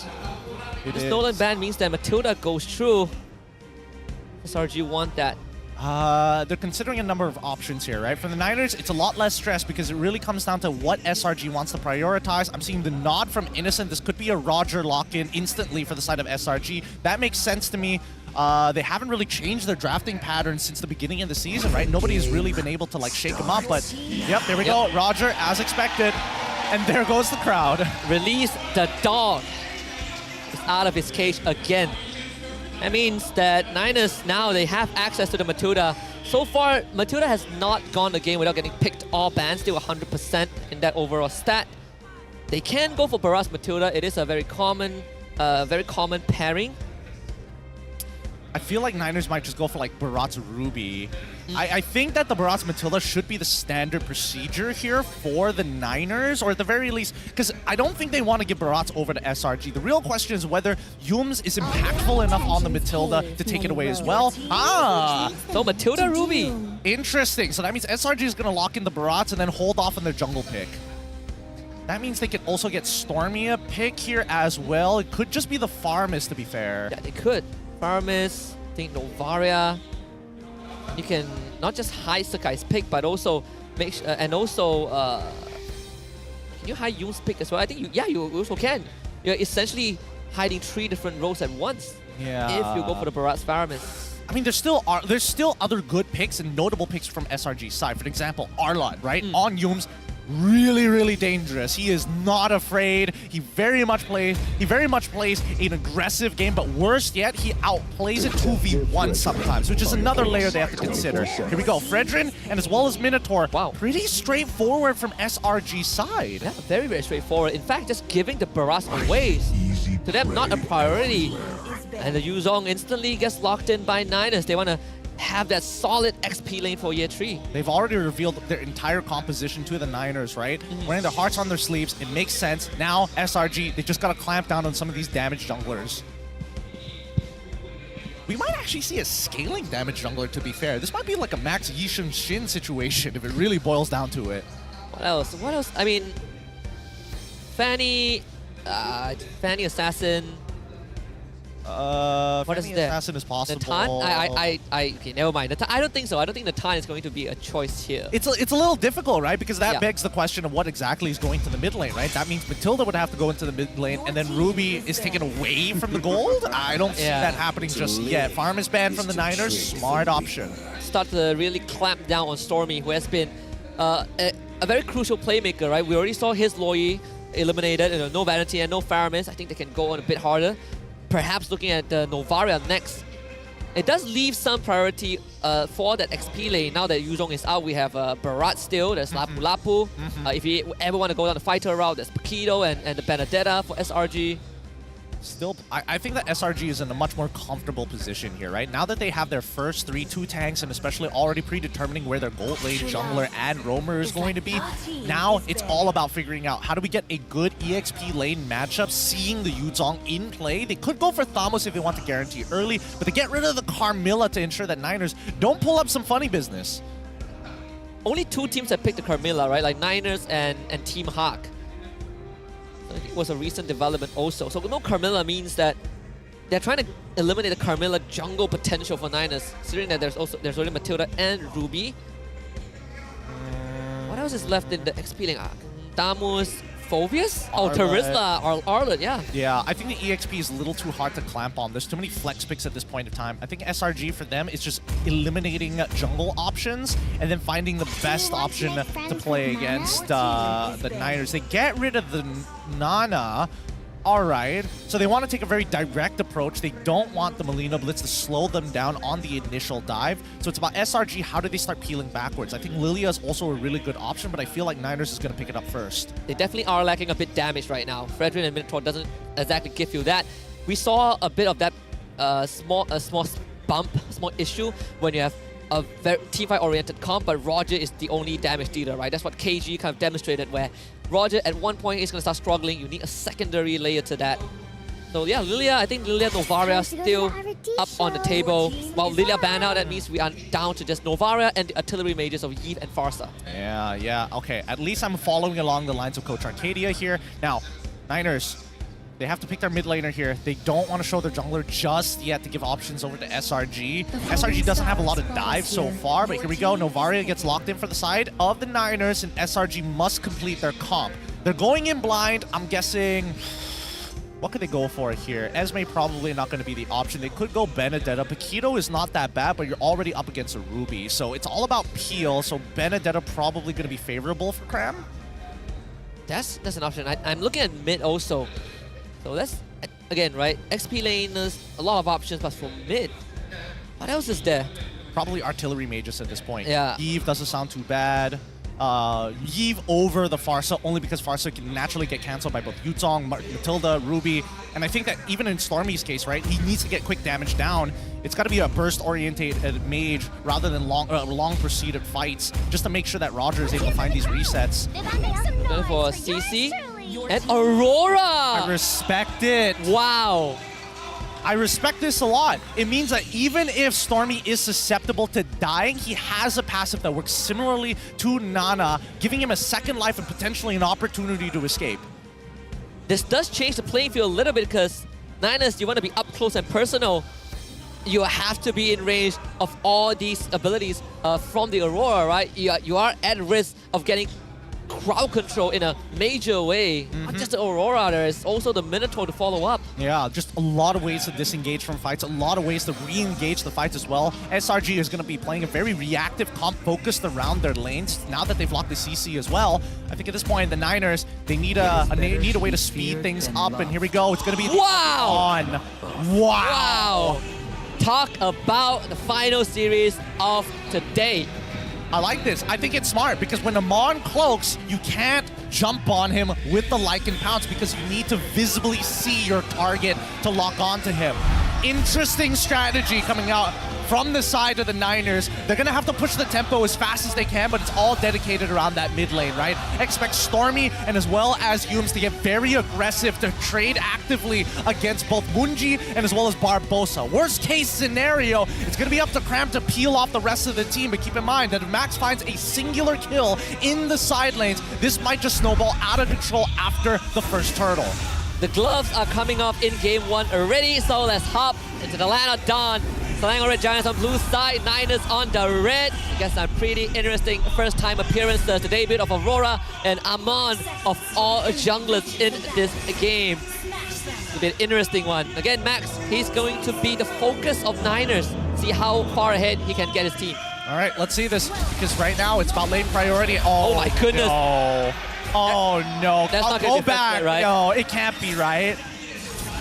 I don't hear first blood yet. So. I don't hear the first blood as well. So I'm guessing he lived and lost his flicker, and that's Barbosa, by the way. So they immediately lose out. Oh, he's alive. He's definitely alive. Doesn't lose out. He does take Purify, in a matter of fact. It looks like somebody bailed him out.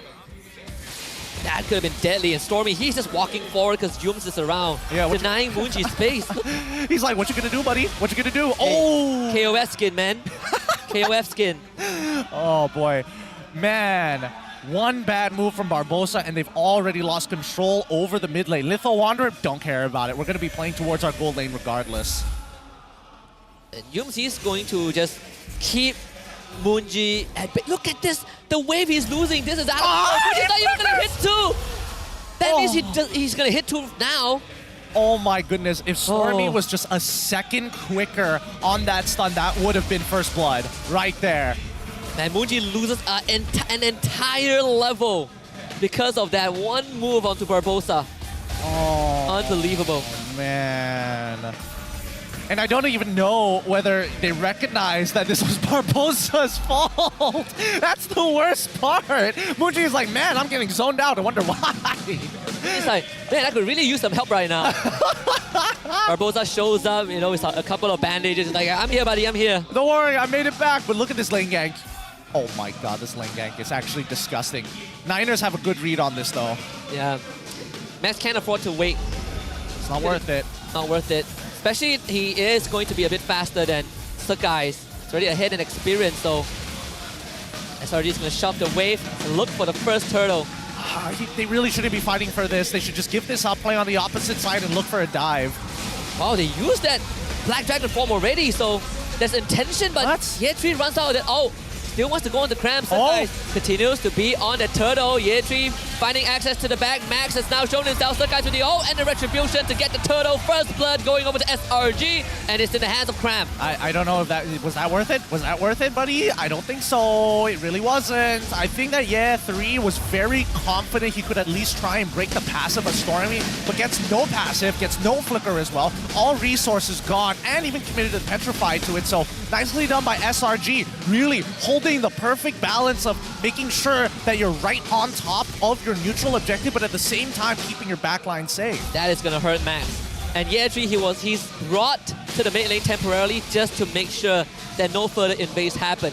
But thankfully he's against a CC, right? So that wave is going to be safe nonetheless. But already we're seeing SRG making these small minor moves to start starving out Niners. Yeah. Keep in mind that usually we expect to see SRG to make some set plays to steal away camps from the Niners, right? And I think Sakai's currently only is up by one camp. Wait. Oh, they found Yums. They need 4-man for that. Not even flickering out of the way. I guess he knew he was dead regardless because Max was so nearby. CC into Yuzhong is quite a headache for Yuzhong if the CC plays the cooldown correctly, right? You are slightly shorter in terms of range. Luckily, Ye3 was able to win out that trade just now, but again, CC just pushed the wave in, so Cram gets the recall first. I think he's going to get first push here. Yeah, he'll be able to get first push as well.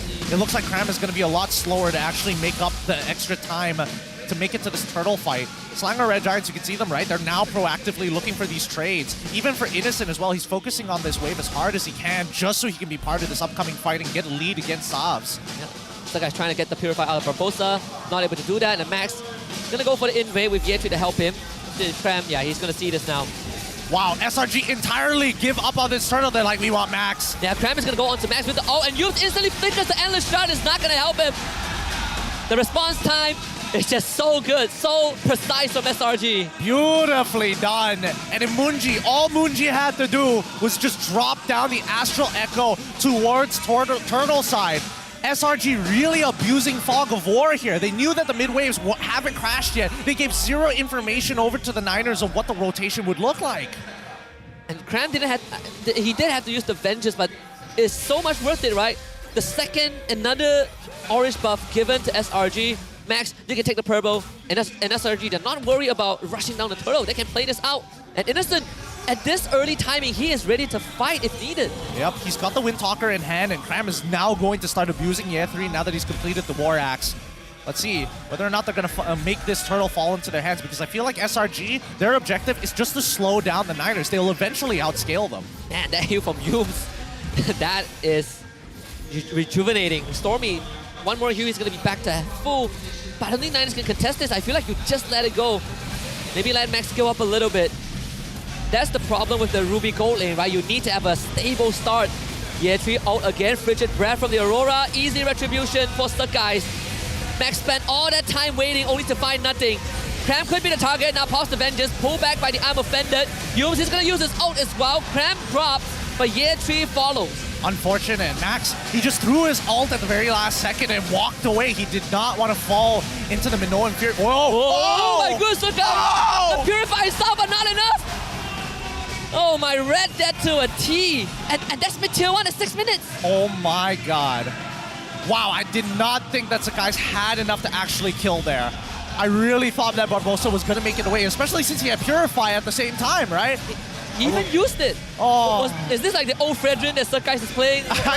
I don't know. It's just different when he's playing it. I don't understand why or how it gets into these types of positions, but I guess it's unlucky for Barbosa because he even used the guiding winds to kind of make distance before we saw Sakai's actually collapse on him. Oh. He's gonna commit the flicker. Yums goes in, gets pulled. He's underneath the turret. That control. Stormy takes aggro.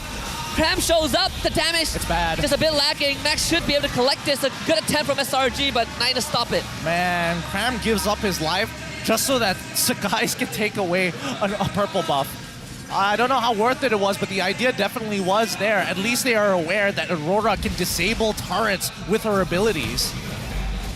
Unfortunately, Cram was slightly late. I think the connection, if it was a bit earlier, that would have been a successful dive. But still, Niners, Max, especially Max, having a rough time, right? You would expect him to be either even or ahead of Surkais, but the complete opposite is happening. And now Max can't even invade because they have no info on SRG's jungle. Yeah, no need to, right? No need to as of right now. They just have to wait patiently and allow Moon to do his work and relay the information on where the holes could potentially be.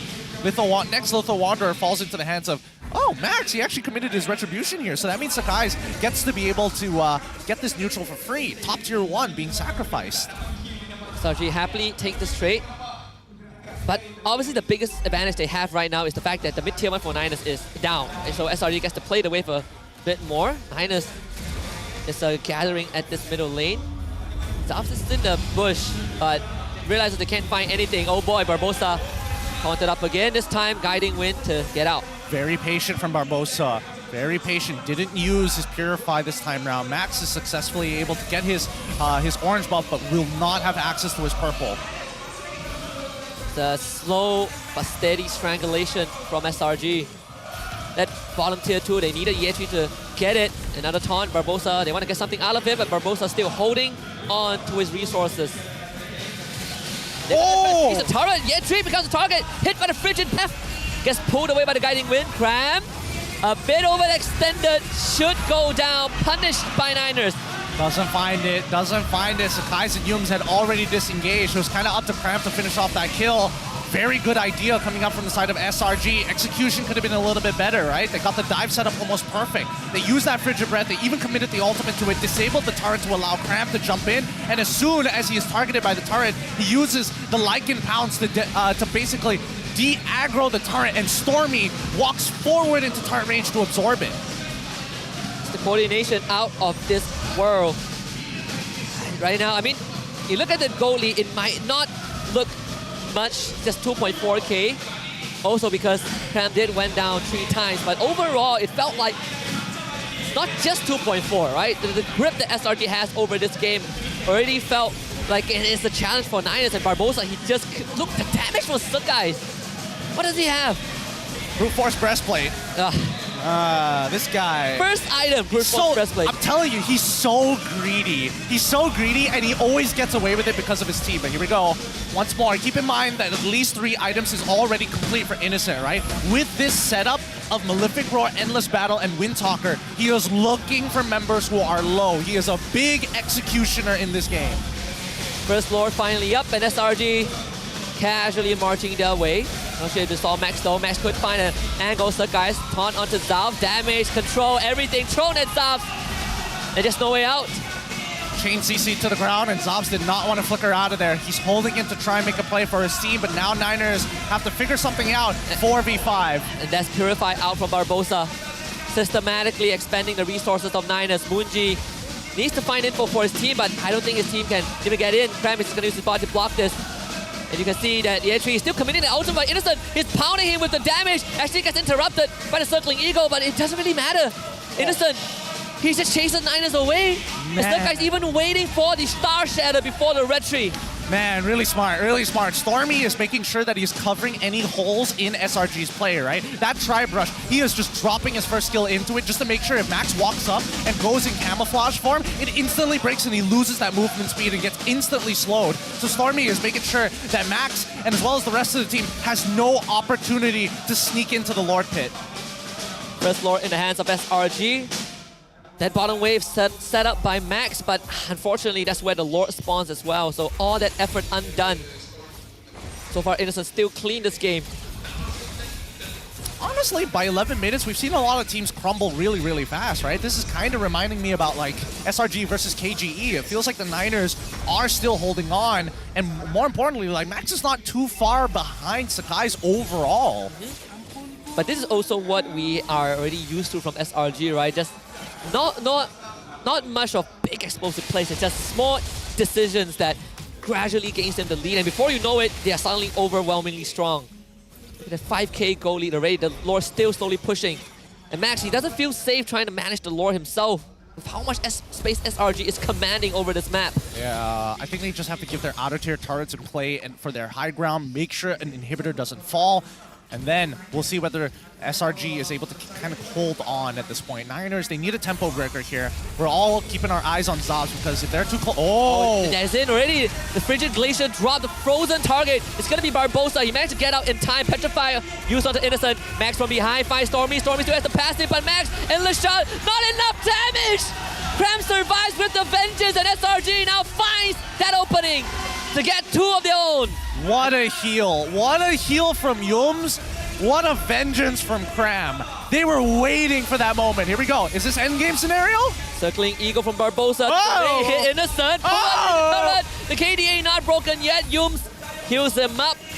And Dominion from the top side breaks that inhibitor in one fell swoop. Under 13 minutes, Niners have lost every tower on this map. This is why SRG is one of the best teams we have. Oh! Looking to end the game, get Frigid Glacier. Max just got back, but Zavs ain't hanging along, and now circling Eagle from Barbosa connects onto no one. Innocent is healthy, but SRG, they're gonna finally put a stop to that. Pump the brakes a little bit. There's no need to rush. There's 7,000 go ahead. Yep, there's 7,000 gold ahead, and they don't have enough life to maintain this siege against the Niners. They've already gotten 3 inhibitors, and now, oh my goodness. AI winning prediction now falling into the hands of SRG. 81! 81! Oh my goodness, what a swing. Just one Lord. One Lord and one push. I mean, Niners had the right idea, right? They got the targets, but insufficient damage. Max got the perfect flank, finds Stormy and Cram in the red, and still could not get any kills. I mean, the fact is that SRG, when they actually engage in these full-on fights against the Niners, even though it seems bad, it feels like there's underlying logic behind it, right? Yeah. We saw all of their inhibitors end up falling because Niners have to commit so many resources to defend against the push on the bottom inhibitor that they ended up losing topside. And at the same time, Slanger Red Giants purposefully synchronized the top and bottom waves, but not the mid wave, knowing that the second wave is going to crash a little bit later, which will be just perfect for SRG if, regardless if they win or lose the fight, if they win the fight, they also get mid inhib. We're watching a chess grandmaster in action. Everyone's playing checkers. SRG playing chess. Second Lord coming down mid. Niners, one last defense. Circling Eagle out first. Barbosa trying to keep the horde away, but SRG about to swamp over Niners. Black Dragon form to the back. ENG as a deterrent. They gotta settle the Lord first, and they'll be able to do so. But now it's the second part. Oh, no. Can they get the kills? ENG try to isolate the members of SRG, but it doesn't seem to be enough. SRG is just too much. Woo. Look at that, SRG fans. They're swinging their flags, they're happy. They know one more game is all it's going to take. One more game to have the perfect score. History within reach, within palm of their hands, about to grasp it. They can see it already. The record books will etch SRG as one of the Titans. Feels like Mount Rushmore for MPL. But man, crazy. You even drop it to 7. Shout outs. Holy cow, what a game that was. It wasn't even, oh man, I want to say like it was close, but at the level of SRG's playing their power spikes, it really isn't. It was close when you look at the first 8 minutes, right? 2 to 4K goal difference, okay, manageable. And then the first Lord happened and it's like lights out. It's lights out. Oh, this team, they're so good in the game. It really annoys me, Rand. Nobody has been able to put a decent fight, and I think that even for Niners, they recognize like, wow, they really put their foot on the gas when they have confirmation of item power spikes. As soon as we saw 3 items from not only Cram, but mainly from Innocent, that's when they're like, okay, we're super confident to take these fights. And I think the manner that SRG achieves it is very unsettling in a good way, whereas it's not like they run into you and give you a KO punch. No, they just slowly beat you. They start, hitting the right points. They shave off your fingernails and eventually it becomes the whole finger, and next thing you know, it's your entire arm. It's really a wonder to watch, right? It is. There is always a double meaning to everything that they do. For the early game, maybe not so, right? But in terms of macro movement, there is purpose, and that's the big difference. There's a lot of times where you see a lot of players just kind of hover around and kind of do nothing. But SRG, there's a lot of momentum and purpose as they walk through. But let's give it up for our MVP. I wouldn't be too surprised about it if I think it's, yep. Of Give it up to Yums. Gotta give it to him. Minotaur, the walking fountain, he's the one that keeps everyone alive at 2 medals. He's on track and getting another one if this continues. MVP of this game, 1-1-7, just overall. A flawless performance. Yeah, a really flawless performance here. Not many mistakes being made by SRG's side, and finally they're kind of allowing, they're saying, hey Cram, you get to play the game for free. If you make the call, we will follow it, because the early game we're just farming, bro. I feel like playing against SRG is essentially like you are getting waterboarded by them. Yes! They're just like, can't do it. Please, I don't know where the code secrets are. I don't know where the nuclear launch codes are. Please, man. That's not the answer that SRG wants. 14 minutes. Man, I really thought this game ended up being longer, but holy cow. 2 Lords was all it takes. 9 towers in their vicinity, and they're even able to steal away a good number of buffs at the same time. Yeah, and not to forget that they got all inhibitors right before 13 minutes, right? And 2 minutes after that, they ended the game. So the siege was set up so well that the next Lord respawned not long after the base siege. And even if they had, like, let's say it didn't work out, they only got 2 inhibitors because of their top and bottom setup with the minion wave management and the force fight by bot side. That means the Lord would turn Luminous, and when the Lord turns Luminous, they guarantee to break the mid. Sorry, no, it wouldn't even go there. Actually, I'm thinking too far ahead. Even SRG is in my brain. They would still break the mid tower anyways. Yeah. Right? And I think when you look at Niners, when you look at the KD overall, you can also make out that this actually doesn't feel real, that SRG was so dominant, right? It's just like KD alone, it felt like, okay, bit of back and forth. We only got 13 kills across the board. It's less than a kill per minute, but the macro plays from SRG, the micro plays from SRG, it's a bit too much. Even in total damage, SRG dealt lesser damage than Niners. That's got to be so frustrating. That's got to be so frustrating for the Niners. It just goes to show that it's just like, man, we made one bad choice, and like, obviously they made mistakes before this, but they didn't get us punished that hard. We try to contest the first turtle. Our XP laner goes down. We lose our orange buff from that point onwards. And then we lose the mid-tier 1. I think that is also a big kicker, right? Your first turtle takes away your mid-tier 1. How are you, especially when you have a Novaria, which, let's not forget how Barbosa kind of started this butterfly effect of Munji losing 1 level in the mid lane. Yeah, that's the worst part. The worst part is that you can't really pinpoint where things started to go wrong for the Niners. You can say, yeah, because of Barbosa at level 1, that he ruined Munji's lane, which inevitably ended up ruining Max's lane after Cram was able to find Year 3 in the lane and win it out early on before that turtle, and then Year 3 makes the mistake of diving too far. It's just a series of choices that didn't end up well for Niners, and they didn't find the return of investment. Gonna put Barbosa on the chopping block after this. Or we traced the origins. We traced it backwards. Was you, Barbosa. What were you doing? Honestly, there's no real way of saying it, right? If we had to pinpoint it down to where it all began, it would be Barbosa. But overall, the team is just getting outclassed. I think it's less of Niners making a mistake and just SRG being too good, right? They made the mistakes look trivial. And even in terms of turret damage, I think Innocent this game, he only had like, what, 1 close shave with death? Yep. And that was when the he bottom was diving, one, right? Yeah, when he got inhibitor. Got pulled by Zavs.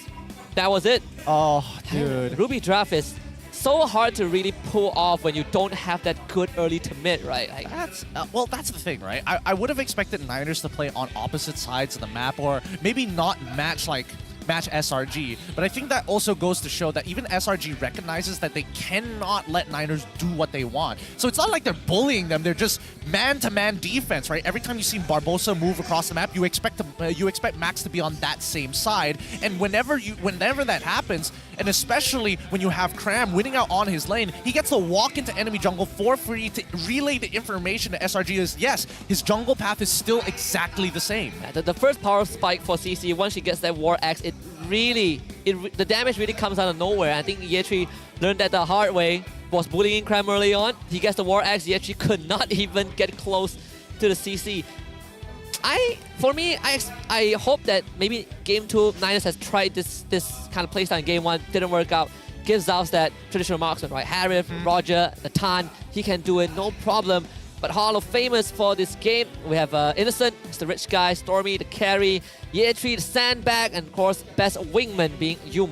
I mean, so far, it's been looking really, really good. And I think that most teams, especially the top 4 teams, have understood that the meta right now requires two damage-oriented potential carries, right? Your main carry and your secondary carry. And I think if Niners decide, hey, we want Zavs on a traditional marksman, who is going to be the secondary win condition? And most of the time, I would assume that they're leaning more into Max than they are leaning into Moon. Yeah, and Moon has, I think, from the start until now, he has more of the backline utility, right? So, yeah, it definitely feels like that is what Niners have to look at next. Or even so, Max could just go back to being a tank jungler and they put everything in the Zavs basket like how they did at the start of the season.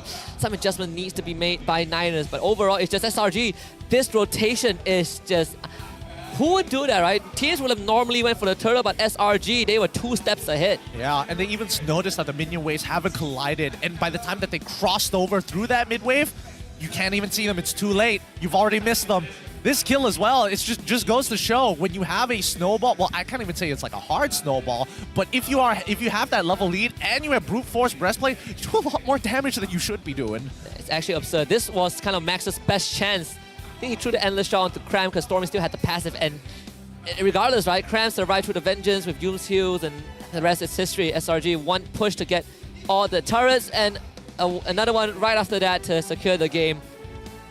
It really doesn't feel like 14 minutes and 55 seconds. That's the thing. It really didn't. It felt so much faster. It felt like the game was being dragged on by the Niners, and they were finding any little hole that they can find some scraps of farm so that Max could keep up. He never fell below 2 levels. He only was 1 level behind, and eventually they were going to hit the level 15 cap anyway, so it wouldn't have mattered. But still, I do feel that Zavs, unfortunately, just did not find that opportunity to find the big, like, I'm offended 3-man pull-in with the flicker. I think perhaps it's also how they look at the fight, right? They realize can my team follow up? We need Max to be there. I think that's the most important part. Because Yetri, it feels a bit disconnected, right? I mean, Yetri been trying to do his job, get to the back, zone out SRG, but at one point, he flies in, loses half his health bar, has to fall back. There's really nothing much you could do. I think both Yethreen as well as Zavs felt the same treatment from Stormy. It's just, oh, come at me, freeze, and then just vomit everything onto this person.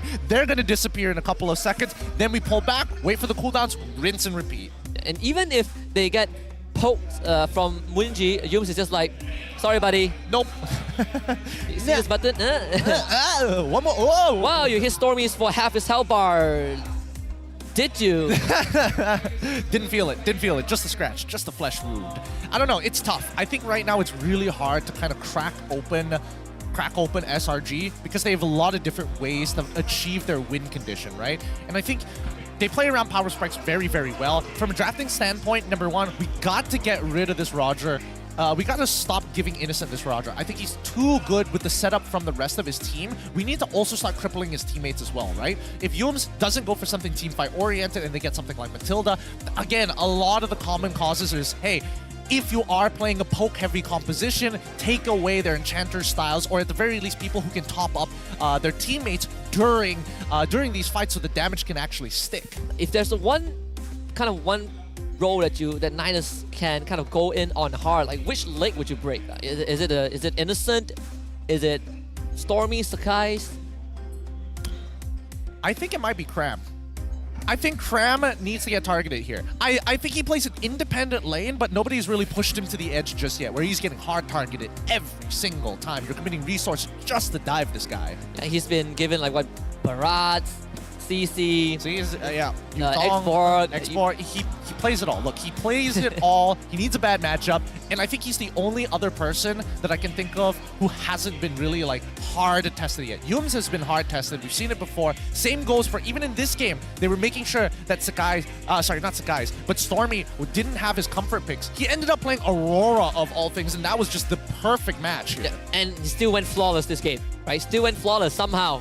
Yeah, at this point, I feel like I'm antagonist. I'm just like, how do you figure out this Rubik's Cube? There's got to be a way. There's got to be a way. Arcade is probably looking at the drafting game and it's like, I guess we have to pull out the scrim picks now. It's like, darn it, one of our secrets are out of the pocket. Oh, no. I do hope that maybe that they could push Stormy again and force him on a Julian or something. Come on, the story Julian is we haven't long seen artillery though. Oh, that's true. We haven't seen artillery. We probably yet. need to ban like 10 mages. Get the Julian.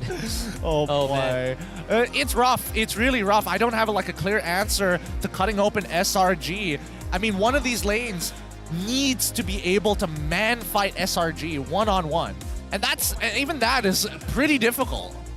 And I think at the same time for the side of Niners, it's also, regardless of blue side or red side, it really feels like it doesn't really matter too much, right? I guess SRG, like they can only target so much. But I personally hope that Niners take blue side. We have a WhatsApp video from the side of SRG. Let's see what it is.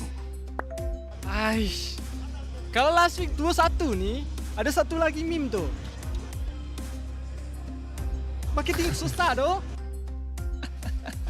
This man, I swear this guy. His meme extends beyond fine print. Yeah, it just goes to show how little they care about the loss, even if it does happen. It's just like, I've got more memes. I've got more memes. We're not even disappointed with it. Oh, they're not even thinking about the record. That's how nuts these guys are. Ah, man. It's like, if we get 2-1, what a daring statement. Man, these guys need to bleed a little bit more. They need to show that they're human still. Right, let's see if they would feel nervous. Why are we asking that question? No, they're not. They already got upper bracket. They already got upper bracket. Oh, Yums is like, I've been there. Like, did you not see the 2 medals, huh? Oh my goodness. I guess this is what he was waiting for with the 2 medals, just for this particular piece of content to drop on our screens. So when they inevitably win the whole thing, they will lift the trophy and Yums will have 2 medals already. like we would be giving him the 3rd one and Yums is like, wait, give me the first 2 first. Let's do a rerun. Like, one more. Let's relive history, right? Nostalgia factor first. But before we get deeper into this draft, time for the roll, baby. All right. Here we go. All right, we had a Kyo today. We had Terry Bogard. Let's look for mine. Your team is banning. Let's see. So we get the... Wait a minute. Wait, what? Is that the skin that I think it is? Oh, he skipped it. He skipped it. No. It's not the skin that I think it was. Come on. Oh, no! By the way, to the people who unlocked any of the skins, you can actually do it until like, what? The end of May, and right now you can get silver ID tags if you unlock it, which basically tells you which sequence you want. I don't know how to describe. You are the X number of person to get this skin. You have extra swag. Your extra swag. Yep. Congratulations, you are the 2000 guy to get Terry Bogard silver. I wonder. Yeah, never mind. I'm going to focus on the draft right now because right now I'm seeing that Niners, they're getting rid of the Roger. They're like, I'm sick of this. I'm sick of this innocent guy being able to dive us for free. I'm sick of him having a dominant lane. Matilda is also out of the picture while SRG, honestly, they're not really changing up their bans. They're still getting rid of the lane. They're still getting rid of the Angela and Niners. Real question, do you also want to get rid of the Harith alongside it? Because Loyi has been taken away by SRG. No bans, no changes in the bans at all.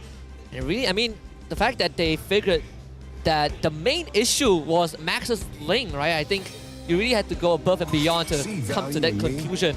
Fredrin banned out by Niners, so we take out one of the main tanks.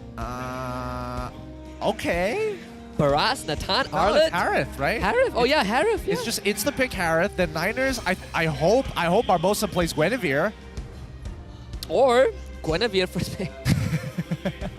They're like, so guys, today I want you to go full damage Guinevere. And then by the 4th pick, they're like, Yums, you're on Guinevere. yeah, they just switch it up. The guys is like, no, Yums, save me, Yums. You got those 2 medals for something, right? Yeah, Harith, first pick, no questions about that. Okay, no surprises. Niners. How are they gonna play this one? Innocent doesn't look happy about it. He's like, man, no Roger, seriously? I feel like every single time he makes his way from the gaming house of SRG and he's in the van with the rest of the boys, he just puts in the AirPods and starts listening to Who Let the Dogs Out, just on repeat. Okay, instantly Novara pick, so giving Moonji and Edith. All right, single target control. But that's a very early Edith reveal. That's so early. Yeah, why are they... Okay. It's still flexible between Barbosa and as well as Year 3. So this is technically a support EXP flex. I'm still very curious to figure out what exactly is Zab's going to play against a very dominant laner like Harith, or if he's going to get that extra little bit of support. I think right now the Niners are trying to figure out what exactly Yums and as well as Stormy is going to play. Maybe this will give an idea, because Valentina gets locked in for the side of SRG. And get the Sakai's assassin. But if you pick Edith early, let's say it's a potential flex, I feel like it's so risky, or it's way too risky to have a chance to assign to Year 3. I think then his matchup is going to be so much tougher. This has to be almost a guaranteed Barbosa Edith. Again, it feels too early for me. Yeah, I think it's still a little too early. I think here. Arlet would have been a better pick. I mean, if they do want to go for it, they can lock in the Arlet, and then they have the extra bit of flexibility depending on the matchup, right? I mean, worst comes to worst, you get the Yutong. Okay, sure, whatever. More dive to a composition that plays like on both extremes of backline and as well as frontline. Okay. Gonna the Ruby again. Still no clear indicator of where is Ruby and Edith are going to go. Atypical of antagonist. He's holding on to his mastermind, his evil plans. Let's see where the bads are, and maybe we can get a little bit of a hint there, right? Because we know that Nolan, for a fact, is going into the jungle for the side of SRG, which begs the question whether Max wants to opt for a high mobility assassin, right? They don't have Link, so it could be Hayabusa. Let's not forget that even Hellcurt is available this time around, and Hellcurt not that bad, especially since he has an inbuilt silence, which goes very well against spellcasters like Valentina and as well as the Harith. And paired up with the Novara, right? Like unlikely teammates. See the Grog taken out. Niners starting to, again, clamp down on Yums. Okay, if they want to get rid of the Grok, it just indicates that they want to play a heavy dive composition. Still, no indicators of specific heroes just yet. They might have to review the jungler first, unless they don't mind breaking that flex, the concealed flex pick. For that fourth pick. What else could you go for? I suppose. Again, SRG not deviating from what they have prepared for today to get that perfect streak. Gets rid of the Carmilla. All right, Niners, give us something here. Give us something to work with. Are you going to ban the Yums Minotaur? That was the problem in the last game. The Yums Minotaur made it impossible to finish off my targets. I mean, if you want to play a dive comp, that could be a priority. I suppose, but I think that they can still punish Yums worst comes to worst, right? It's not like there isn't counterplay around it. I just think that the Niners, it's difficult for them to actually find their footing and get that early momentum, right? I think if they play around that early momentum, that's going to be more important than Yums getting the Minotaur. But that's just me personally, right? We see the Arlet ban. Wow. The Niners side, okay. I suppose they could still take the Minotaur for themselves if they want. You break the flex, of course, but you will be able to hide Max's pick until the very end, right? In case they want to give him the Assassin, which I feel like there is a chance. I mean, Baraz and Boxer are still on the table, but it doesn't feel like that's where Niners are heading. They need some big damage dealers. Yeah.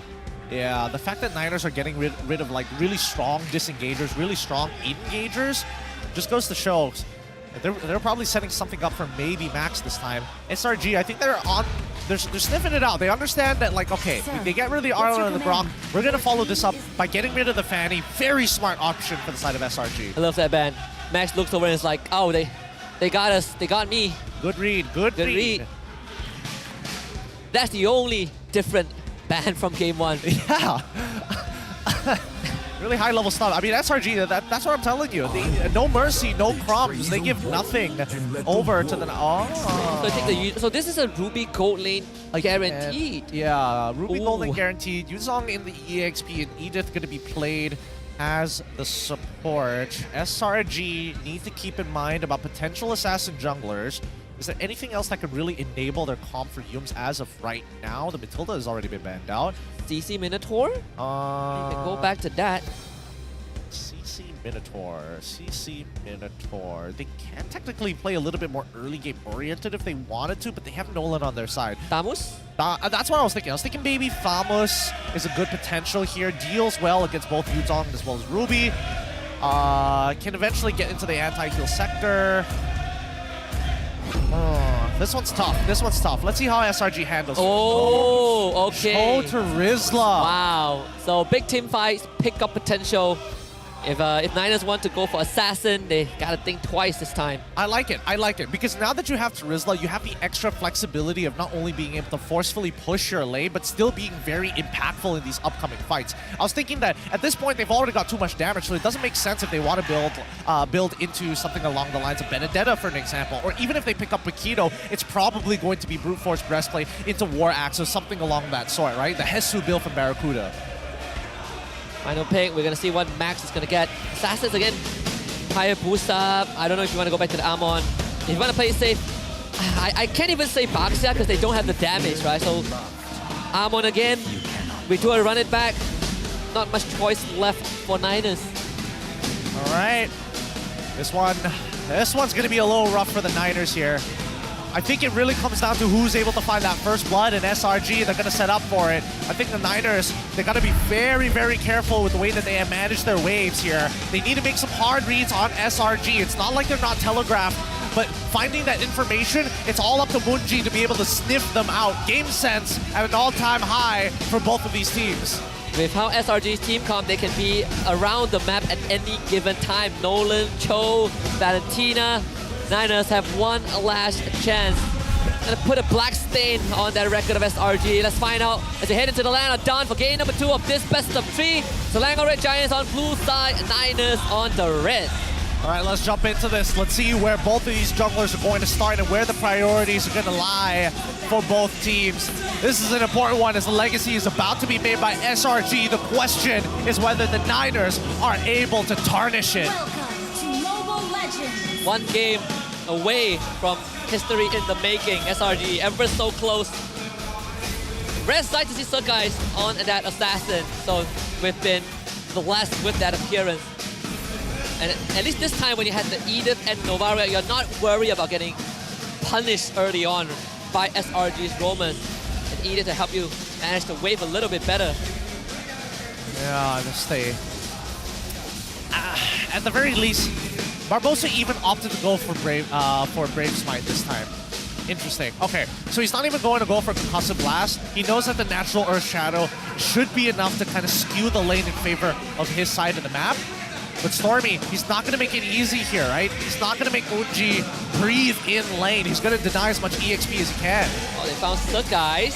That's the dash to get out Earth Shadow to stop Stormy. And for Yums, he even took the adaptive damage for his first tier emblem. So that early game tempo from Yums, it might catch Niners off guard. Barbosa completely zoned away from his natural route. Has to make that big roundabout to get to Munji. Yeah, Amon gonna end up on the bottom side of the map before he hits level 4, and the same can be said, but Sakai's is already there. He needs to kind of exercise his lead against his opponents, and for SRG, I mean, you can see that Harith, he is just hard shoving this lane, right? He is making sure that he is giving enough space for Sakai to actually face check it, while at the same time just hurting Zaos. But he can out-sustain this lane for the time being. He can take as many Synchro Fissures as he wants, and as long as there's a wave, and especially if there is River Crab, he can heal back up. And you are disabling the Ruby by just keeping her underneath the turret, right? She needs to guard her structure, and she also needs to make sure that she doesn't go down.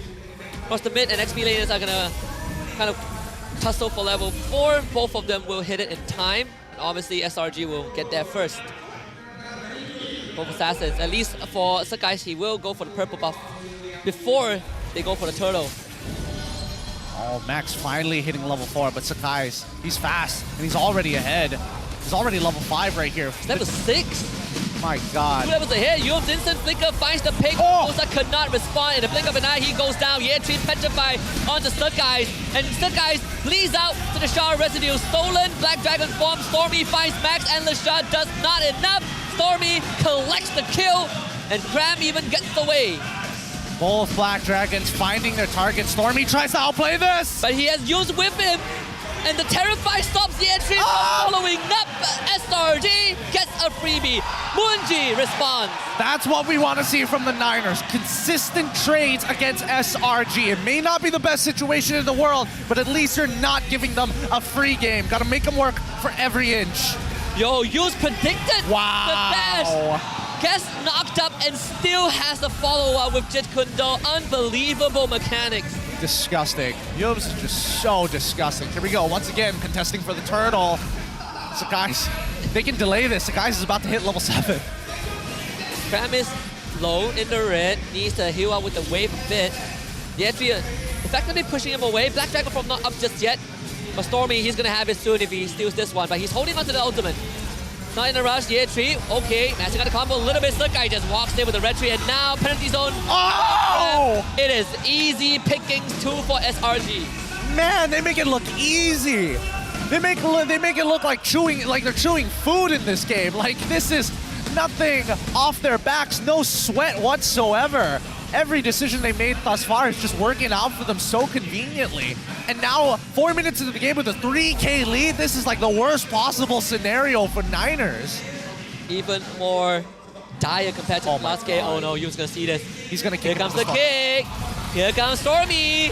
Max is gone. Collected by Innocent. Barbosa, Primal Wrath Flicker. Can't do much aside from that. Jeez, they know exactly the position of Max because he's cleared up that top side. So now they just need to position themselves for a gank on the bottom. And right now, SRG, like you mentioned, their draft has very high mobility. As long as they stay ahead of the game against the Niners, it is just so difficult for Niners to finally break the tempo, or at the very least maintain or match up the tempo. They have completely nullified Zav's purpose in this game. He lost the bot tier 1. What is Zav's gonna do? He's not gonna do anything. He used, sure. Ooh, that's the timing of that. He used the Furious Dive to clear the wave, and then it so happened that Harith was walking up. You know, SRG make it look so effortless. You know the feeling of back in school, you walk by someone that you hate, you walk by the table, you just knock the bottle. Yeah, that's knock that pencil case.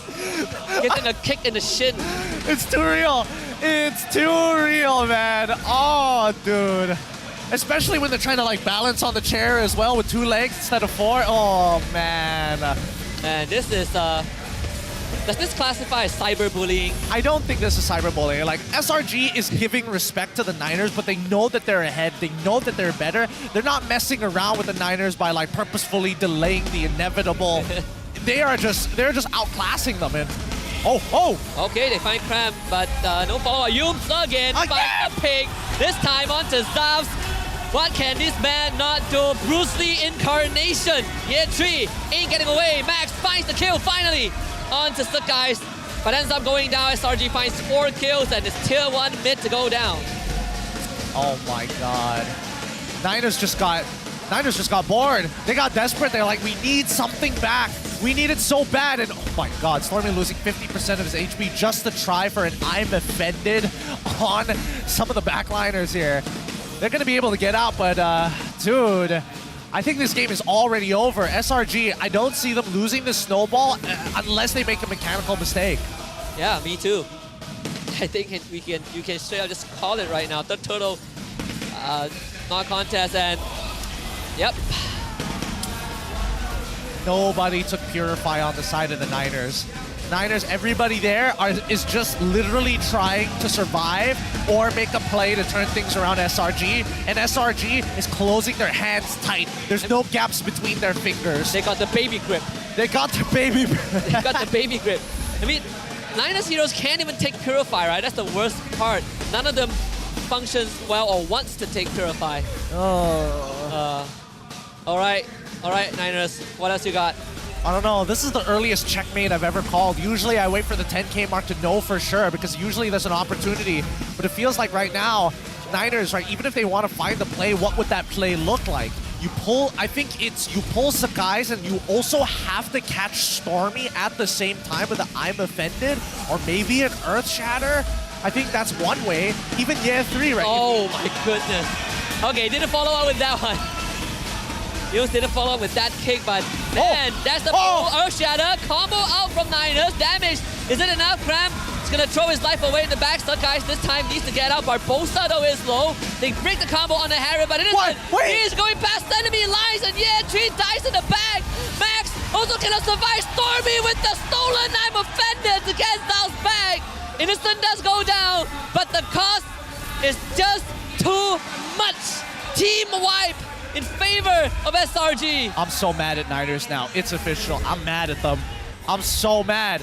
What are they doing? What are they doing? They saw Stormy use all of his cooldowns. They start backing away, and that gives you a 6-second window to punish. And Year 3 saw that. Where was the rest of the team?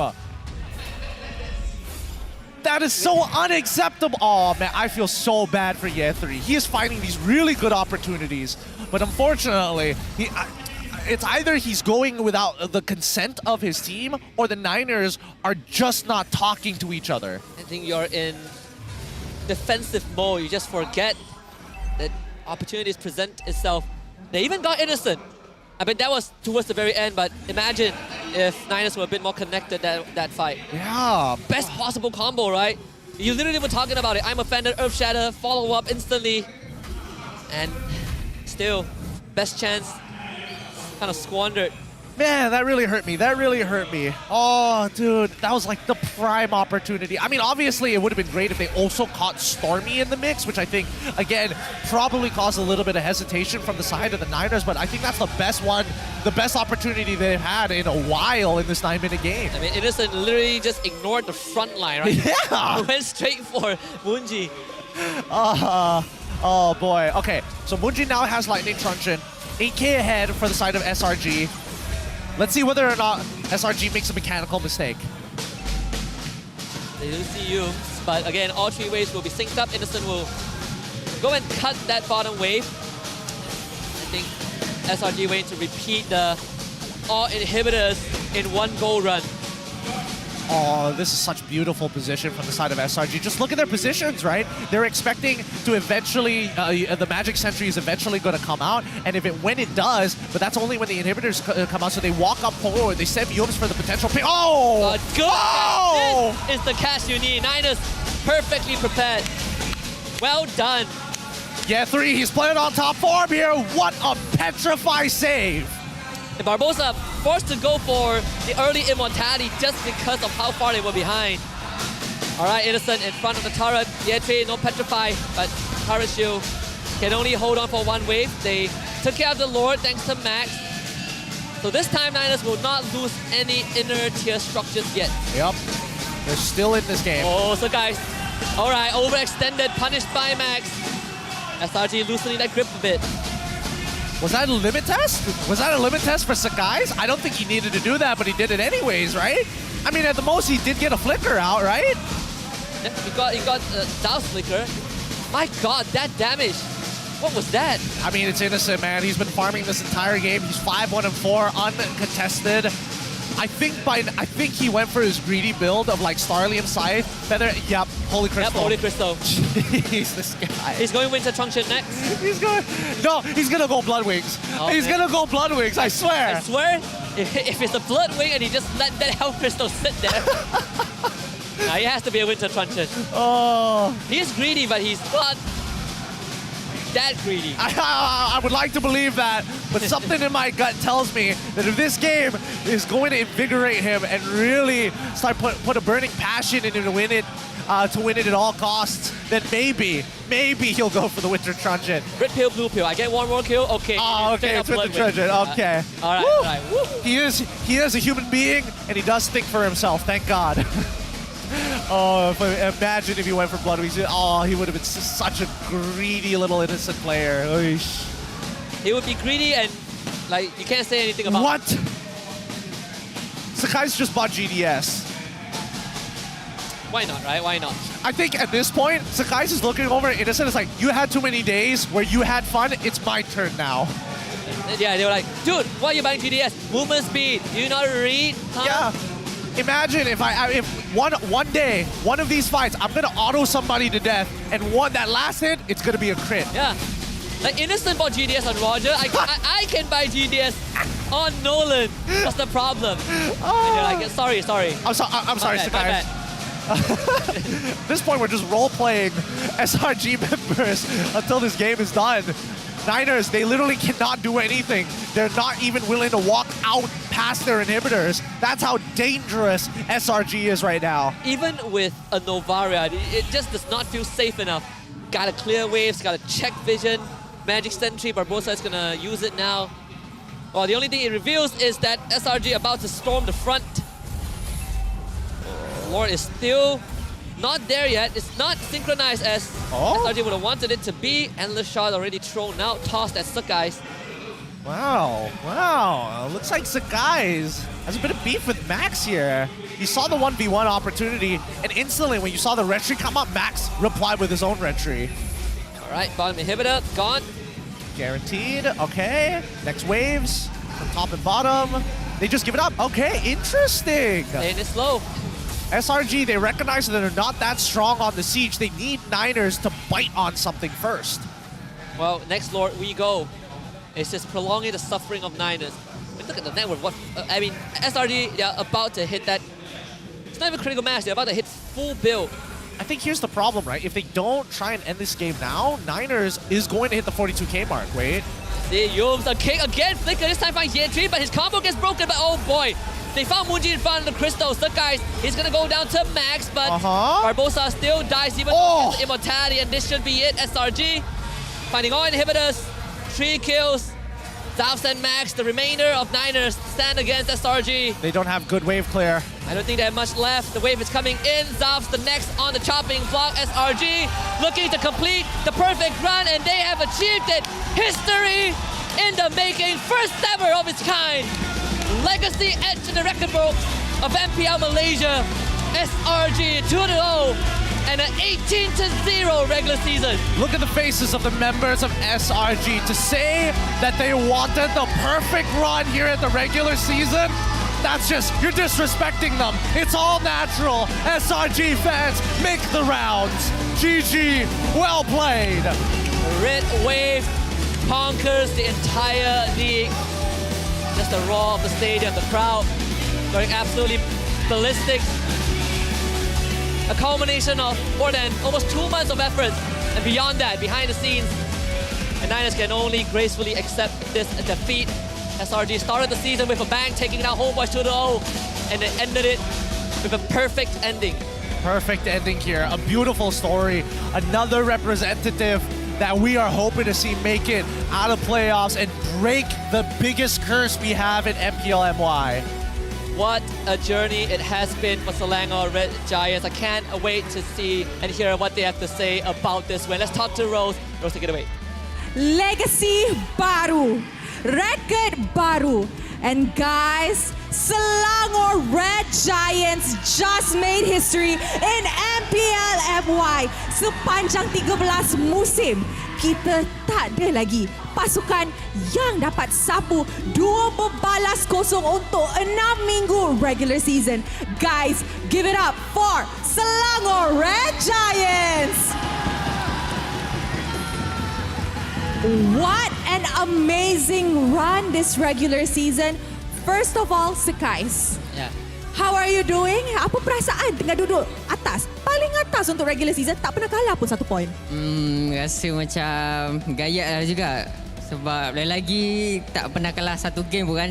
Tak ada team yang boleh kalahkan kita orang. Macam mana tu? Wow, macam mana tu?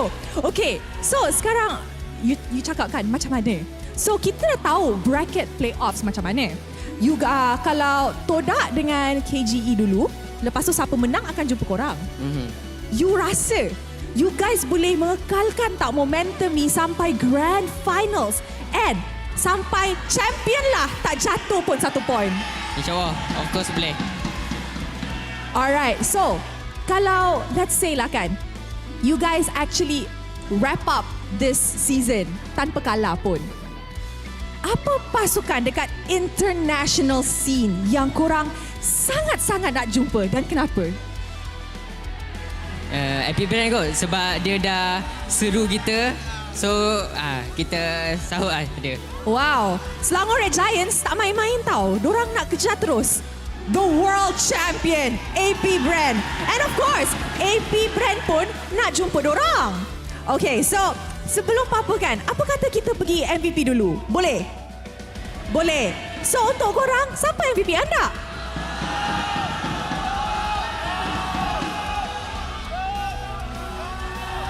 Okay, so apa kata kita tengok MVP untuk perlawanan ini? In 3, 2, 1. Jeng, jeng, jeng, jeng, jeng. MVP untuk perlawanan ini jatuh kepada Yums. Wow, Yums. Yums tadi masa first game kan, Yums tunjuk medal. Yums tak dengar apa dia cakap. Tengok apa dia. Okay, tadi masa MVP, Yums tunjuk 2 medal. Adakah ada bau-baunya medal ketiga untuk Yums on the way datang? Bau kuat sangat.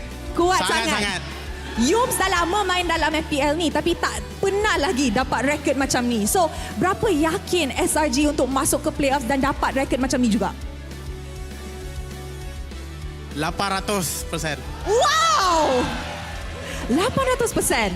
Alright, Yums, can we please pass it to the coach? Coach Arcadia. Alright, dorang dah sapu semua team. Kita kena bagi mic dekat the mastermind juga, the drafter.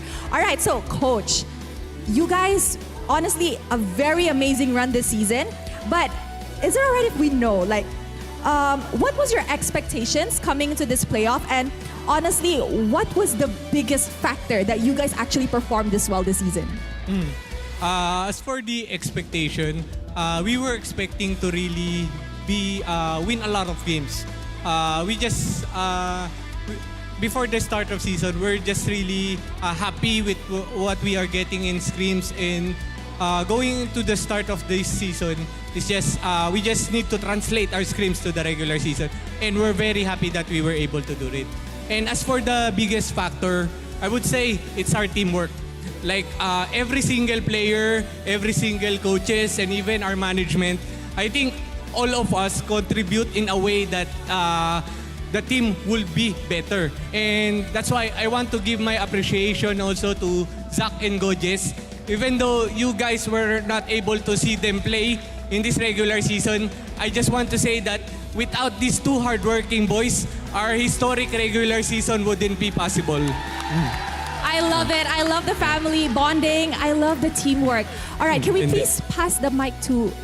you're not Just done. last one. Sorry, coach. Sorry. It's okay. And then just last one. Also, I just want to say that getting this fit, it wouldn't be possible also for all of our fans. We won't be able to get this without your support. So, terima kasih semua. And we promise that we will carry this huge momentum going to the playoffs. Thank you. All right, can we please pass it to... siapa dulu? Yums dulu ke Gorgeous? Okay, Gorgeous dulu. Can we please pass it to Gorgeous? Diorang tengah bincang. Okay, Yums dulu. Yums MVP tadi. Dia nak last. Dah jangan gaduh, guys, dah menang. Diorang nak gaduh, dah jangan gaduh. Yums cakap, Yums nak cakap benda something tadi, dia whisper lah. So, come on Yums, apa tu? Apa yang Yums nak buat actually? Kenapa you tanya I pula apa yang you nak buat? Come on Yums, apa yang Yums nak buat? Yums, come on lah Yums. You ada something nak bagi kan? Tak ada. Guys, Gorgeous dah nak jadi host. Dia suruh I tanya soalan lagi. Tapi sebenarnya dah tak ada soalan. Apa? Budak-budak ni kan dah menang, dah tak dengar apa host cakap. Sabar. Okay, I have my flow. Oh, you taunting host. Okay, silakan. Okay, berdirinya aku kat sini bukan untuk taunting, bukan untuk trash talk ke apa. But seperti mana yang kita tahu, wirakan kebangsaan kita iaitu Faisal Halim telah ditimpa musibah. So insyaAllah saya akan bacakan doa. Al-Fatihah.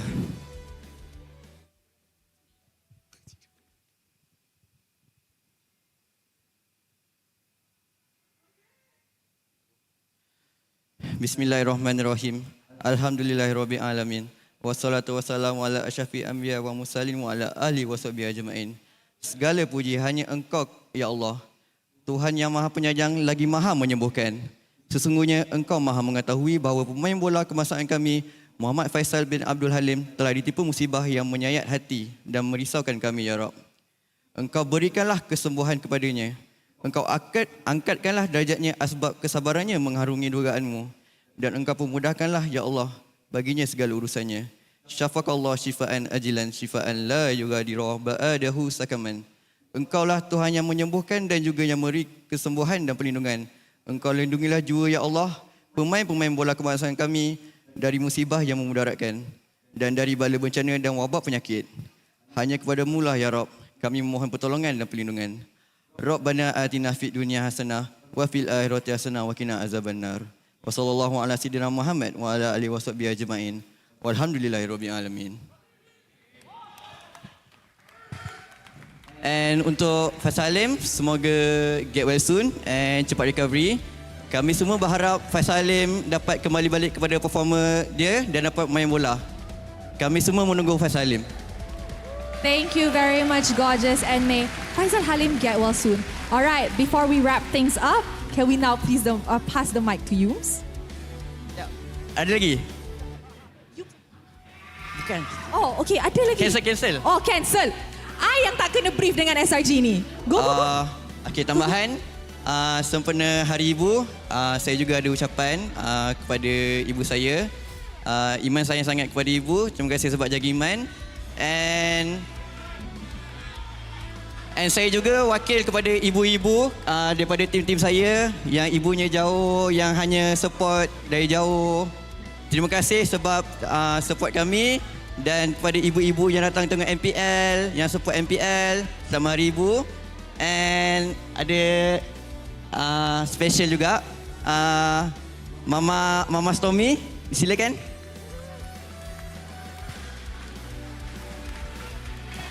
Kalau korang nak tahu, walaupun parent kami semua jauh, Mama Stormy lah yang akan jadi mak kita orang. Dia akan selalu belanja kami makan, layan kami macam anak sendiri.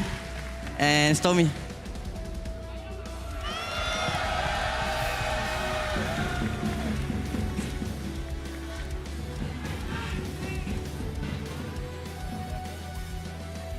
All right, this is such a heartfelt moment.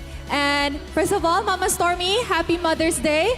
And of course, bukan tu sahaja, it's also Innocent's birthday. So, happy birthday, Innocent. Nyanyi kat sini. Gorgeous nak nyanyi.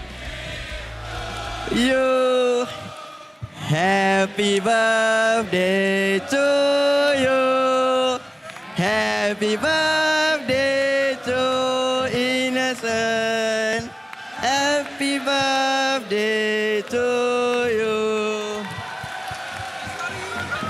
All right.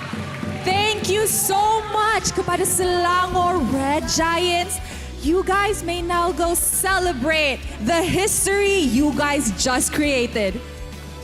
Thank you so much. Wow, saja I just nak cakap, kalau Gorgeous dah pegang mic, stage ni jadi stage Gorgeous dah, bukan jadi stage Rose dah. Tengok, dia pun tadi siap briefing I apa yang sepatutnya yang jadi. Anyways, besides the point, this is it, the last day kepada regular season kita. I would just like to say terima kasih kepada semua fans. I would like to say thank you to all the fans who have tuned in and watched us worldwide. We will be coming back for the playoffs soon. And obviously, happy Mother's Day to all of the mothers out there. And that includes my mommy. I'm pretty sure you're watching right now. Happy Mother's Day, Mom. With that, let's throw it back to the casters. And I will leave you to the hands of our handsome casters to wrap up our regular season. Thank you very much, Rose. Of course, again, happy birthday, Innocent. Happy Mother's Day to everyone celebrating out there. And congratulations to Selangor Red Giants on a historical run in the regular season. Unheard of throughout the inception of MPL Malaysia. So many memorable moments today. Of course, SRG, the Ultras playing out the final lap of SRG as they exit the arena. Oh, they even have a walkout parade. That's how crazy they are right now, making every moment cheery here, every moment lively here at the MPL arena. Overall, things have been rather crazy. New legacies have been made, and this is only just the build-up to the playoffs. Yeah, and speaking about playoffs, of course, the most important thing is to look at the state of the regular season by the end of everything and followed by the playoffs bracket. We'll show that in just a little bit, but at least now we have a rough idea of how it's gonna pan out, right? We'll talk about the post games first just to get the formalities out of the way, and also just marvel at how good SRG played that game. I mean, give it up to our MVP of the match here. Without a doubt, it goes to Yums. His coverage is ridiculous. The moves that he is making, mechanically, he is sound. We've always known that, but now that he is being able to channel all of his energy into not only his mechanics, but looking at the game as a whole, he is just one step ahead of his opponents. And the only time he dies, oh no, somebody conveniently is able to react faster than he can pull off the move. Why does he have a magic blade? That's my only question. He has reached that point. This game more dominant than the previous one, of course, ending around the same time frame, 14 minutes, 36 seconds. This game felt like it was over by the first 4 minutes. Yeah, it was really, really difficult, right? Every move that Niners make is another profit for SRG. They're just waiting for the engagements from the Niners because inevitably they will outscale them. But I would say that even SRG were not playing disrespectfully this game, right? They were making sure that they allowed Niners space, just enough space to let them pull the trigger before they take them head on. Yeah, and sometimes you just give Niners that confidence. When they make the move, that's where you punish them. But of course, in a sense, KD is going to take a bit of a beating with that one death. Thank you, Zafs, for decreasing that amount. But still, overall, in this game, SRG, that's complete domination. Innocent, doubling the damage of Munji and Max. Jeez, these numbers are rough. Like, usually you would expect a Novarian to have the highest damage, but he is also totaling up with Maxon as well as Ye3. All of them just trying to finish off targets. Even Stormy was able to kind of play that frontline role, right? A lot of this credits to Yums for his setup. You look at the entirety of the game in terms of damage taken. Yums and Cram, they are the only ones in the front line. And overall, it's just the setup that SRG has and the follow-up that they were able to kind of coordinate. It makes everything look so perfect. Yeah, it really does. I mean, man, look at the turret damage. Am I surprised? Not surprised at all. Not surprised at all. Holy cow, this is just brutal stuff going through these formalities. Yeah, I'm trying to figure out what is happening. It kind of looks like SRG fans. Like, is that like a fan signing session? Like, what? I don't think it's a fan signing session. I think that they're trying to start a cheer war with the Niners on the opposite side. Yeah, so they are gathered like right in front of the Niners. There's even a spotlight on the Ultras as well. Wait, I'm looking around to see if there's anything else. It is quite the gathering in front of the Niners. I think they're going for their photo before they actually participate in the cheer battle. That's what I think is going on. Yeah, just great spirits. Again, if you've been active on social media, they were partnered up together for today's occasion. Yeah, it seems like the fans are going at it. Or at least they were attempting. A bit of waving. They're packing up the flag, so they might take this outside. It sounds like a bad thing, but man, it's going to be so loud outside, I swear. If both parties, especially with the Niners on top of the SRG fans, it was loud inside the arena. I can't imagine when they have unprecedented free control outside. All right, calm down, that gentleman. That drum needs a break. the poor drums. Man had to get one last note in. Oh, man. As we look through the highlights of this game, I think it was very evident here that SRG came extremely prepared. A lot of the habits were exploited, and more so, they learned and got the feel of the Niners off of game number 1, so game number 2 didn't feel too different at all. Yeah, game 1 was them slowly just choking out Niners, watching their face turn purple. Game 2, they just ran at Niners with just full speed ahead. Never giving Niners the time of day to just take a breather. Every time, like, Niners is just on guard. Yeah, I mean, see, every single time that they make these moves, right, it's all about getting Niners in a position where they're actually going to participate in these fights. Like, as much as SRG runs at the Niners, they're not overextending, right? They're just trying to see what are the trigger points from the Niner sides behaviorally to actually pull it. And just now we saw the kind of the best moment for Niners. They unfortunately were not able to capitalize on it. This final part, as much as Niners were able to get 2 kills in return, it just did not matter. SRG too far ahead. With this series concluded, that also concludes our regular season. It means we get to look at our standings one last time before we head into playoffs. SRG just perfect, 27 points, 18-0 in terms of game wins, and 9-0 in terms of match win-loss. Yep. With that being said, SRG at number 1, Homeboys at number 2. They will be advancing to the next round of the upper bracket straight away, while everybody else, Todak in 3rd, RSGMY in 4th, Team Hawk in 5th, and King Empire in 6th will have to duke it out to see who will make it into that upper bracket against Homeboys or SRG. To everybody else, the Niners, Monster Vicious, you managed to hold on to your spots, and next season we hope to see you get stronger. Barracuda, good luck. We'll see whether they're going to hold on to their spot. And that will be concluded on the MAL finals happening 2 weeks. In a week, we got a week's break, and yes. And then week's break, yes. So in the next coming 2 weeks. Bounty, good luck. I mean, to them, we'll have to see whether they make it back to the Champions Conference. Now, ooh, look at that bracket. This is what we've been waiting for, of course. For the first time ever in MPL Malaysia history, we only got 6 teams in the playoffs, and it's all best of 5 galore until the grand finals, where we have our ceremonial best of 7. Todak takes on King Empire Esports in the first best of 5, followed by RSG Malaysia against Team Hawk. Winner of the first series takes on SRG. Winner of the second one takes on Homeboys, and at that point, it's just double elims all the way until grand finals. Yeah, the bracketing is unfortunate here because, again, even if you get decent placings like Todak and as well as KG, they end up having to face each other off very early on. So, again, fans are going to be right at the edge of their seats, even for RSG and Team Hot fans. Because keep in mind, for the play-ins, it's single-round elimination. If they lose their series, it's over. And then, once you make it to the upper bracket semifinals, you can breathe a sigh of relief as you get pounded by SRG or Homeboys. It's going to be such a poetic sequence if Todak somehow makes it to SRG, if they overcome KG, because last season they also had to play through play-ins, and the team that knocked them out was SRG. In fact, Todak has not won against SRG since last season. It's 2-1 in the regular season, 2-1 in playoffs, and this season it was 2-0 in regular season, so we'll just have to see. Playoffs day number 1. We have Todak against King Empire Esports, followed by RSG Malaysia against Team Hawk. These two are the series that you gotta watch out for. Remember, it's no longer best of 3, it's best of 5. Yep, it's gonna be a very long day. That's why there is a literal 4-hour duration between both of these games. We expect it to be long. We expect to see the best from these teams. And this is also going to be, there's also going to be the first time where whether you are upper or lower bracket, you have to play a best of 5. It's not just a test of skill, it's a test of endurance, a test of how deep the pockets go. Yep.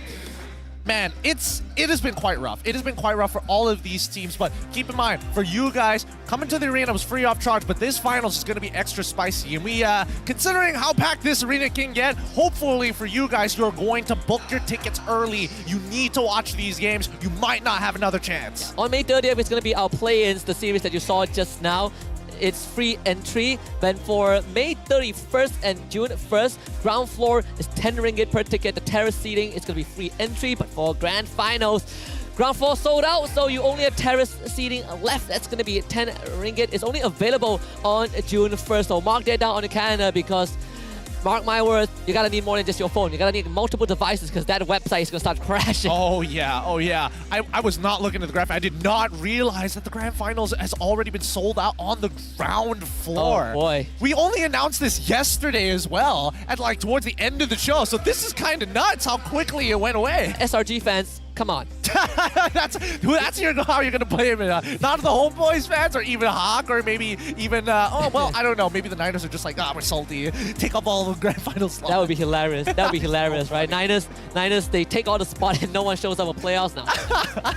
That would be a tragedy. That would be a tragedy. But man, everybody's enthusiastic for the upcoming playoffs here. I'm enthusiastic. I'm pretty sure you're enthusiastic about it as well. Yeah, I'm super excited because this is it's history in the making, right? We call this the new era, and indeed we have seen evolutions of teams. It's SRG's third season and they got a perfect run, outdoing teams who've been here longer than they have. So we've gotten the attention of the international team. So many things to unpack, but that is it for now. The regular season has concluded. We'll see you guys on May 30th for the playoffs. My name is Husky alongside Gideon Kill. On behalf of all our colleagues, we wish you guys a good night. See you on May 30th. Gusto nga the Petri, I see ya. Dapat. Uy, boy, Pilih. Nah, nice one. Nice one. Bisi kita, bisi. One. Nah. Watch me. Dapat. Dapat. Aman. Cincin. Nice. Hidai. Nice one. Go there. Dapat. Hold it. Nice. Nice. Dobi. Oh. Dobi. Boleh. Bawa. Nice. Asal tak boleh kick Okay. Let's go. Let's go. Nice. Easy shot. GG.